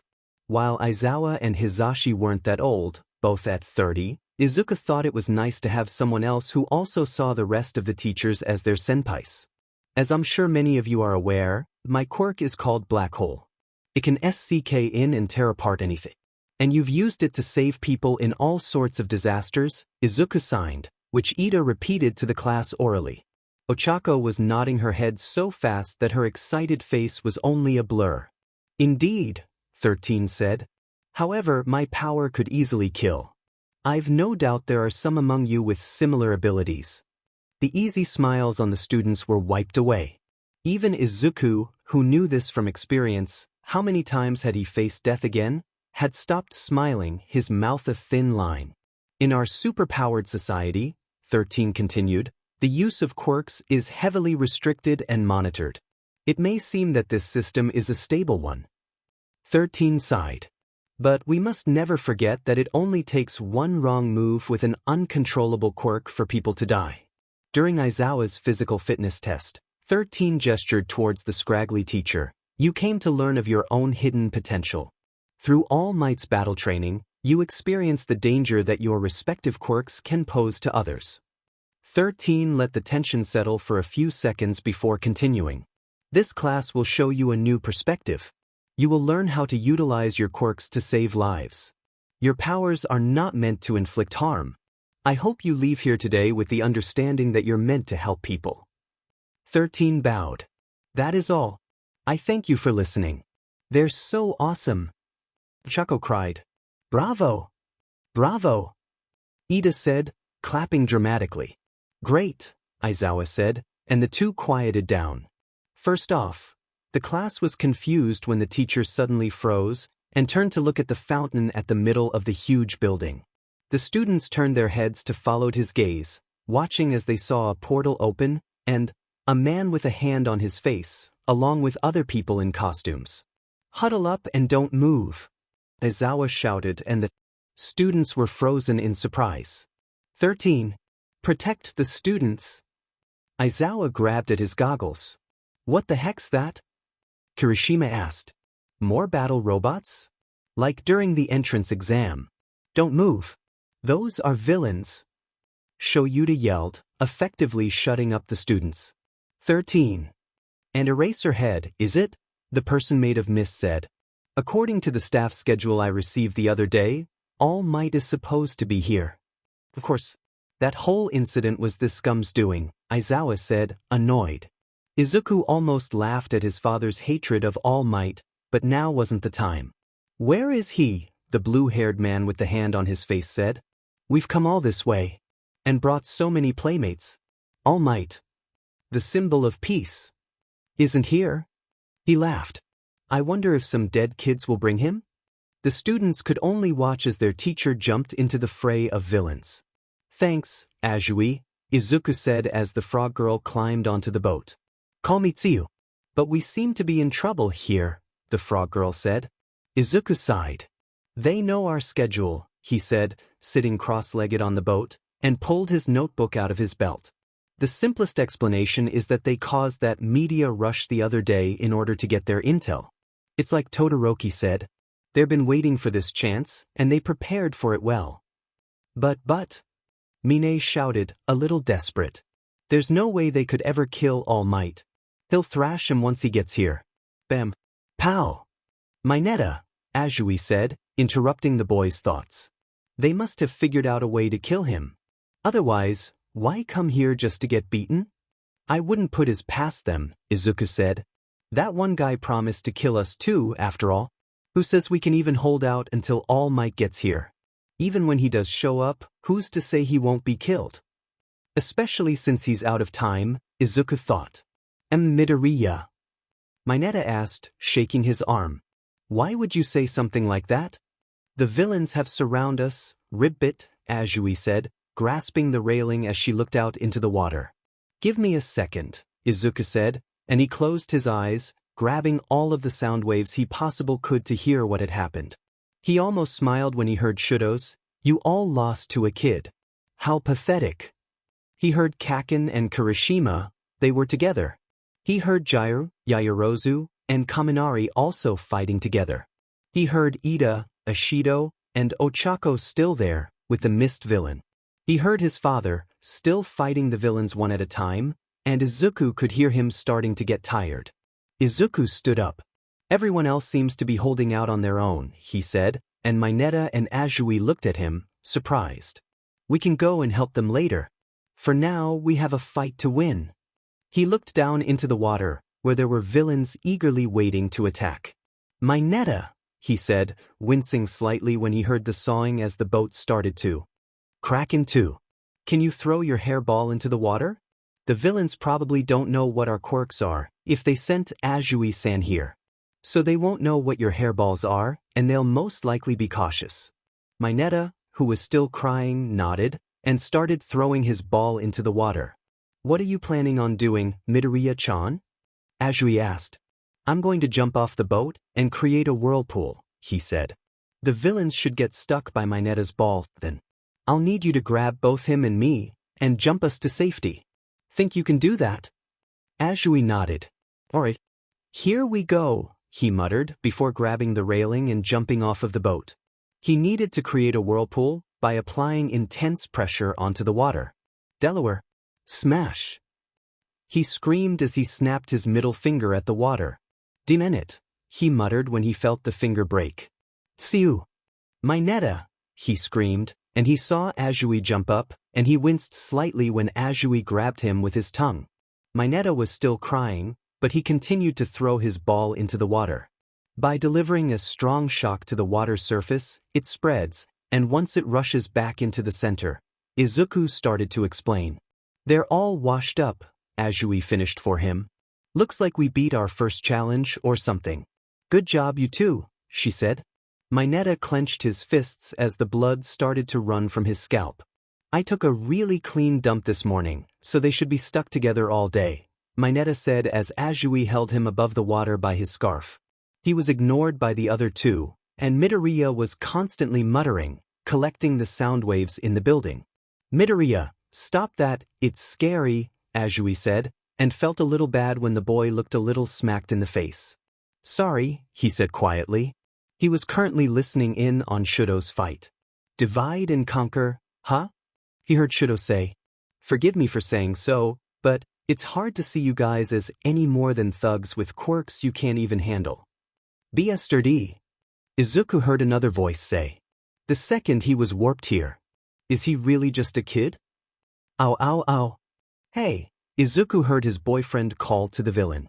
At this rate, your skin will rot away from frostbite.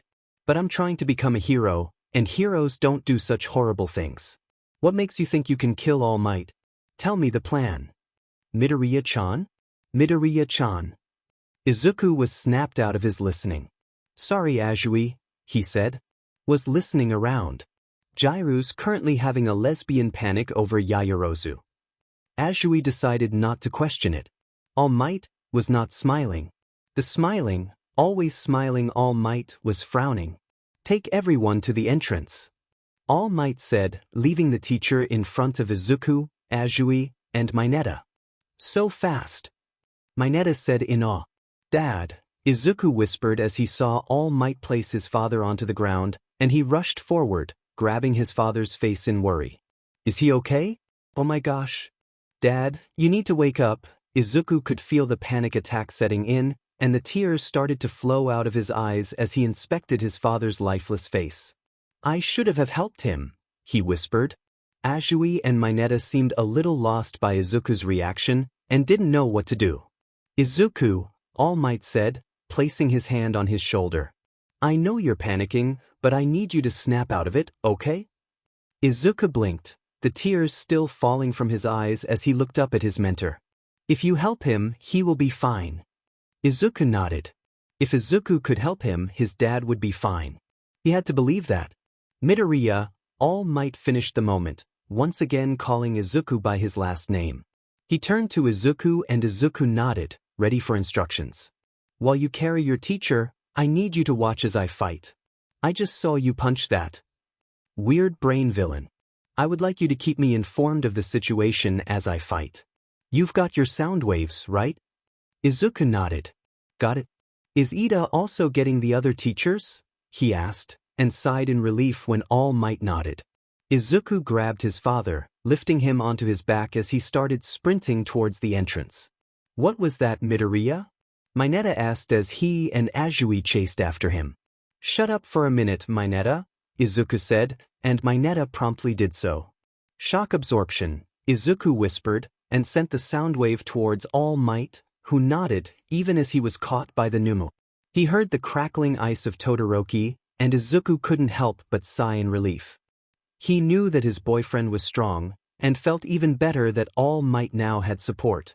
Azui and Mineta would ask questions later, such as his relationship with their teacher, but right now, all Izuku could focus on was the fact that he needed to save everyone.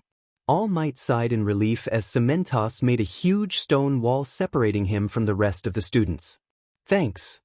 "That was close, Cementos," All Might said, grateful. Cementos smiled.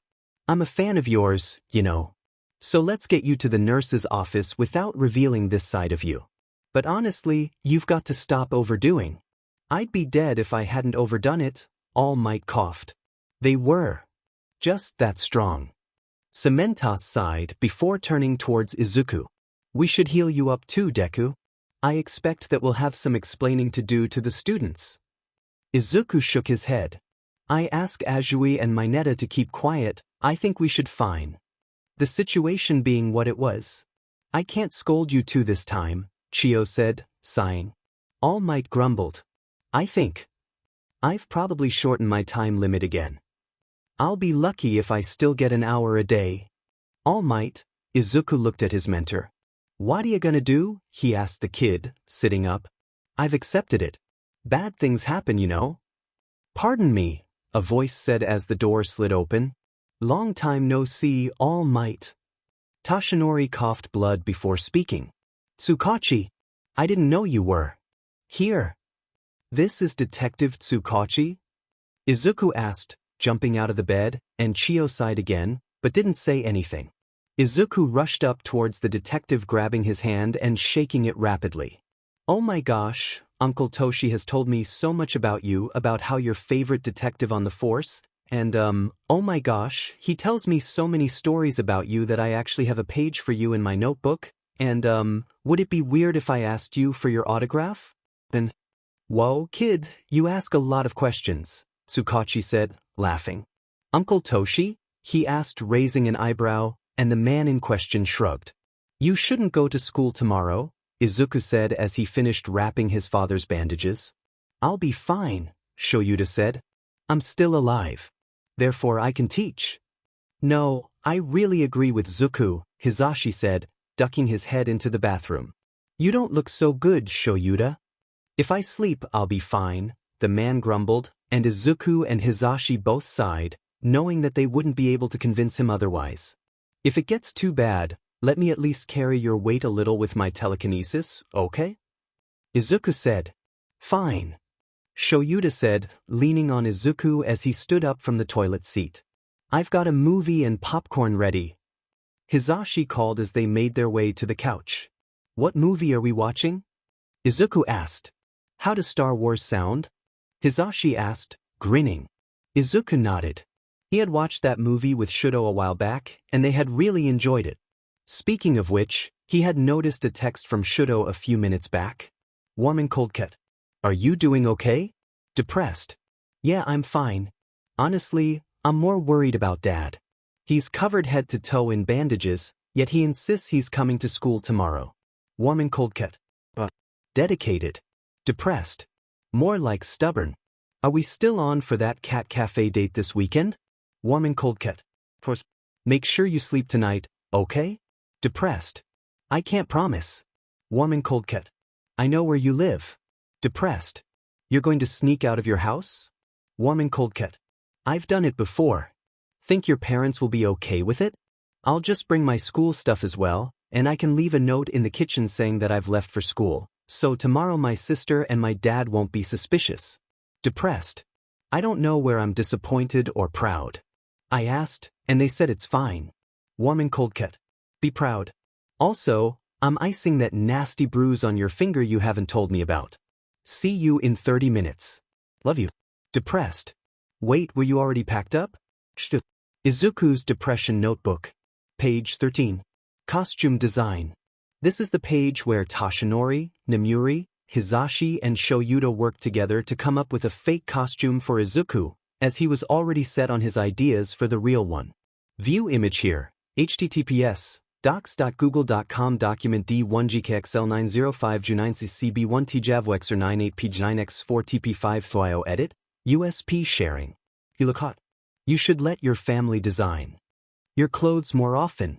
Can't wait to see the costume in real life. Love you. Shudo chapter text. I still can't believe I had a panic attack that late at night and hours after the event even happened. Izuku signed, frustrated. It's fine, Todoroki signed back. Honestly, I would have been surprised if you didn't have a panic attack. Plus, it gave me an actual good reason to use my fire, so don't feel too bad about it. When Izuku didn't look any happier, he tried a different tactic. We're going to that cat cafe tomorrow, remember? He smiled when Izuku nodded. Suddenly, the door to the almost empty classroom opened, and they watched as Azui, Ochako, and Ashido walked in, chatting to each other. Oh, Deku-kun. Todoroki-kun. Ochako said, grinning. Azui was just telling us how cool you were, Deku-kun. Izuku nodded his head in greeting. He glanced at the frog girl, who nodded. So she had kept the secret just like he had asked. Honestly, he hadn't been that worried about Azui, but Mineta. He wasn't sure. At least they didn't know that he was pro-hero Deku. He would have died if they'd figured it out. I guess I'll go sit down. I think they want to talk to you, Todoroki signed, and started to turn away, but Izuku rapidly signed a response. Please translate for me. Izuku requested, starting to fold in on himself, and Shudo nodded. You know sign, Todoroki-kun? Ashido asked, and Todoroki nodded. That's so cool. Todoroki just nodded again. Oh, Deku-kun, do you think I could see your phone? Ochako asked, and Izuku tilted his head confused. She asked you for your phone, Shudo signed, and he let a small smile show on his face when Izuku glared at him. You know that's not what I meant when I said translating, Izuku signed, before opening his bag and handing Ochako the phone. He's asking why, Todoroki said, monotone, the smile having disappeared from his face. Izuku was the only one who he wanted to see his smiles, after all. I just wanted to add him to a few things, Ochako said, clicking a few buttons. Todoroki raised an eyebrow, but said nothing. Here you go, she said, handing Izuku his phone, after a good minute of clicking a bunch of buttons. What did she do? He asked as the girls went to their desks and took a seat, resuming their conversation from earlier. Izuku signed with his left hand as he scrolled through his phone. She gave me the contacts of every girl in the class. And she invited me into the girls-only Class 1A group chat. The three girls were surprised when they heard Todoroki snort, turning to look at him. They hadn't expected there to be any reaction out of Todoroki, who was always monotone. Todoroki mentally scolded himself as he attempted to regain his composure. You've been accepted by the girls, Shudo signed. If they find out you have a boyfriend, they might even ask you for tips. He smirked when Izuku laughed. I'll let you explore your new phone, Shudo signed and sat down at his own desk, and the girls said nothing as they watched Izuku scroll through his phone, and pulled out their owns as well, leaving the classroom in a comfortable silence. You've been added to the girls-only Class 1A group chat. Depressed. If I remember correctly, I'm male? Not that I don't appreciate you inviting me. Gravity girl. We wanted to add you, Deku. Creation. Oh, you already invited him? Acidic blood. Yeah, he's also early. I'm actually surprised Ida isn't here yet. Invisible but not forgotten. We decided to add you, Midoriya-kun, because you're as pure as a maiden. Depressed. Thank you? Earphones. I agree with that statement. I swear to God, you're a cinnamon roll. Depressed. No, I'm not. I'm a person. I finally understand why my family members say cannibalism whenever I eat cinnamon rolls now. Froppy. Adding you into the group chat was my idea, Midoriya-chan. Acidic blood. We were happy to do so. Honestly, if we didn't know that Azui was lesbian, we would have thought that she had a crush on you. She said so many good things about you. Depressed. I'm flattered, Azui-san. Thank you? Froppy. Call Mitsuyu-chan. And you're welcome. I am a little concerned about your chat name, though. Are you okay? Depressed. Oh, it's just a joke. My dad put it in when I first got a phone and said it's because it's the polar opposite of what I am. When I'm not super shy. I just haven't changed it. My other dad freaked out when he saw it for the first time, too. Should I change it? Creation. Your other dad? Are your parents both men? Ochako and Ishido laughed when they saw how tomato red Izuku's face got when he read Yaoyorozu's message. They laughed even harder when Izuku threw the phone at Todoroki, who caught it with a straight face. Depressed. This is Todoroki. Midoriya just threw his phone at me and I do not know why. Gravity Girl. Oh my gosh you guys, it was amazing. Deku's face just turned into a strawberry the moment he read Momo's text, and I think he actually screeched a little before he just chucked the phone at Todoroki's head, who caught it with the most done expression. Depressed. I would tell you who his parents are, but they would kill me, so I will keep quiet. I will, however, say that his parents are indeed a gay couple. Ida is here, so I am going to throw the phone back to Midoriya now, to see how he will react. Needless to say, Ida's reaction was priceless, and Ochako was fortunate enough to catch it all on video. Oh, Shudo. Izuku didn't tell me you were coming. Hizashi said, a little surprised that Shudo had shown up at his door at 10 in the morning. On a Saturday, no less. Yes, I did, a voice called from inside the apartment. There was also a grumble and some mumbling that Shudo couldn't make out, probably Aizawa-sensei. Oh, Hizashi said, sheepishly turning back to Shudo. Guess it must have slipped my mind.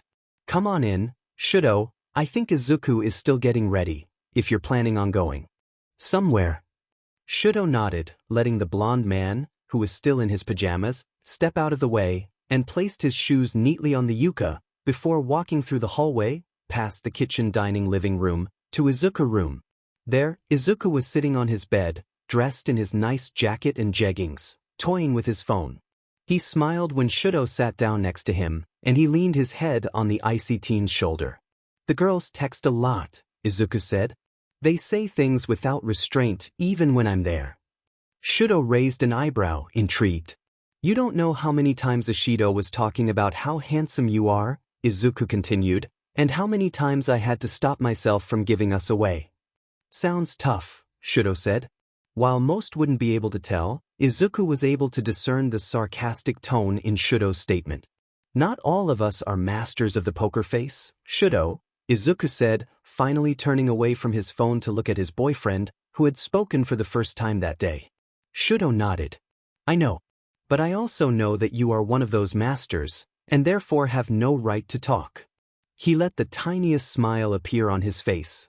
Izuku shrugged, his smile never leaving his face. Level 4 does its wonders, he said, confirming himself to be in either level 1 or Izuku answered Shudo's unspoken question by making a peace sign with his fingers. Level Shudo was determined to raise Izuku's level to level 1 during this date, to make sure that his boyfriend had the best time possible. Where are you two going to go? Hizashi said, opening the door to Izuku's room and catching both boys a little by surprise. Hizashi smiled a little sheepishly when he realized that he had interrupted their conversation. All we've planned today is the cat cafe, Izuku said, and Shudo nodded. I thought it might also be nice to explore the neighboring shops as well, but it depends on what Shudo wants. Sure, the boy in question said. And he wasn't lying, what Izuku had said did sound fun. Cool, Izuku said, smiling. Hizashi nodded, leaving the room to tell Shoyuda of what was going to happen. The man himself was currently a yellow caterpillar, lazily lounging on the couch. While he wasn't exactly asleep, he wasn't completely awake either, somewhere in between. Have you eaten anything today? Izuku asked, climbing off of the bed, and Shudo did the same. Izuku frowned a little when Shudo shook his head, but his face quickly lit up in a grin. Neither have I, he said, a little proudly. Shudo shook his head, the tiny smile not disappearing from his face. That's not something to be proud of, Zuku, he said fondly. Izuku shrugged. I'm pretty sure Dad and Pa are going to make breakfast. Do you want to? He eyed Shudo's wrist, which Shudo had desperately tried to hide with his jacket. Let's eat outdoors, he said, not finishing his question. Shudo nodded, grateful. Want some cream for that burn? Izuku whispered, hoping that his parents wouldn't overhear. Shudo shook his head. It wasn't going to leave a scar, and it wasn't as bad as his face, so Shudo saw no reason to treat it. While Shudo appreciated the thought, he really did not want to have any cream on his wrist. Cream was usually uncomfortable unless you had any bandages to follow it up. Plus the burn was on his right wrist. If needed, Shudo would be able to spread ice over the burn. Izuku nodded. Honestly, the two were so close that if one saw them, they would be surprised that neither of them had a mind-based quirk, as they seemed to read the other's thoughts with ease. Have fun. Hizashi called to them as they left the small apartment. There was also a grumble from Shoyuta, something that sounded suspiciously like the words, use protection. But Izuku and Shudo decided to ignore the remark. Thanks, Pa. Izuku called. I'll text you later. He shut the door behind them. Your parents are nice, Shudo remarked when they walked into an elevator and Izuku clicked the ground button, labeled with the number 1. You always say that, Izuku said, raising his eyebrows slightly toward Shudo. I say it every time because it's true, Shudo said, shrugging. Izuku opened his mouth to respond, but sighed when the phone in his back pocket vibrated. He pulled it out of his pocket, tilting it in a way so that Shudo would be able to see what he was doing. It's the girls, he said flatly. They're planning a girls' day out or something. He opened the girls' chat. Here, I'll show you some of the weird girl conversations that I don't understand at all. Gravity girl. So, we meet up at XXXXXXX Street, right? Creation. Correct. Are you sure you're not coming, Midoriya-san? Depressed. Did you just say XXXXXXX Street? Acidic blood. Yeah, what? Did change your mind? Depressed. No, sorry. But I'll probably run into you guys. That's where Todoroki and I are going right now. Gravity girl. Really? Then we should meet up then. Invisible but not forgotten. Yeah, we should. Depressed. Maybe later. I kind of need to have a conversation with a person outside the screen right now, so see you. Acidic blood. Is it Todoroki? Depressed. Yeah, what? Acidic blood. He's so handsome. This the place? Shudo asked, grabbing Izuku's hand with his left. Izuku surprisingly wasn't cold to Shudo's left hand, he was warm. Shudo didn't know if it was Izuku's actual temperature, or if he was delusional, because Izuku often said the same thing about him. Yeah, this is the street, he said, smiling. He looked down at their hands with a concerned expression, before smiling up at Shudo. It had been Shudo who had wanted to keep their relationship a secret, after all. It wasn't because he was ashamed to admit that he was with Izuku, he wanted to tell everyone about how Izuku loved him, but it was an attempt to keep Izuku safe. If Endeavor found out, if we meet any of our classmates, just say that you kept getting lost. Shudo. Izuku laughed. That'll make me seem absent-minded, he complained, though his tone was mostly joking. Shudo raised an eyebrow, and Izuku sighed, conceding to the point that Shudo hadn't even needed to say to express. Oh, Shudo, look, Izuku said, pointing to a small stand on the street that sold takoyaki. That sounds like something quick we can eat. What about the cafe? Shudo asked, but let Izuku lead him to the stand all the same. We're going to get coffee there, Izuku said, continuing to pull his boyfriend towards the stand. And if we also got food there, it would ruin the coffee. Sure, Shudo said, letting the tiniest smile appear on his face, before blinking in surprise. Wait, you haven't drank any coffee today? His eyes widened slightly when Izuku nodded his head. Who are you? He asked, and Izuku laughed. I thought that maybe drinking coffee earlier in the day would be a bit much, he said, his face tomato red. I do drink a lot of coffee, but I'm not actually addicted, Shudo. Shudo nodded his head, though he was still a little dumbfounded. Right. When Izuku bought takoyaki from the store, he made sure that Shudo had the first bite before having some himself.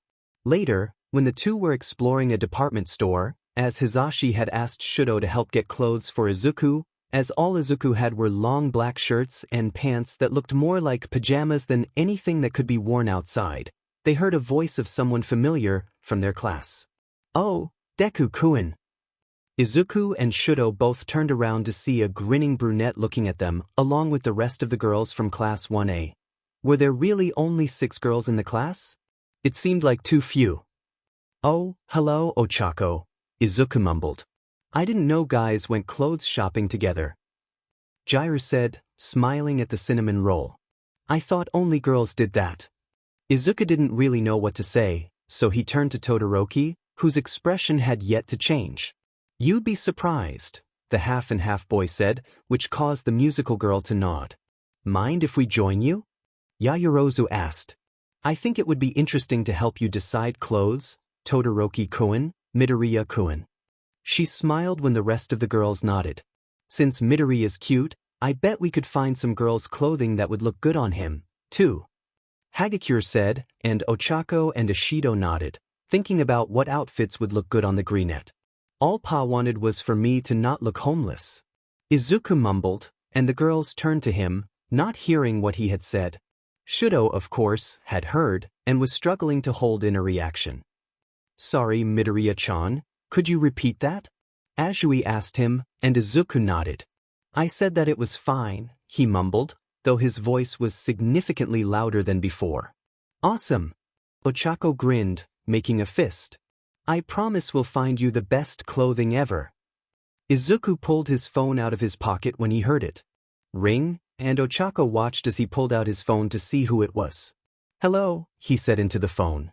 Ochako was curious as to who was on the other end. When are you planning on coming home?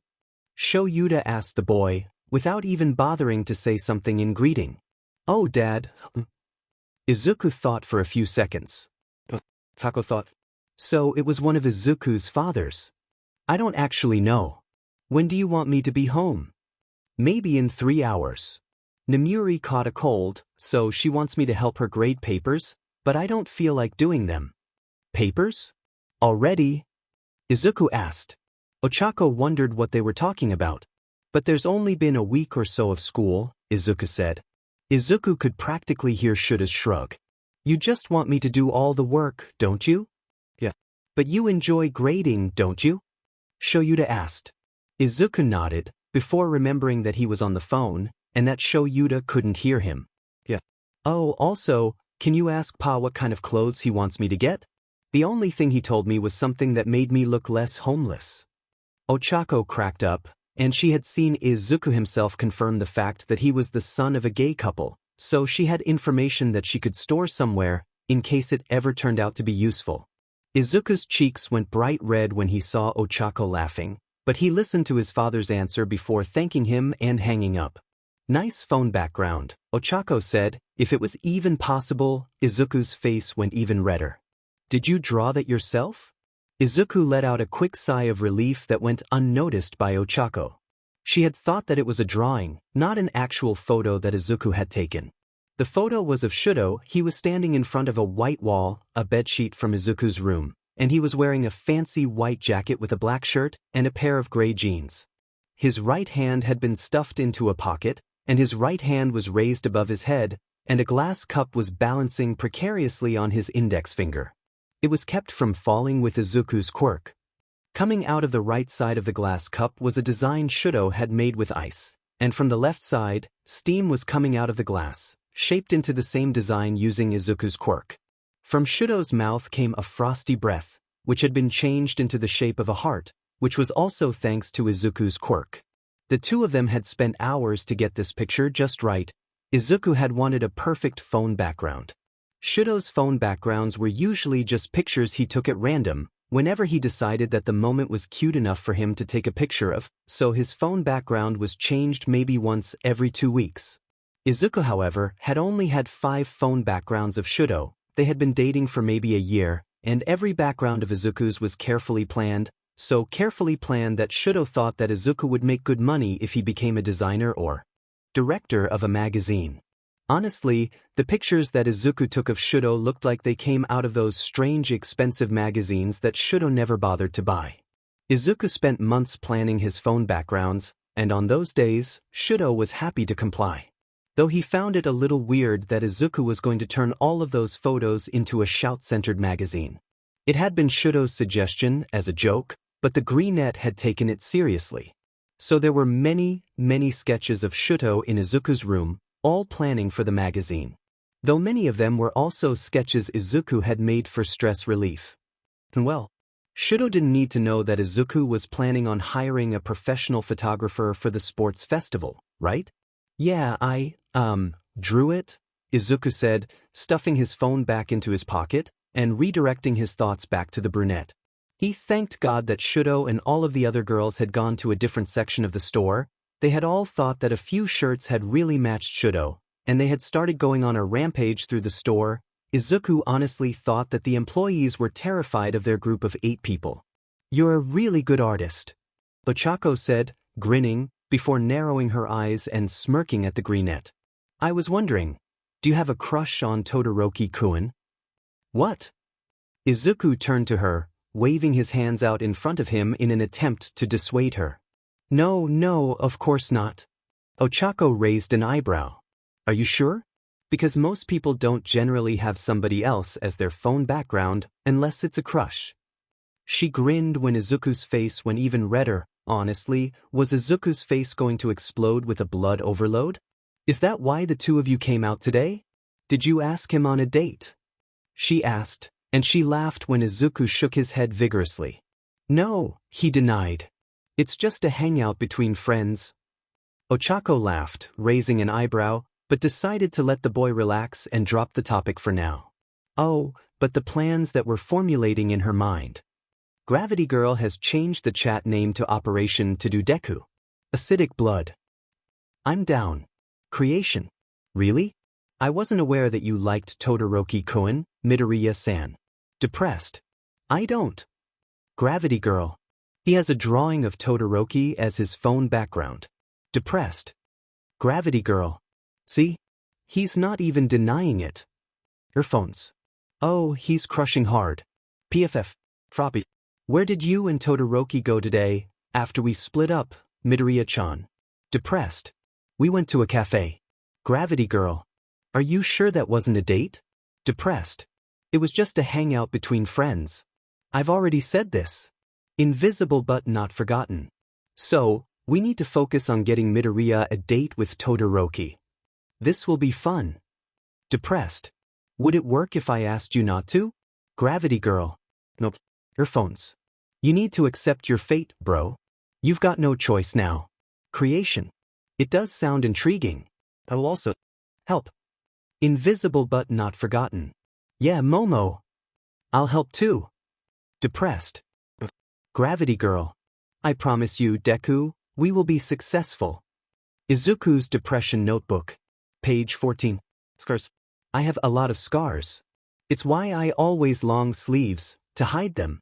I've also learned to be able to change really fast, so that nobody notices them at school. I thought I might as well list a few of my scars here because, well, I don't really want to think about anything right now, at least inside of my head. But these scars are physical, so I think that it might help me calm down. If it doesn't work, well, then I can go find Father's old razor. I have a lot of scars on my arms. I got a bunch of them from the time that Father had a weird obsession with knives. I really don't like them that much. A bunch of them were also scars that I gave myself. When I was in level, Mom's never caught me making them, but she always sighs whenever she has to bandage more scars, and I feel bad for it because I'm making Mom feel bad because of it, but I just can't stop. On my wrists are a bunch of finger-sized burn scars, from the times that Kacchan's exploded his sweat while gripping my wrists. I've even gotten a scar from him just squeezing my wrist too hard. My right wrist is a little lopsided now, but it's really hard to tell. I have this one scar on my chest, right above where my heart is. If the neck of a shirt I'm wearing is big enough, you can see it. I got that scar from muscular when the string. But yeah, I really don't like that scar. It's a reminder of my failure. Stupid muscular. Stupid. It was all my fault. Anyways, my other scars. There are these huge, nasty burn scars all over my back that I got from Father. They actually look a little like the burn scar on Shochan's face, just a lot less pretty, and a lot bigger and grosser and more horrible. Shudo's scar is pretty. It's kind of a reminder that he managed to survive something terrible, while mine are just representations of failures and weakness. I don't think this is helping. I'm going to stop writing now and I'll continue this later. The continuation is on page 15. What's going on? Ochako shouted when she opened the door to their classroom and saw a bunch of students standing there waiting for their class to leave. No way out. Mineta said. What are they here for? Scoping out the competition. Duh, small fry, Bakugo grumbled at the short grape child. 'Cause we're the kids who survived a villain attack. Makes sense they'd want to look before the sports festival. When Mineta pointed at Bakugo and turned to Izuku with a horrified expression, Izuku sighed. That's him on a good day, he whispered to the small boy. No point, though, Bakugo continued. Move aside, extras. He called to the people outside. Can we please not resort to calling those we don't even know, extras? Ida shouted at the boy, making a chopping motion with his hand. It's true, we came to get a look, but you sure are modest, a voice said, shoving past all of the other kids and walking to the front of the crowd. The figure was a boy with purple hair that stuck out of his head, with pale skin and eyes that had bags so huge Izuku wondered if his dad had ever given a child into foster care. Are all the kids in the hero course like this one? Huh. Bakugo looked downright murderous as the three kids in the background, Midoriya, Ida, and Uraraka, all panicked. Izuku was actually on the verge of a panic attack and was struggling to hold it in, at least until he got somewhere where nobody was watching him.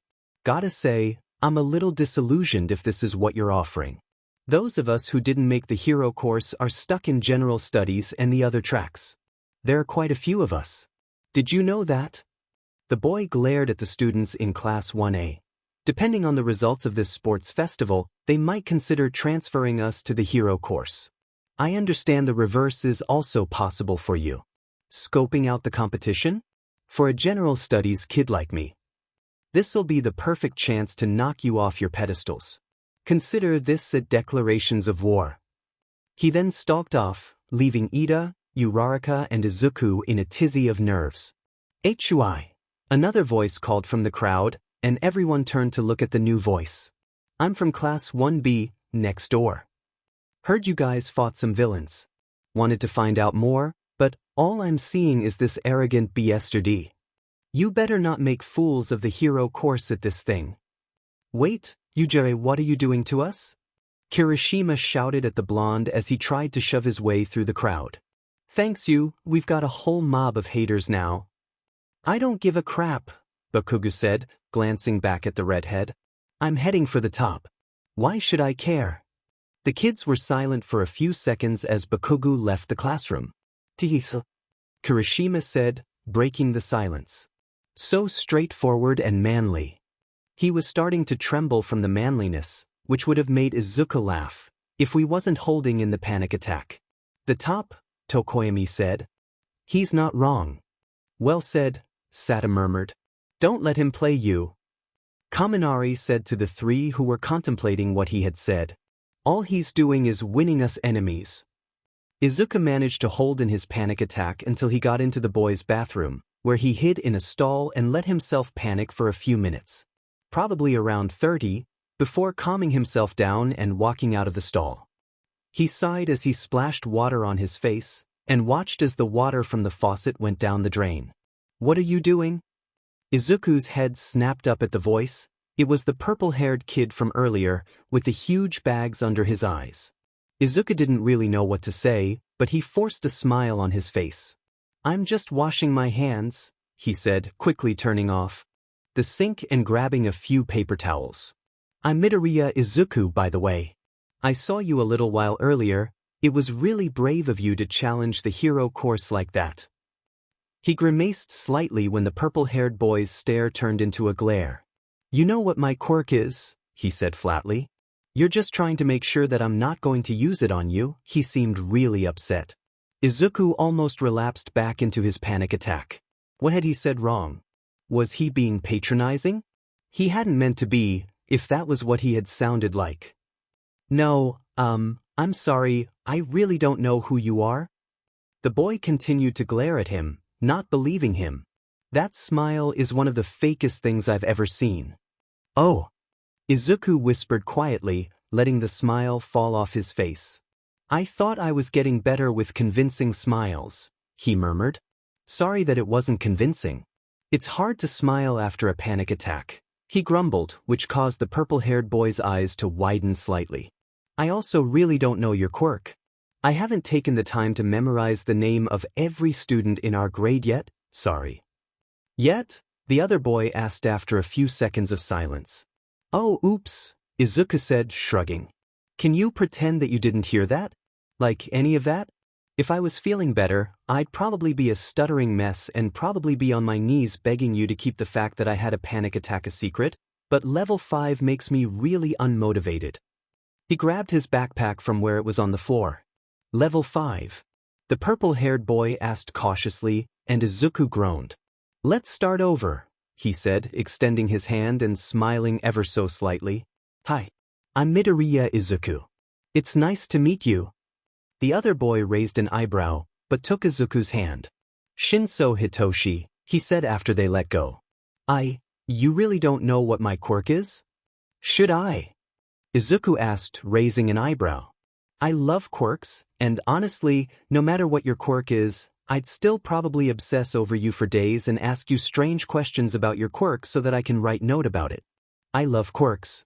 Why did you think that my fake smile had to do with yours? Shinso was silent for a few moments. I have a villain's quirk, he said flatly. Oh. Izuku was silent for a few seconds. Do you know of any villains with the same quirk as you? He asked the boy and smiled when the boy shook his head. Then your quirk isn't a villain's. How are you so sure? Shinso asked the greenette, glaring at him. Your intentions are what matters.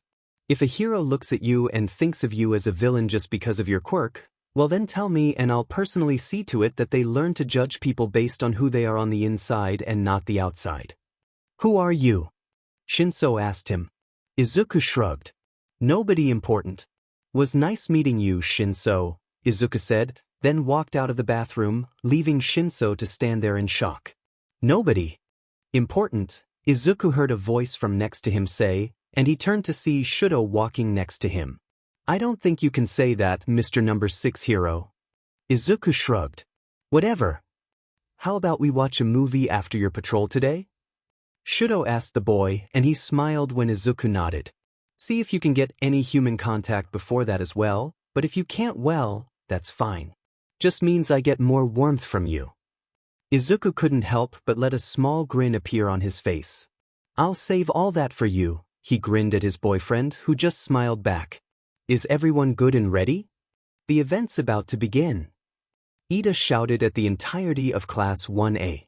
They were all in their gym uniforms, sitting in the 1A prep room. Wish I could have worn my costume, Shuji said. They're not allowed in the interest of fairness, Ojiro responded. Midoriya, a voice interrupted Izuku's attempt to call himself down. Todoroki, Izuku said, turning to the source of the voice. What is it? He asked, as they had rehearsed many times before.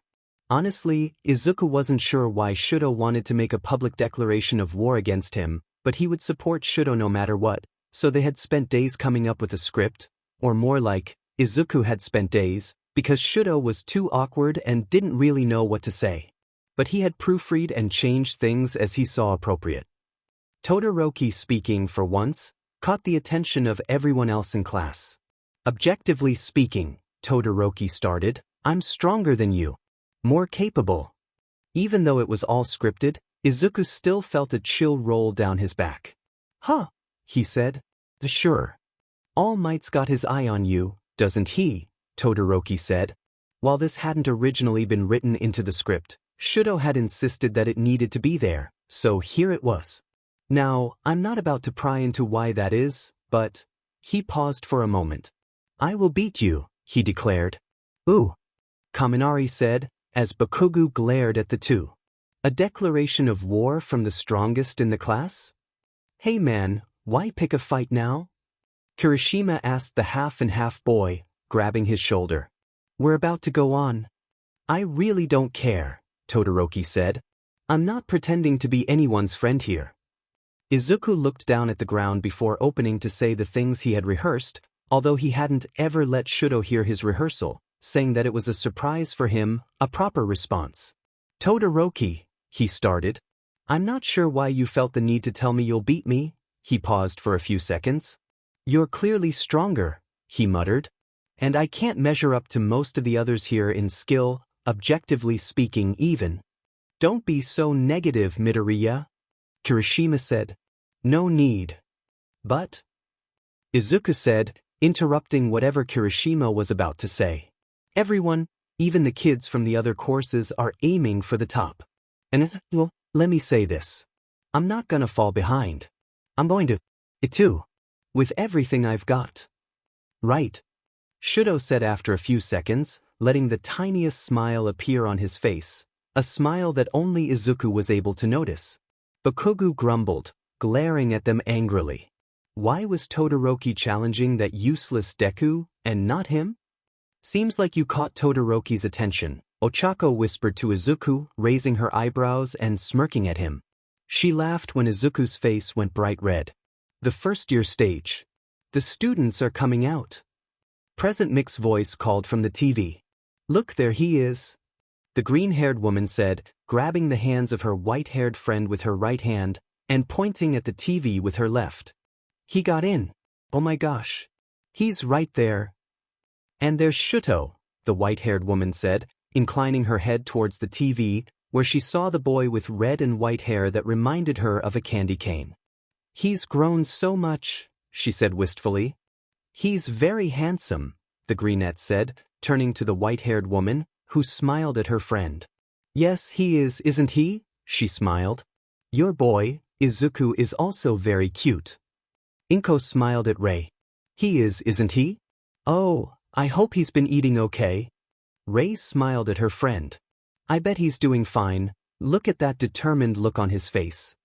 Inko pointed to Todoroki, who was once again on the screen. Look at his, she said, grinning. Unknown to Izuku and Shuto, their mothers were watching the sports festival on TV, cheering them both on from Rei's hospital room. Izuku's depression notebook. Page 15. Scars. Continued. I decided to try this again. So, back to listing my scars. I've already mentioned the ones on my arms and back, oh, and the one on my chest, so, I've got a lot of scars on my legs too. But the reasons for those are pretty much the same as the reasons why I have scars on my arms. Actually, I think one of them is from that time I accidentally dropped a plate when I first moved in with Dad and Pa. The cut was surprisingly deep. I think I have a few scars I got from the hospital after the muscular thing. Oh, that one scar I have on my shoulder that I got from Mom. She was really angry one time and tried to slap me, but she hadn't cut her nails in a while, so she cut my skin. It bled a lot, and she just kind of glared at me before stalking off after it started bleeding. I think she felt bad because the next day she brought food home for 2 instead of 1, and let me eat more than usual, so that was nice. I have a scar on my ankle I have from that one time one of Kacchan's friends, Tsubasa, was carrying everyone with his wings. I insisted that I wanted to go with them, even though there wasn't enough space on his back, so he had to carry me, so he carried me by my ankle, and to make sure that he wouldn't drop me, he had to grip really tight, but the skin there is kind of messed up now. Though that one is mostly my fault for insisting that I join them. I actually have a small scar on my lip, though. It's really small, so most people don't notice it. I think I either got that scar during that one time I was in level 8, or during the fight with Muscular, one of those two. I'm not sure of which. I don't really feel like talking about my scars much. I'll ask Shudo to add something in here later if he feels like it. I have a few scars all over my body from my SPRM donors, training. I don't really feel like talking about those that much, and I don't really feel like talking about the scar on my face either, but I guess I got that from my mom when she poured the steaming water onto my face. It wasn't the happiest day for me. I don't have as many scars as you do, Izuku. Honestly, your situation was so much worse than mine, and I'm really glad you were able to leave it. I love you. Shudo chapter text. It's Yu's Sports Festival. Hisashi screamed into the microphone. The one time each year when our fledgling heroes compete in a ruthless grand battle. First up, you know who I'm talking about. The miraculous rising stars who brushed off a villain attack with their steely willpower. The first years, he paused for dramatic tension. of the hero course. It's Class A. Whoa, Izuku stuttered, staring at the crowd, putting his hand on his chest in an attempt to still his beating heart. What a crowd. He was, of course, used to this as he was a pro hero, but it was strange to be in front of so many people in front of his mask. Izuku was sure that at the end of the day he would have the biggest panic attack in the history of panic attacks, if he wasn't having one already. And we're expected to put on the best performance we can in front of so many spectators. Ida said from behind Izuku. I suppose this is merely one more necessary skill if we hope to become heroes. Kirishima was stuttering to a said off Bakugo. They're really giving us too much credit. But we won't let it shake us, right, Bakugo? Kirishima asked the boy. Nope, the explosive child said. Just gets me pumped up. Following Class B, it's Classes C, D, and E of General Studies. Mike continued to shout. And here come the support course classes, F, G, and H. And the business course. We're just here to make the others look good, Shinso overheard a few from his class say. Hard to get motivated. Now for the athlete's oath. A voice from the stage said, and all heads turned toward the teacher standing at the top of the stage. Ooh. The first year's ref this time is R-rated hero Midnight. A voice from the pro hero stands called. What about the principal? Another one asked. He's always assigned to the third-year stage, a third hero responded. R-rated. Tokoyami asked. Should she really be in a high school? Shut it. Midnight had apparently heard him, despite the fact that Tokoyami had been far enough away for his voice to be inaudible to her. Pipe down. She called to the rest of the students. Your student representative is from Class 1A, Katsuki Bakugo. Waff. Izuku said, a little worried. It's Kacchan? Must be because he placed first in the entrance exam, Siro whispered to him, but a few of the general studies kids overheard him anyway. The hero course entrance exam, you mean, a girl complained. Shinso noticed that it was the same girl from earlier who had complained. The athlete's oath. Bakugo started when he got onto the stage. All of Class 1A stared at Bakugo in worry of what he would say. Make no mistake about it. I'm gonna take first place. A large bill was heard from all the students who were standing below the stage. Don't get cocky, Class A. One student shouted. Why must you show contempt for the dignity of this event? Ida screamed at the boy. You dirty BSTD, Shinso said, and otherwise not reacting. You'll all make great stepping stones, I'd say, Bakugo responded, making a neck-chopping motion with his thumb. Overconfident jerk. A boy from Class 1B said, it's Tetsu. I'll be the one to crush him. Confidence. Izuku thought. No. The old Kacchan.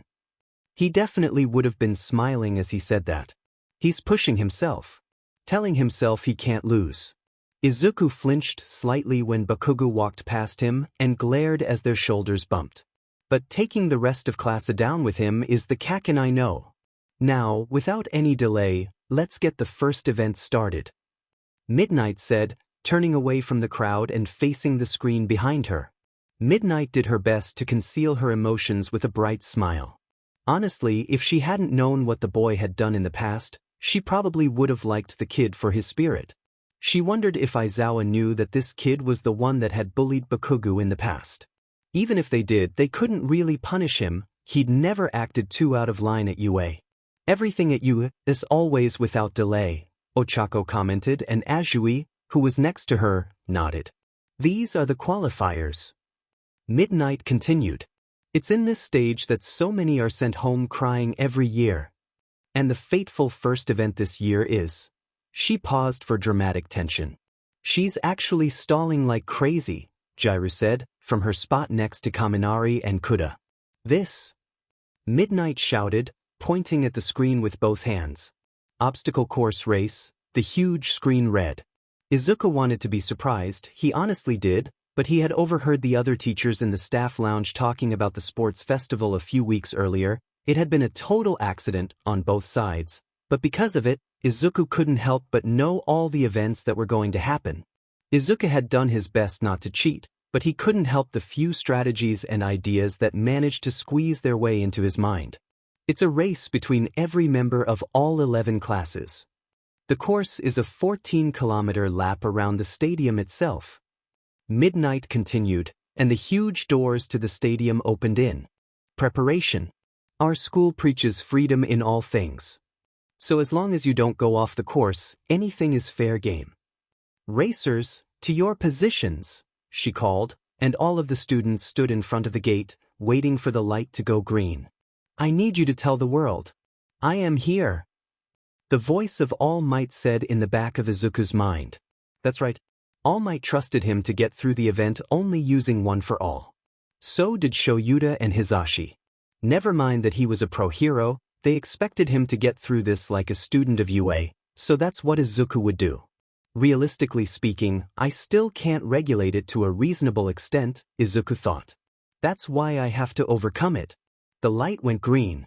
So watch me. Start. Midnight screamed into her microphones. The starting gate's too narrow. Many of the students cried as they tried to squeeze their way through the door. Izuku thought. The starting gate itself is.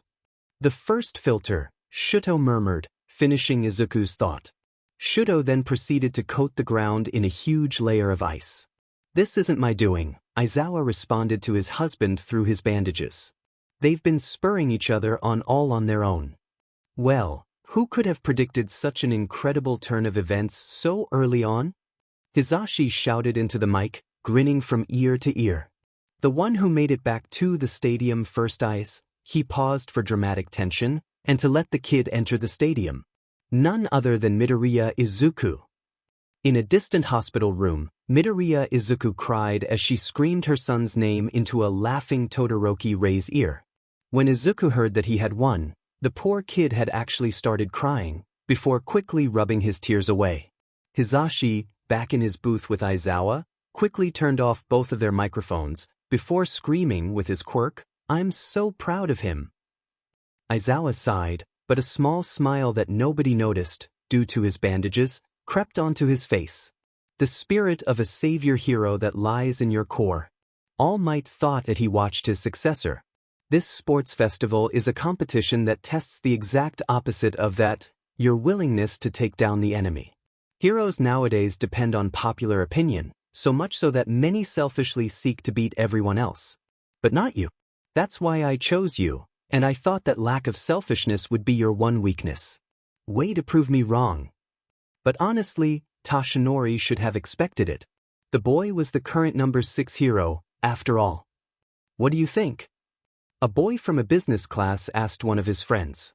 Doubtless, Midoriya's stock is about to rise, another one responded. But it's hard to say what's still in store for him, since he didn't show his quirk. Say a hero agency were to take him on, a third student said. How would they market him? I'm curious to know your opinions. The first student once again spoke up. Well, he isn't much to look at. You'd have to push his skills and unique, almost artistic sensibilities. When the resources you need just aren't there, what you have to do is the business course. Toshinori thought. Some things never change. How do you like my babies? Hatsumi asked as they landed on the ground. Cute, aren't they? That's how I made them. They're making us totally mobile. Izuku grinned back the pink-haired girl. Your babies are great, Hatsum. Only 'cause I floated you. Ochako mumbled, but nobody heard her. In first place, Team Todoroki. Hisashi screamed into the mic. In second, Team Bakugo. In third, Team B. Ha! Thanks for your help, Shinso said to 3 boys, turning off his quirk. 2 of those 3 boys were Ojiro and Oyama. Whoa! Team Shinsu? Hisashi grinned. Who saw that turnaround coming? Who even saw it happen? I'm so sorry. Really? Izuku mumbled into the ground, but the 2 girls pointed to the boy with a bird head. Todoroki was clearly shaken by your first attack, Tokoyami said. I did my best to nap the 10 million, but I came up short. But I got another one. I managed to get the one of his head when he dropped his guard. He pointed to his dark shadow, who was holding the bandage that had been on Todoroki's head only a minute prior. Midoriya, that last-ditch effort of yours left Todoroki open. In fourth, Team Midoriya. Hisashi shouted, wiping a small tear from his eye. Honestly, he was so proud of his little listener. These 4 teams will proceed to the final event. The other 3 members of Izuku's team were somewhat concerned by how much Izuku was crying, but Ochako quickly laughed it off, grinning at the boy.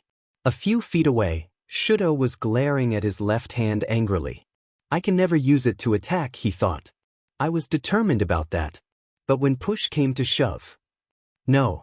How could I let that? He whispered, clenching his fist. It's just what my old man expected.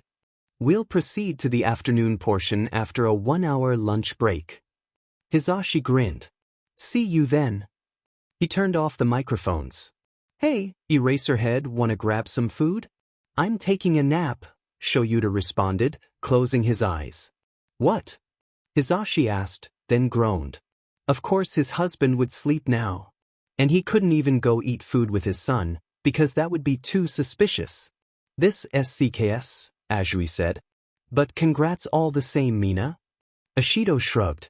Bakugo only picked me as a counter-strategy against Todoroki's ice, she said flatly. This one doesn't really say anything about my strength. No fair, Ida. Uraraka called to the engine boy. Hiding that super-secret move from us. The boy in question waved his hand at the gravity girl. It isn't a matter of fair, he explained. I simply went beyond the prescribed usage. I really just wanted to measure up to Midoriya, Satu said. Men, Ochako said, laughing. Always measuring there. She glanced around the group. Hey wait, where's Midoriya? Deku-kun? Are you? She called. I also noticed that Todoroki-kun is no longer here, Yaoyorozu whispered to the girl, and Ochako grinned. Oh my goodness, you don't think? She asked, looking up at the taller girl. Shudo sat leaning against the wall, looking up at his boyfriend who was staring down at him in confusion and in worry. Are you All Might's secret love child or something? He asked the boy, whose eyes widened in surprise. Sho-chan, are you okay? Izuku asked, crouching down and feeling his boyfriend's forehead with his hand. In the distance, he heard Kacchan's huff of breath, but he decided to ignore it for now, focusing on Shudo. You know who my parents are, he said, though he intentionally didn't mention them. I haven't met your birth parents, Shudo stated, and Izuku couldn't help but chuckle. Yes, but you know where both of them are right now, he said. I thought we've gone over this. Shudo watched him for a few seconds before conceding, and then letting his droop. I promised myself that I wouldn't use it, he said, raising his left hand ever so slightly to glare at it. But in the end I had to use it, and that's so frustrating. I don't see what's so wrong about that, Izuku said, sitting next to Shudo, and extending his own left hand to create a small little flame, wincing slightly as he watched it flicker. He had temporarily forgotten about Kacchan, as his thoughts of Shudo had completely overtaken his mind. I hate my fire. I hate it so much because, well, I got it from my father, but I still use it. Because it makes me a better hero. He said quietly. Shudo raised his head to look at him. I've been trying to convince myself for the longest time that, well, this fire is mine and not his. I don't know if I've been doing that good, as I'm still not entirely convinced, but I've still been using it. It's helped me a lot. It's part of the potential energy that I can use, so I have to use it so that I can be better. He turned to look at Shudo, extinguishing the flame in his hand. I'm not allowed to go all out, so I can't use it right now, but you're allowed to. It's your power that you have, that you're allowed to use. So I think there's nothing wrong with using it. Izuku sighed. I'm only here because there were so many people who supported me. Shudo nodded. Yes, he had seen lots of people supporting Izuku. Hell, he was one of those people. The only one who Shudo had supporting him was Izuku. And in all honesty, Shudo considered that more than enough. I want to be like All Might, Izuku mumbled quietly. That's why I became a hero. My motivation is almost nothing compared to yours, but it's gotten me here. So use your motivation. Izuku smiled at his boyfriend. It doesn't mean that you have to use your left side, though, if you really don't want to. But, Shudo, Izuku let his smile fade. If you and I end up fighting, I want you to go all out. Shudo gazed at Izuku's gleaming eyes for a few more seconds before looking back down at the ground. Okay. Izuku's depression notebook. Page 16. My boyfriend. I just decided that I would make a page for him here, so that I could write something that made me happy if I ever need to calm down, like I do now, so here we go. His hair. It reminds me of either peppermint or the Canadian flag. It's gorgeous. It's so soft and fun, and I sometimes play with it, and it's so amazing. Shudo says that he likes my hair too. So we're planning on each cutting off a few strands of hair, and then making it the charm of necklaces for each other. I don't know if that's weird, but I like it. Something of the other that we can hold on to just in case we ever need support. We haven't done it yet, but we will soon. I also sometimes braid Shochan's hair. I think he's growing it out a little, actually, once he learned how much I like braiding hair. It was something I did back with Mom, and then Dad and Pa both let me do it with their hair. I swear, both of them have the longest hair ever. And Dad's man bun is awesome. But yeah, I sometimes braid Shudo's hair. He looks really cute with it. He has awesome clothes. I swear, he would look good in anything. But I like it especially whenever he wears either navy blue clothing, or something white and black, that just makes the red in his hair stand out, and it's awesome. He also has really nice jeans. I swear to God, I remember once, when I was so tired after patrol and kind of crashed at his place, he lent me his clothes the next day, and I swear to God, those jeans were the most comfortable thing I've ever felt. They were so amazing. I still need to ask him where he bought them, because I need a pair for myself. He also has the best hoodies. I mean, I have a lot more, but his hoodies are the best. Especially because they're big enough for both of us to snuggle into at once. He actually gave me one, once, and I was so happy. Until I had to wash it a week later, and it stopped smelling like Shudo. But it was still nice. I actually wear it around the house a lot. Aunt Namuri teases me about it a lot too. Oh, and his face, he's so handsome. He says his scar is unsightly, but I think it's really pretty. It's a reminder that he survived, even through hard and trying times, and I think that that's really admirable. He's so pretty. And I love his eyes. They're amazing. I swear to God. They're just so pretty. No matter how much time I spend trying to draw them, I can never get them perfect. His right eye is gray, but it's like not even a blue gray, it's just a normal gray, which I think is so unique and cool, and then his left eye is an icy blue, and it's so pretty. I've seen eyes of the same color in Endeavor's eyes, but they don't even compare to Shudo's beauty. I swear, sometimes I think I'm dreaming when I think about the fact that I'm dating him. I would add more, but I'm starting to feel better now, and Dad is calling for me to watch the news now, so I'll do that later. But I will add more. The next passage is written in light blue ink. Thanks, I guess. It's nice to know you think of me like that, though it's a little weird to read good things about myself. Also, I'm stealing the next page to write things about you, because while it's flattering, I don't know how much more about myself I can read. Though I have a long list of what I can write about you, I'm starting to feel a little hypocritical. Also, yeah, the necklace thing. We'll do that soon, I promise. I love you. Shudo chapter text. Hey! A voice called from behind Izuku, and Izuku turned to see a gaunt blonde man standing there behind him. It took a while, but you're finally getting the hang of using one for all. Toshinori gave the boy a thumbs up. Uncle Toshi. Izuku said, a little surprised. Not really. He said, I'm still uneasy about it, like with that microwave visualization thing. I'm just trying to recall when I launched it at that villain, but it still feels dangerous. As if I could fall apart if I lose focus for a second, and, well, it's like you saw. Given the level my body's at, even when I control it, it only gives a small increase in power. Toshinori thought for a few moments. Right. Remember how I was talking about giving it between 0 and 100? Izuku nodded. As of now, your body's capable of about 5%. Only 5%? Izuku asked.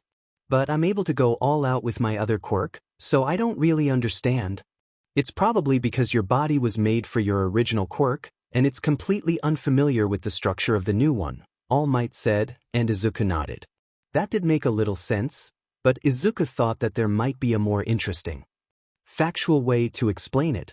If you put it that way, Izuku said, I've just gotten lucky with everything. Toshi smacked him on the head.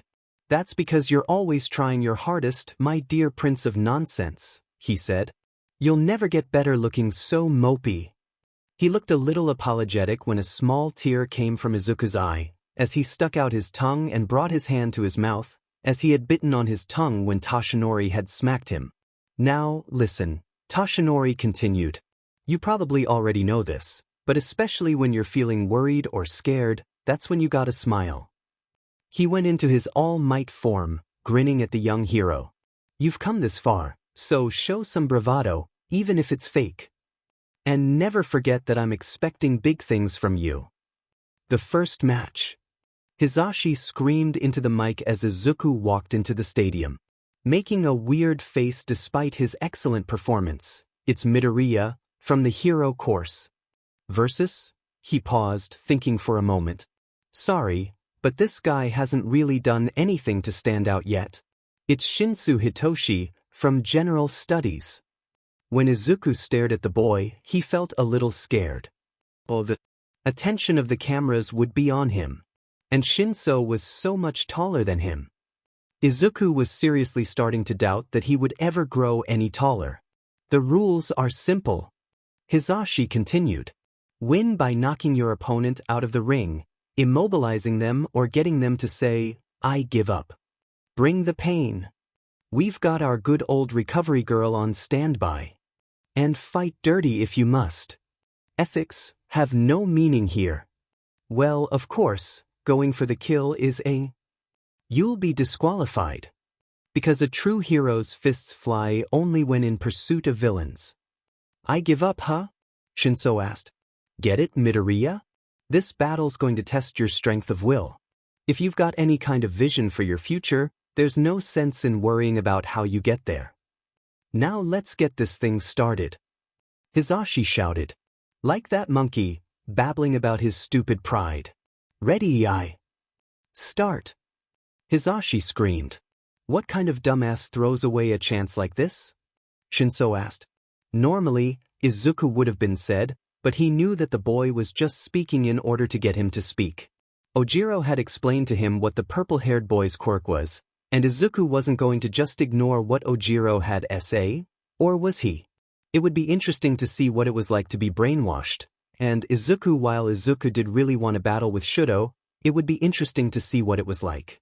Cool, Izuku responded, after a few seconds of thinking. It's my win, Shinso said, glaring at the greenette. Damn it, Midoriya, I warned you. Ojiro shouted from the stands.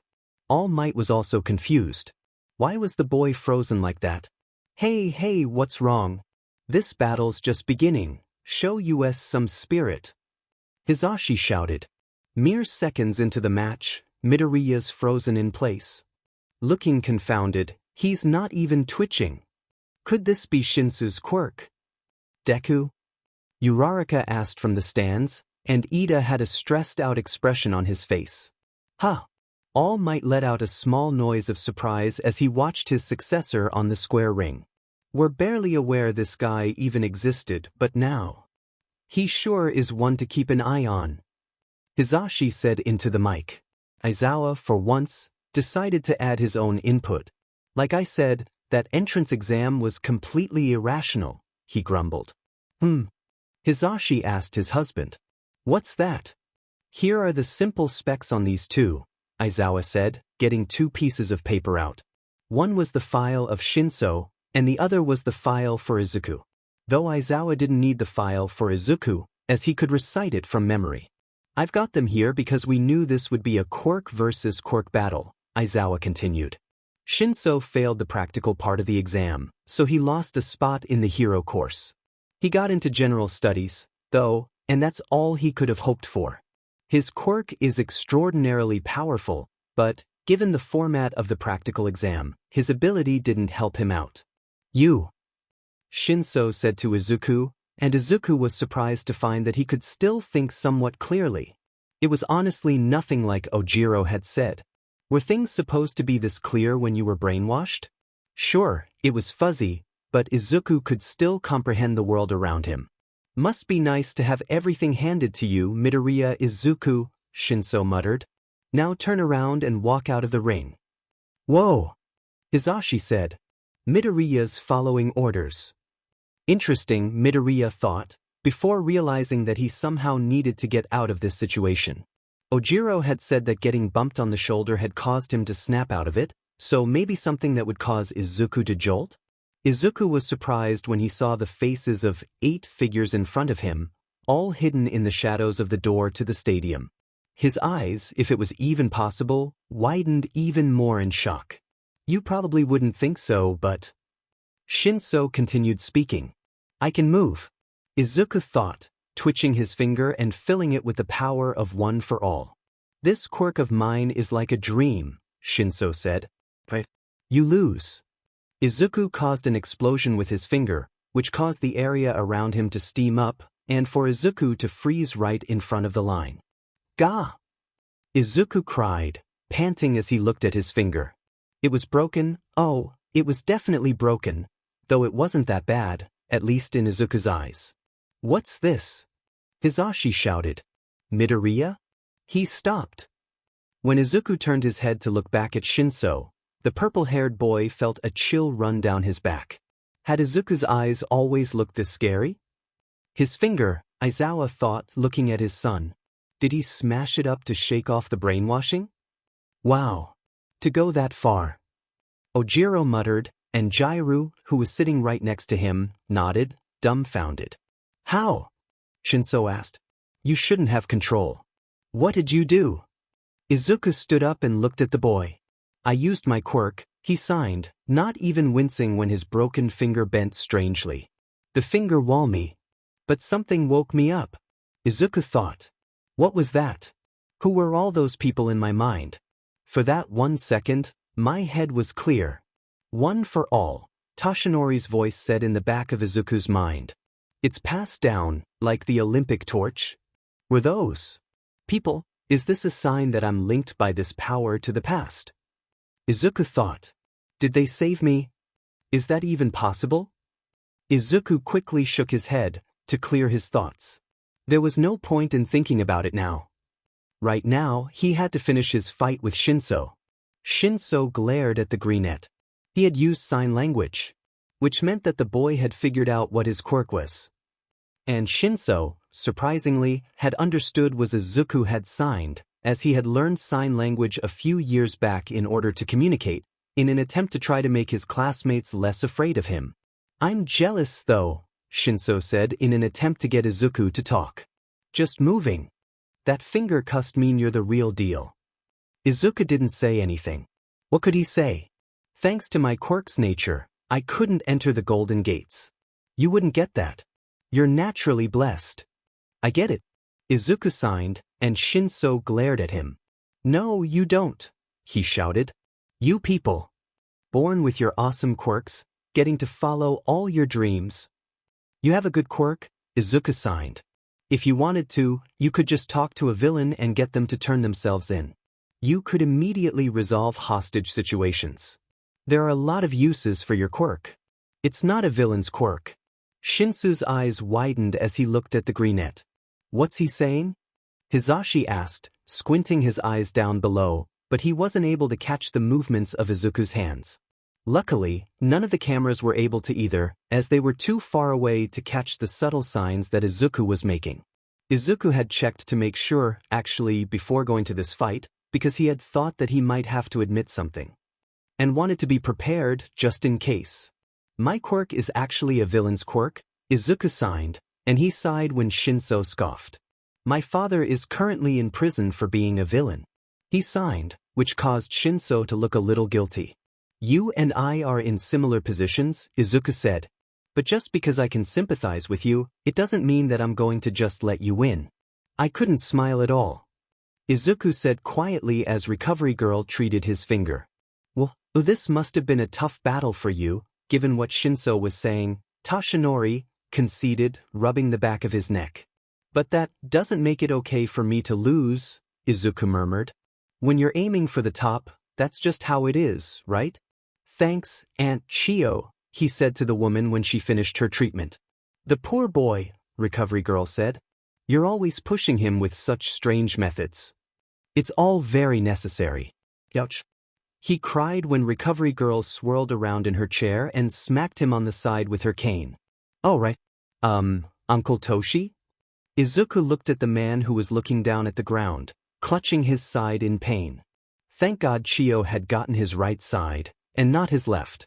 I had a vision, Izuku continued after Toshinori grunted a response.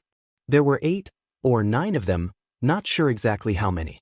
When my mind was lulled from the brainwashing, this vision appeared and snapped me out of it. In that instant, I was just barely able to move a fingertip. One of them had your hairstyle. Izuku paused for a few seconds. Could it have been the souls of the people who've inherited one for all? What the dash? Toshi shuddered. Sounds scary. What? I was sure you'd know. Izuku cried. Yeah, I saw them once when I was young, Toshinori said, interrupting whatever Izuku had been planning on saying next.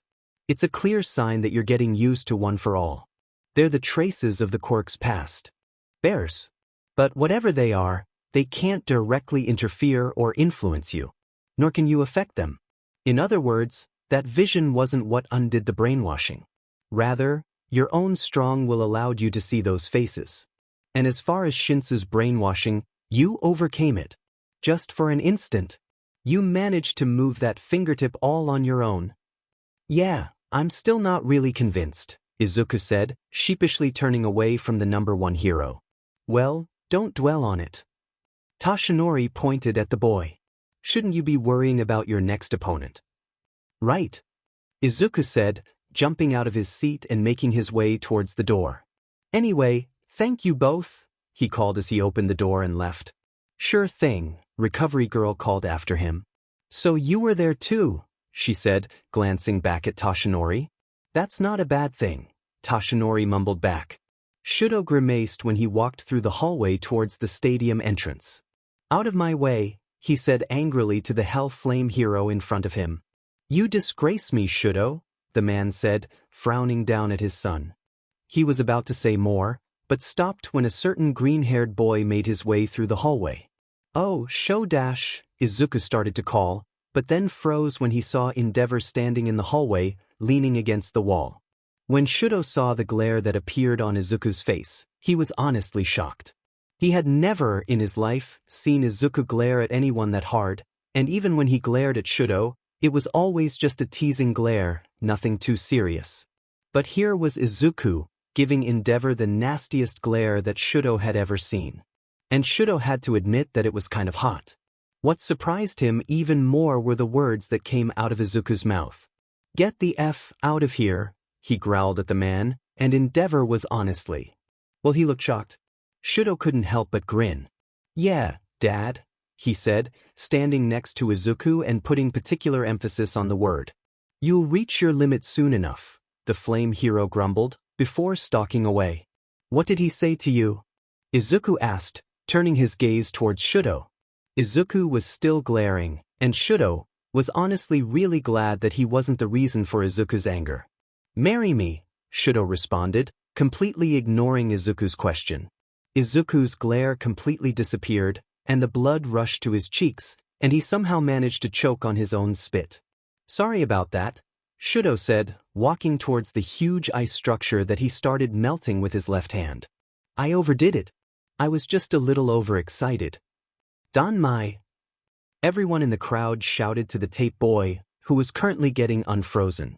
Izuku's Depression Notebook. Page 17. So, this page is written entirely by Todoroki Shudo. I hope that my pen doesn't run out ink. Zuku is an angel. He's got actual wings, for God's sake. He's beautiful. They glow in the dark, and they remind you of all things good in the world, and he's so warm. He makes fire good, which is really weird for me. When I'm with him, fire is a good thing. He's hot. Reason number 1. He's like actually ripped and it's amazing. He has large muscles that are hard to notice as they're hidden by his clothes, but since he leans against me a lot I can usually feel them. Reason number 2, his fire. The second one is a little more literal.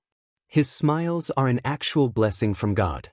Izuku smiles often, but a lot of the time, his smile is forced and fake. So when Izuku smiles, when he really smiles, with a smile that could light up the whole world and save the world from darkness, it feels as if you've been blessed by God. His hair. It's so curly and green and perfect and soft. It reminds me of a cat's fur, which is nice, I guess. But it's fun to toy with. And it just suits him. I swear, if his hair was any longer, he would look like a rabbit, and it would be gorgeous. He has freckles that are like constellations. Sometimes I want to grab a marker and just connect them all together, but I haven't done it because, well, I haven't asked. I should ask. The few times he's fallen asleep on me, I've tried counting the number of freckles on his cheeks, but usually lost count after 400 or so each time. He's amazing.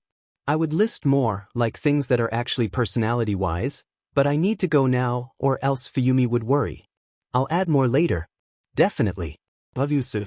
Shudo chapter text. It was during the match between Shizuki Ibara and Kaminari that Bakugo got a phone call. All of Class 1A turned away from the fight, as they thought that Kaminari would lose, since, well, it's Kaminari, more interested in who would call Bakugo. He grunted before accepting the call. "What do you want, old hag?" he asked into the phone, which caused each of the members of Class A to wince. Honestly, were those really the first things you said to someone when you answered their call? No, they heard him say after a few seconds. F you. They were surprised when Bakugo extended his phone lazily to Izuku. "The old hag wants to talk to you, shitty Deku," he said. Honestly, Bakugo was sad. First, he finds out there's something going on between that half-and-half BSRD and Deku, and now this? Izuku grabbed the phone from Bakugo, a little surprised. "Aunt Mitsuki? Hello?" He asked into the phone. "You're Alavi." A voice shouted in response, and Izuku yelped, quickly bringing the phone away from his ear. After a few awkward seconds, Izuku pulled the phone back towards to his ear. "Oh, Izuku, honey." Izuku heard from the other end. "Yeah, that's me, Auntie," Izuku murmured, sheepish. He was starting to fold in on himself. The rest of his classmates noticed. "An auntie?" Shudo didn't ever remember Izuku talking about her. "How dare you not contact me?" She shouted into the phone, and Izuku winced. That was right. He hadn't talked to Aunt Mitsuki in a little over 3 years now. "Apologize this instant," she said. "Sorry, Auntie." Izuku mumbled, and the entirety of the class was wondering as to what Izuku was apologizing for, as Izuku was an angel who seemed to never do anything wrong, at least in their eyes. After a few seconds of silence, Mitsuki finally responded. "I forgive you," she said flatly. "How are you doing?" she asked him. "Huh. 3 years ago. Your mother told us about what happened, so we know things weren't the best for you back then. How are you doing now?" Mitsuki said. "Oh," Izuku said, and for a few moments, he was quiet. "Do you know about your suicide attempt?" Aunt Mitsuki finished for him. "Yeah, that," Izuku mumbled. "Yes," Mitsuki responded. "Don't worry, we haven't told Katsuki. And well, I don't blame you. Inko said that you'd be moving in with some other people who found out about your situation, and well, I'm sorry that things were so bad for you that you felt that you had to end your life." She paused for a few seconds, before continuing. "But anyways, how are you doing now? Are things better?" "I'm doing better, Auntie," Izuku said, finally letting a smile onto his face, although it was rueful. Ochako wondered what Izuku was talking about. He was doing better? If so, how had Izuku been in the past? "You saw me on TV today, right?" he continued. "I think that should count as proof, right?" "Yeah, I guess," Mitsuki said. "Your mother told me that she would be cheering you on," she said. "Mom?" Izuku asked, jumping out of his seat in surprise, and surprising the rest of the Class 1A students. And the fact that Izuku had just said the word, "Mom." It confused the girls, as they knew that he was the son of a gay couple. Therefore, Izuku shouldn't have a mother? You know where Mom is? He asked into the phone. Yes, Mitsuki paused. You don't. I don't know who you are, but about my boy, Shudo, Endeavor continued. He has a duty to surpass All Might. His match against you will prove to be a valuable test. So give it your all. Put up a good fight against him. The flame hero turned and started to walk away. That's all I have to say. Sorry for my bluntness. Izuku took a deep breath before turning back towards the flame hero.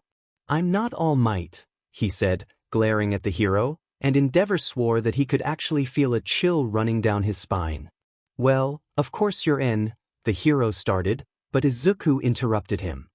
Right, he said. Of course I'm not. And Shudo, he isn't you either.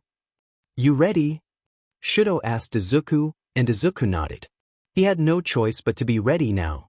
Never mind the fact that Ochako and Yaoyorozu were all obviously scheming and were going to somehow use this fight to their advantage to help him score a date with the half-and-half boy. Both of these competitors have won top marks in this festival so far. Hisashi shouted. But there's only room for one of these greats in the ring. He paused for dramatic tension. Midoriya versus Todoroki. Start. Izuku, Inko sobbed, blowing her nose. I wish that they could both win, Rei said, laughing at her friend's intense pile of tissues. You're shivering, Shochan, Izuku said. Quirks are still just physical abilities. He tried to make a fist with his fingers, but all his hand did was tense up after being too broken to respond properly. You must have a limit to how much cold you can bear. But then, you could always use your left side to thaw yourself out, right? He winced as he heard his bones crack as he was finally able to make a fist with his right hand. Everyone's giving it their all. To win, to achieve their goals. To make it to the top. And you're gonna win with half your power? You still haven't put a scratch on me. Gimme everything you got. Izuku shouted at the top of his lungs. Come at me. A smiling, dependable, cool hero, Izuku shouted. That's what I want to be. What's what I've become? That's why I'm giving it everything. For everyone. Izuku sighed as Shudo was shot back against the field. Your experiences, your determination. I completely understand, but if you become number one without giving it your all, then I don't really think you're serious about denying him everything. I'll show my father, Shudo started mumbling. It's your power, isn't it? You've got abs, Izuku said when Shudo lifted his arm over his shoulder, and the two of them started walking out of the stadium together. Shout's face burned, but he said nothing. The sportsmanship. Hisashi cried as he saw them walk out of the stadium together. Izuku wasn't exactly thinking as well as he could be, and winced when he heard the loud voice of his father. He wouldn't be surprised if Aunt Chio told him that he had gotten a concussion, but for now, he was unsure. So you're not gonna tell me to get out of your way this time? The flame hero stopped the two as they walked through the hallways. Endeavor decided to ignore Izuku, who hadn't raised his head to look at him. Without control over your flames, going all out is dangerous. But you finally put aside your childish rebellion. You're ready to replace me. To surpass me even. Work at my side after you graduate. I will guide you down the path to supremacy. I haven't put aside anything, Shudo said, ignoring Endeavor's outstretched hand. As if he could be turned that easily. Izuku said, finally raising his head and grinning at the flame hero. It's just, Shudo continued. In the moment. In that instant, I forgot all about you. Izuku's eyes sparkled with pride. Whether that's good, bad, or something in between. That's something I'll have to think about. Shudo and Izuku walked away from the flame hero, leaving him in shocked silence. In light of the festival, you'll have tomorrow and the next day off, Aizawa said. Scouting reports and such from the pros will be waiting for you here. After the break. So look forward to that as you enjoy your time off. Many of the students nodded, and the entire class, sans Ida, walked together when they made their way out of the building. I still can't believe that you haven't seen your mother for 3 years, though, Ochako said to Izuku from his side. Izuku shrugged, smiling at her.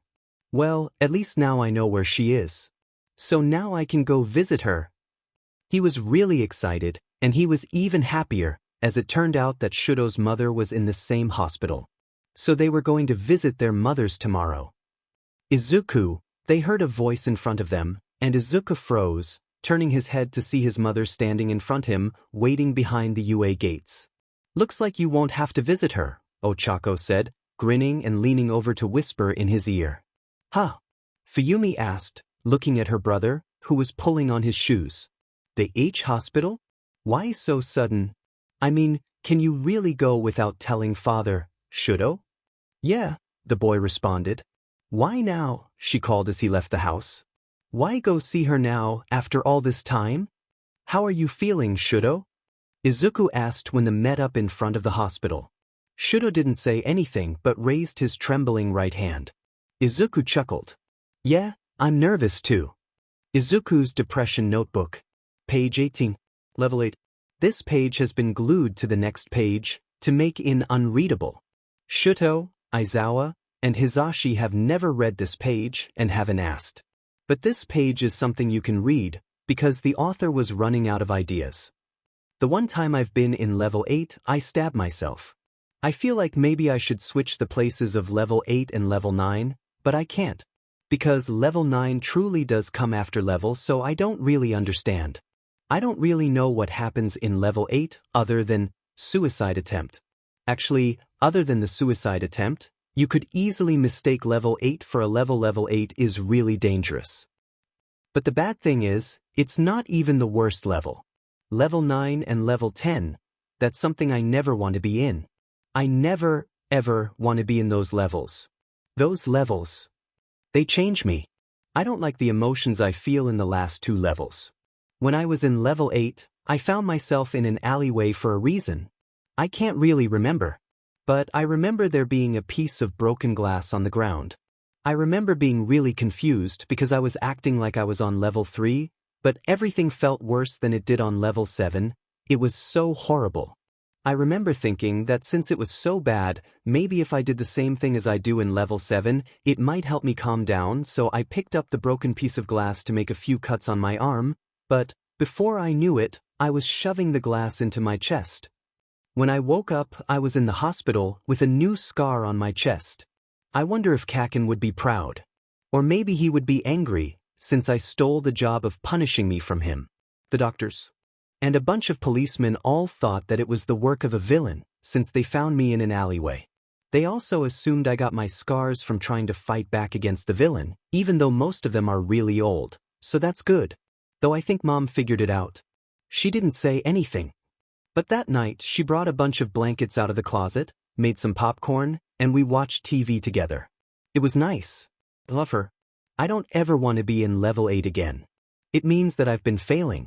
But level 8 is a suicide attempt. Just in case anyone needs to know. You know what, I'm just going to get rid of this page and pretend that I don't know what level 8 is. I don't ever want to have to face people's pity when they learn I've tried to commit suicide. I don't want them to know. I've got some leftover glue from school. I'll use that. The corner of the pages are slowly starting to peel apart due to the fact that the glue is old. It's been there for about 4 years. Soon, the page will be read by Shudo, but not yet. Whose room are we going to first? Izuku asked, looking up at his boyfriend, who shrugged, faking nonchalance. Izuku didn't really know which he wanted to do first, either. Izuku thought for a few moments. How about your mom? He asked. I just saw my mom yesterday. I think that you should see your mom before I see mine again. Shudo nodded. That makes sense, he mumbled, before quickly bringing his hand to his mouth in surprise. Izuku giggled, and Shudo sighed. It's your fault if I start muttering like you do, he said, giving Izuku a teasing glare. Izuku laughed. Then we'll match. I'm also starting to master your glare, so we'll match even more. Shudo let the tiniest grin onto his face. Honestly, Izuku was so proud. He was getting so much better at expressing emotion. I don't know if that's a good thing, Zuku, he said, ruffling the brunette's hair. Izuku nodded. You're right. It's a great thing. He laughed when Shudo sighed, but the smile never left his face. He let Izuku take his hand, so that they could make their way to room 315, where Todoroki Rei was staying. When Shudo reached for the door, he saw how much his hand was trembling. "Hey, Izuku." "Yes?" Izuku asked, tilting his head so that he could look at Shudo's eyes. "Tell me something completely random to calm my nerves," Shudo said, raising his gaze to look into Izuku's emerald green eyes, the beautiful eyes that Shudo loved. "Oh, Izuku placed his free hand on his chin, his right hand was still holding on to Shudo's hand, and thought for a few seconds, before making a point with his finger, grinning. "You're the fourth youngest in the class?" he said. Shudo raised an eyebrow. "And you know this how?" he asked. Izuku continued grinning. "I've memorized the birthdays of every member of our class." "Tell me the name of a member of our class, and I'll tell you their birthday."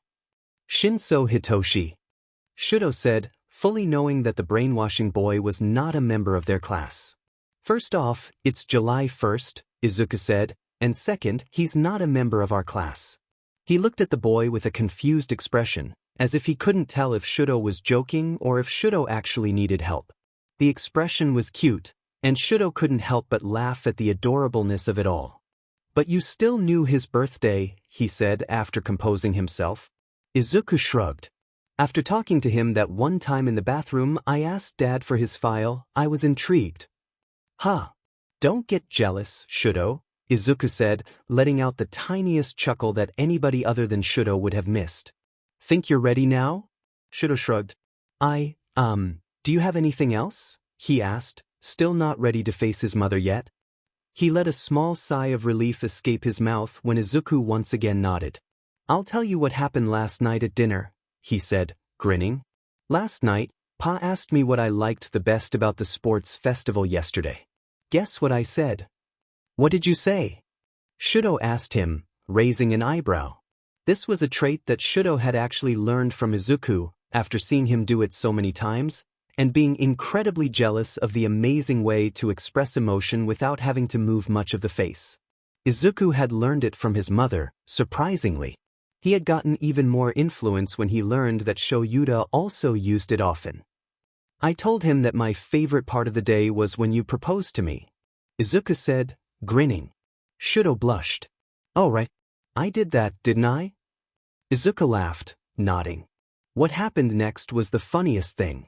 Pa had just taken a bite of his food, and Dad had just taken a sip of coffee. Pa started choking on his food, and Dad had the most epic spit take in existence, and he spit all over Pa too, so Pa had to eat the rest of his dinner with towels on his head because he was drenched with coffee. It was amazing. Shudo laughed along with him, although it was a little hard to imagine Aizawa-sensei being so surprised about something that he ended up spitting out his drink. "Are you ready now, or do you want me to tell you another story?" Izuku asked him. "I think I'm good now," Shudo said, taking a deep breath, before sliding open the door and entering his mother's hospital room. They were surprised to find Inko and Rei playing a game of chess. "Here you go, Izuku," Inko said, handing Izuku the notebook. "I finished it last night. Thought I might give it to you, to add to your collection." Thank you," Izuku whispered, letting the tears start to pool in his eyes. "I'll treasure it." "He cries as much as you do, if not more," Rei noted, smiling at the poor boy. Honestly, how many times had he cried in the last hour? Rei could swear that this was the 12th. If she remembered correctly, that beat Inko's record of, "I faint more often than he does," Inko said, turning back to her. "Friend," and Izuku nodded, smiling as he wiped his tears away. "We had a contest once," he said, and Shudo raised an eyebrow, a little surprised. Izuku, who never slept, in a fainting contest? She won. Her record is fainting 7 times in 15 minutes. The last 2 were from dehydration, Inko said, nodding her head. Shudo didn't really know what to say, not even sure why had spoken up. "Really healthy." Izuku nodded, not even realizing that Shudo was being sarcastic. "I thought so too. I got more sleep that week than I usually did." He quickly tucked the purple notebook that his mother had given him into his backpack, the same backpack that he brought to school, Shudo noted. He wondered why he felt like bringing a backpack, Had he brought something along with him, or was it just habit? Izuku, if you don't mind me asking, how much sleep do you usually get? Rei asked. Oh, it's fine. Izuku said, waving his hand to show he didn't mind. I used to only get around 40 minutes of sleep, and that was on good nights, but now I can usually sleep around 3 hours a night. Though I pull an all-nighter every 2 nights. I thought it was every other night, Shudo cut in. Izuku grinned at him. I've been getting better, he said, excited. Isn't that great? Shudo nodded, and his grin widened, if that was even possible. Oh, Izuku, that's amazing. Inko said, clapping her hands in delight. I'm still not as good. I've been getting around an hour and a half of sleep each night. Izuku turned his angelic grin towards his mother. I can give you a few tips if you'd like, he said, then proceeded to open one of the notebooks in his backpack. Oh, that was why he had brought it. Shudo wondered how many notebooks were in there. As they continued on with their conversation, Rei tapped Shudo on the shoulder, so he turned away from them to look at his mother. I know I've already asked this, she said, but how are you doing? Shudo turned back to his boyfriend and Midoriya Inko in front of him, thinking over what he would say to his mother. Honestly, how did Izuku and Inko make it look so easy? It was as if they hadn't been separated for 3 years. In fact, they seemed to be so close that Shudo wondered why they even had to be separated in the first place. But there must have been a reason, as there were notebook entries Shudo had read, and scars that he had gotten glances at before Izuku had quickly hidden them. And those 2 pages glued together, he had never gotten the chance to read pages 18 and 19, and he honestly doubted that Aizawa-sensei and Present Mike had gotten a chance to read them either. Shudo wondered what Izuku had written down of those pages, but he respected Izuku's privacy, as Izuku had already shared way more than he was probably comfortable with. I'm doing better, he repeated, as that had been his answer before. Though most of that is thanks to him, he added as an afterthought, tilting his head toward the cute brunette with freckles that he was proud to call his boyfriend. Honestly, now that he was totally ignoring Endeavor's wishes, they should probably just tell the class, and to end Uraraka's schemes, because Izuku had had actual, legit panic attacks because of them. Because of him? Rei asked. Shudo nodded. I don't know where I would be without him, he responded. When Rei gave him a questioning look, he couldn't help but smile. He's my boyfriend, he admitted, his voice a little quieter than before, but with much more pride and emotion in his tone. Oh, I'm so happy we got clearance to leave the hospital, Inko said, clapping her hands excitedly as they made their way down the street. Isn't this exciting, Rei? We get to go out and have dinner. The woman nodded. It is rather exciting, she said. Though I don't really know where we should go, I haven't been to a restaurant in years, she trailed off, a little nervous. Inko nodded her head. Yes, that is true, she murmured. Izuku, honey? Yes, Mom? Izuku asked, turning his head back from Shudo and towards her. Do you know any good restaurants around here? She asked him. Izuku thought for a few seconds, before turning to Shudo. Do you know any? He asked, and he frowned slightly when Shudo shook his head. I don't really know much about this place either, other than the time we came to that cat cafe, he mumbled. Inko! A voice called from behind them, and they turned around to see the Bakugo family standing there. Izuku and Shudo quickly let go of their hands, thankful that Katsuki had been looking at his phone, and his parents had been too distracted by the fact that Inko was there to notice what they were doing. Mitsuki? Inko asked, then grinned. It's so great to see you. What are you doing here? She asked. Mitsuki grinned, rushing forward to give her friend a hug. Katsuki glanced up from his phone for a moment, then blinked when he realized what was going on.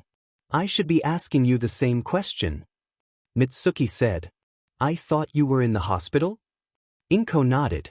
We got clearance, so my friend Rei here, she gestured to the white-haired woman, and I decided to have dinner with our sons. She then laughed sheepishly. It's just that all 4 of us don't really go out, so we have no idea where to go. Mitsuki laughed. Let us join you. We'll show you an awesome place. That would be so great, thanks. Katsuki growled slightly. Shudo and Izuku both sighed. They were glad that they had told their mothers that their relationship was a secret. Who knows what secrets that they could have given away had they not warned them? Young man. A voice called to Izuku on the train. Young man. You're Midoriya from the hero course, right? Izuku quickly snapped his head up to look at the person who was talking to him, and almost everyone else on the train also turned their heads to look at him. Nice going at the sports festival. The man from earlier. That was a close one, huh? He gave the greenette a thumbs up. You made it into the top 8, right? Another person asked. Pretty cool. You're smaller than I imagined, another person said. It really reminded me of the good old days, one said. A person nearby nodded their head. I know what you mean. That whole do-or-die feel. Good luck, hero, everyone in the train called, and Izuku nodded, calling a thank you to everyone as he left the train to go to school. Honestly, Izuku was surprised he hadn't had a panic attack. People recognizing him outside of his costume? That was honestly one of the scariest things in Izuku's life. What if that had been? Izuku smacked his cheeks. He would not think of it. Morning, Aizawa said as he walked into the classroom. Good morning, the class called. Good to see your bandages off, Aizawa-sensei, Azui said. The man nodded his thanks. The old lady's treatment was excessive, he said. But never mind that. Today we've got hero informatics class. And a special one at that. Stuff about hero law and junk. ISCK at that. Kirishima thought. A special one? Don't tell me it's a pop quiz. Give us a break. Kaminari thought, making fists on his desk. You'll be coming up with your hero aliases, Aizawa said, and the entire class, sans Izuku, Shudo, and Ida, all screamed out their unanimous "Why?" Izuku's Depression Notebook. Page 19. This page is currently not something that Shoyuda, Hizashi, or Shudo has read. It's glued shut to page 18, as Izuku had intended. He doesn't want them to read this page, but the pages are slowly starting to come apart. Someone will read them soon. I don't want to see ungrateful, so I'm going to hide this page too. When I get the glue. But I don't want to just waste this page, so I decided to write stuff about Mom in here. Because, well, I don't want to seem ungrateful to Mr. Hizashi and Mr. Shoyuda, because, well, I am grateful. I just wish they could have helped me without taking me away from Mom. I really, really love Mom. I didn't want her to leave me, I didn't want to leave her. When I asked them about her, they patted my head and said that she was somewhere that she couldn't hurt me anymore. And that made me sad, because that wasn't why I was asking. I want to see Mom, but I don't want them to think I'm ungrateful. I miss Mom. Mom is different from Father. Father enjoys hurting us, being mean to us, and he laughs when he does it. Mom is different. She is upset that she ends up thinking bad things, and whenever she says something bad to me, she always does something to apologize. She never says the actual word, but she'll do something nice, like we have a movie night with popcorn, or she brings more food home, or she'll buy me a new notebook. Oh, and that one time she bought me an All Might keychain. Father ended up finding it and burning it, but I really liked it. It was just plain old plastic, but whenever I touched it, I got this warm feeling in my chest that made me feel happy. I think that's love. I love my mother. I didn't want to leave her. Things are supposed to be better now with Mr. Shoyuda and Mr. Hizashi, but it doesn't feel like it because Mom isn't there. Things are supposed to be better for both me and Mom, and we're supposed to be together. I love Mom. I don't want to be away from her. I don't want to lose her too.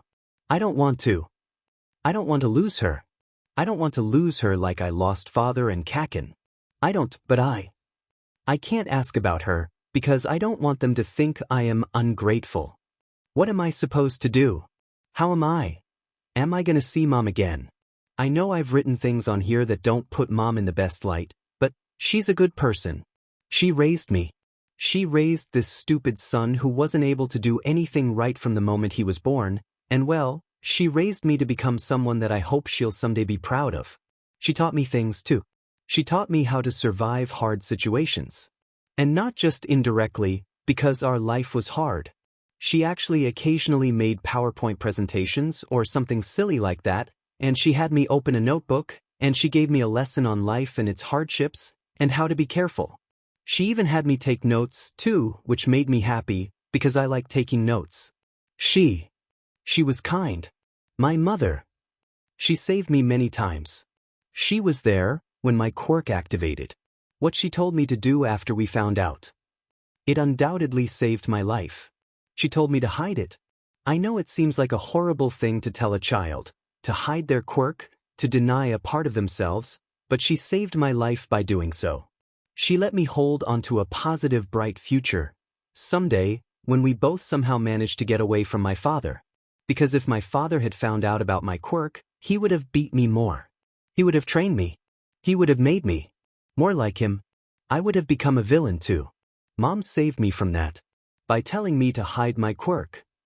She held on to what little chance I had at a bright future. I will forever be grateful for that. I love my mother. I love her so much. I owe her so much. I want to see her again. Why can't I see her again? There appears to be more, but it's all illegible, due to tear stains on the paper. Let's finish up, Midnight said after a good 15 minutes of silence. We can start with whoever's ready. We're presenting these? Kirishima asked, and the 12 o'clock hero nodded. Shish. That Yuga's got guts. Ojiro said as the boy made his way to the front of the classroom. Shining hero, Aoyama said, raising his whiteboard in front so that everyone could see. I cannot stop twinkling. It's a whole sentence. It'll be easier to say if you take out the I, and contract, cannot, into can't. Midnight said, and Aoyama nodded. Just pick one already. English or French? Sadis shouted at the boy from his seat. Aoyama-kun, Izuku spoke up as the boy started walking back to his seat, and Izuku grimaced ever so slightly when the entire class turned to look at him. Hero names sometimes help if they're short and concise, in case anyone ever needs to call for help. What if you tried something like Eternal Twinkle? It means the same thing. Aoyama nodded. That's a good idea. He turned to Midnight and gave her a thumbs up. I will use that instead. Oh really? Izuku said, and he sat back in his chair in relief. Oh, sorry, I was a little scared you'd get mad that I tried to push one of my ideas onto you. He let the rest of his sentence die, fidgeting with his bandaged hands and looking down at his lap. A few of the students were about to speak up, including Aoyama himself, but Ishido stopped any attempts by jumping up to the front of the classroom.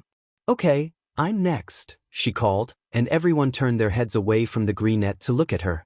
Call me Alien Queen, she grinned, displaying her whiteboard. From the sequel? Midnight cried.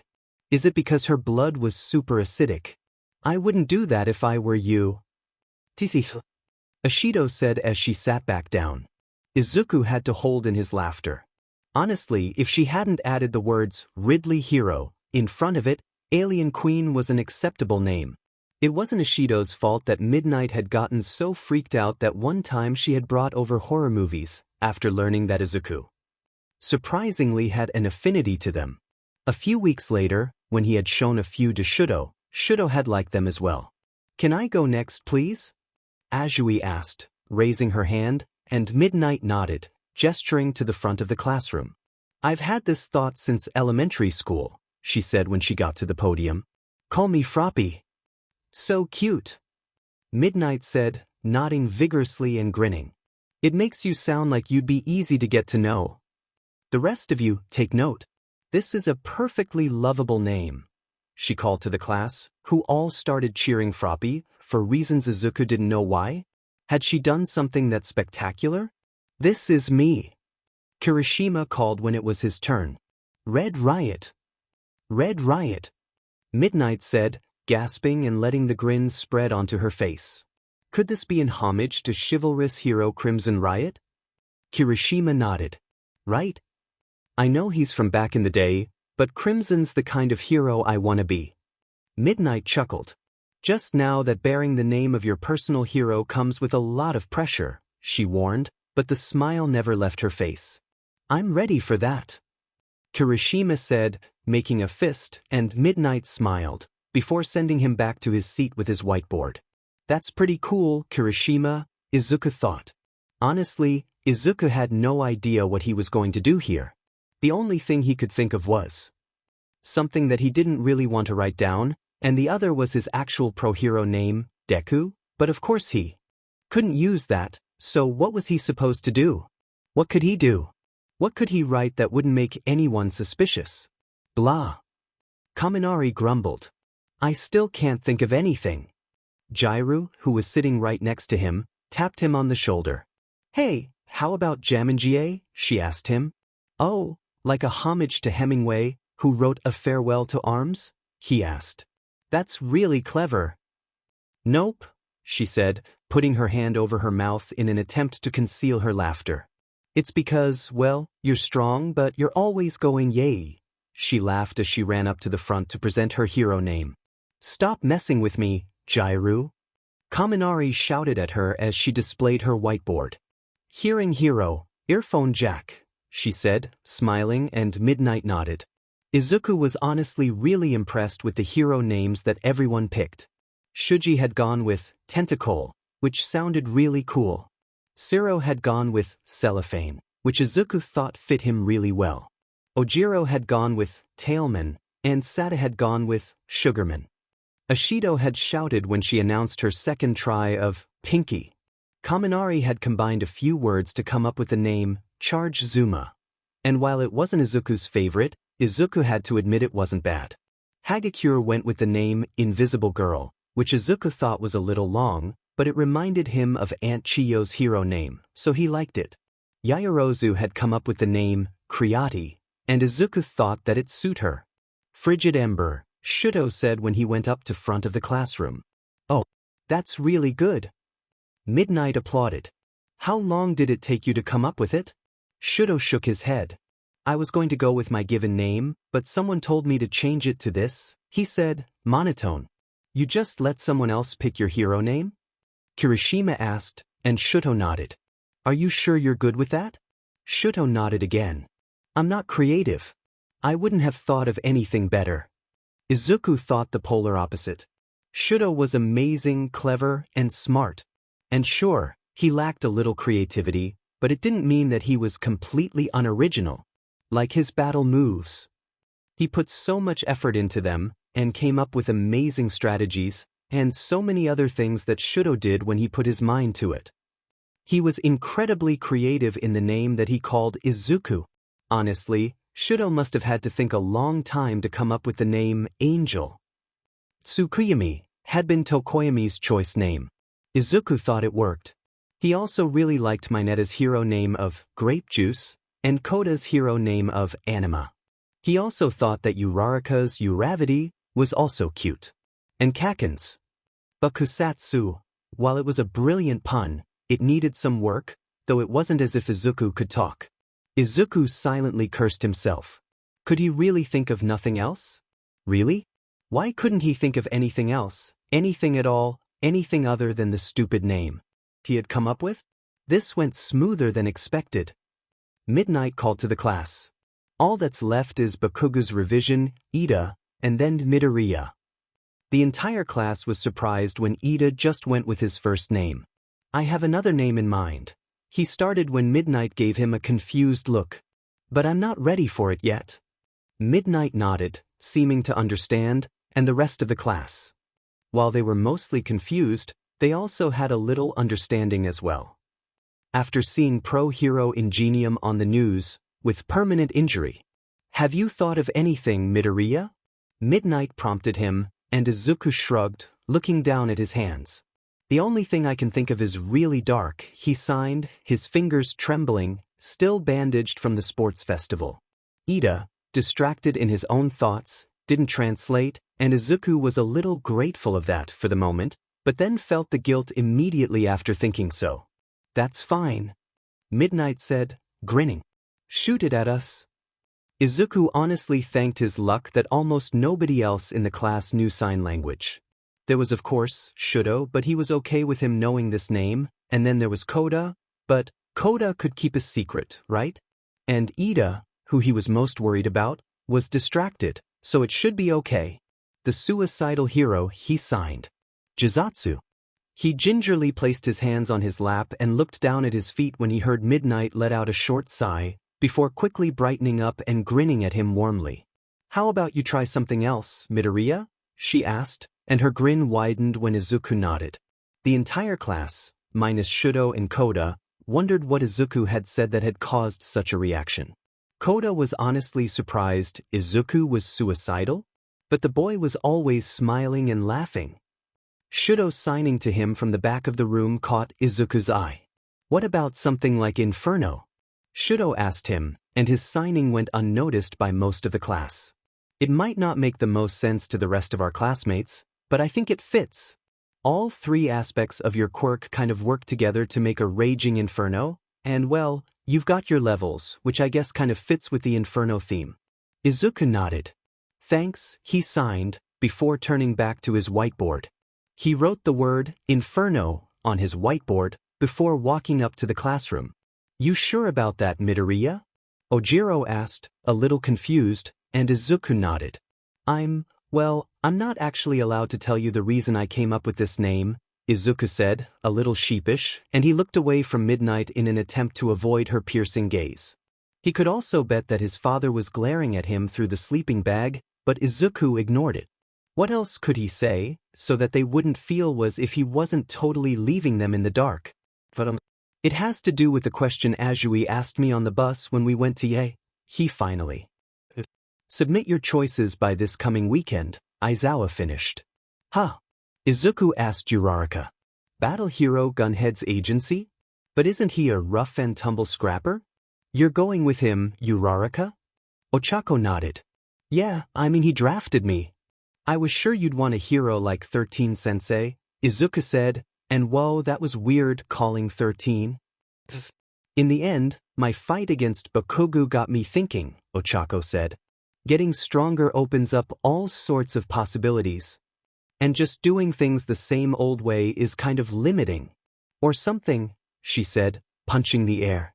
"I see." Izuku said. "This is off topic," Ochako said, "but a while ago I noticed. You've been trembling." "I've been trembling?" Izuku asked, and Ochako nodded. Izuku looked at his hands, sitting on his desk. She was right. They were trembling just as she had said.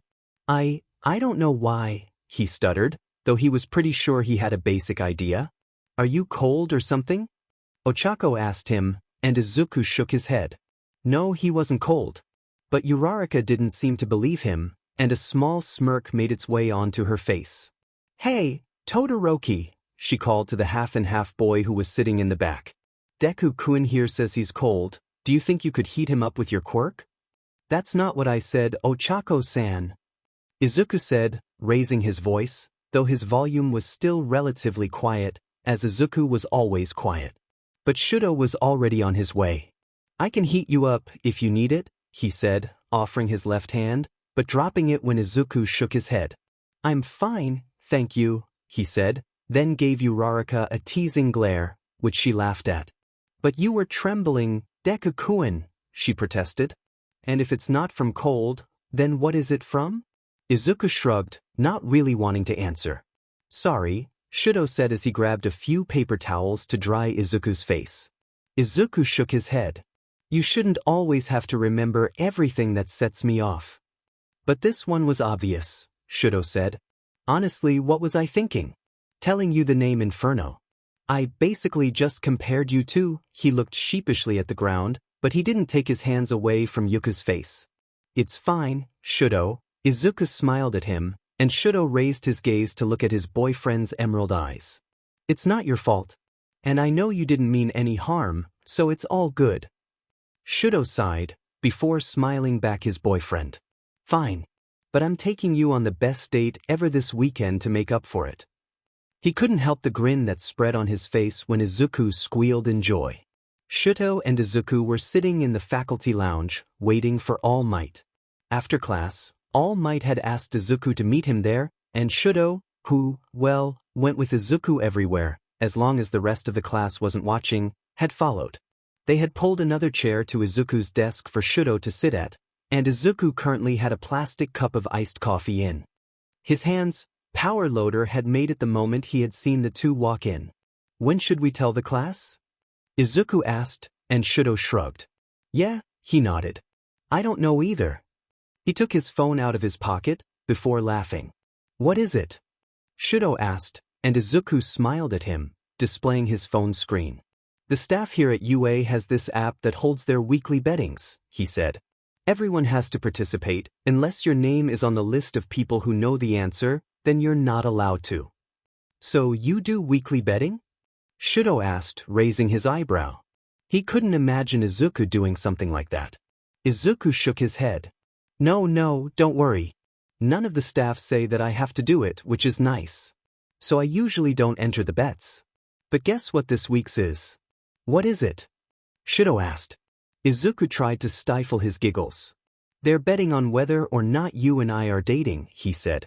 And apparently Dad, Pa, Uncle Toshi, and Aunt Nemuri are the ones not allowed to bet this time because they already know the answer. They're planning on asking one of us this Friday to get the answer. They didn't say that you're not allowed to vote? Shudo asked. Izuku froze. Oh my god, Shudo, you're a genius dash. The teachers all turned their heads when Izuku's loud giggling was heard as he placed a bet, and all of their phones got a notification. Izuku's depression notebook. Page 20. Hero work. Thought I would add a page here about my hero work because, well, I'm bored. In level 5, I can't really motivate myself into doing anything other than write notes because, well, I love writing notes in all levels, so I just decided to write about this randomly. What I usually do when I'm patrol is either sit on a tall building and collect nearby sound waves in order to listen for an attack, or anything that might require help. Sometimes, just sitting on the building gets a little boring, so I walk around town as I'm collecting sound waves. It's fun, because people wave to me on the streets, and sometimes they ask me to take selfies with them or something. I often get that I'm a lot shorter than they think. Oh, and then there are the rare times where I get the emergency calls that are specifically asking for me. Like, there was once this time where a bunch of buildings were getting exploded by a villain, and they called for me, though I had already heard and was already there, so that I could use my telekinesis to hold up the rubble and prevent casualties. I don't think a single person died there. I've never failed to save people's lives, except for that one time, but it was only that one time, or at least that's what Dad always says. So I try to listen to him, but I failed. And it caused the death of 2. I'm just going to keep writing till Shudo gets here. Dad and Pa are both at work, and Shudo says he's free, so he's gonna come give me human contact. Until then, I'll just write more stuff. Oh, there was this one really scary save I had to do one time. It was during a hostage situation, and basically, everyone else was busy doing something else, so I had to be the one on the phone talking to the villain, distracting him until they could do whatever they needed to do so they could save the hostages. It was really scary, because if I said anything wrong then the villain would have done something bad. I still don't know why they entrusted that to me. I think it was just chance, but since then, the police and other pro-heroes have been relying on me more whenever they want to predict the actions of a villain. I guess spending my time with a villain for the first 9 years of my life actually helped me, for once. My father is currently in prison. I wasn't the one who put him in there. I honestly couldn't figure out who it was at the time, but when I was 11, I was able to figure out that it was Eraserhead, who is now my dad. The world is a small place, I wonder if Dad remembers the villain, Raging Inferno.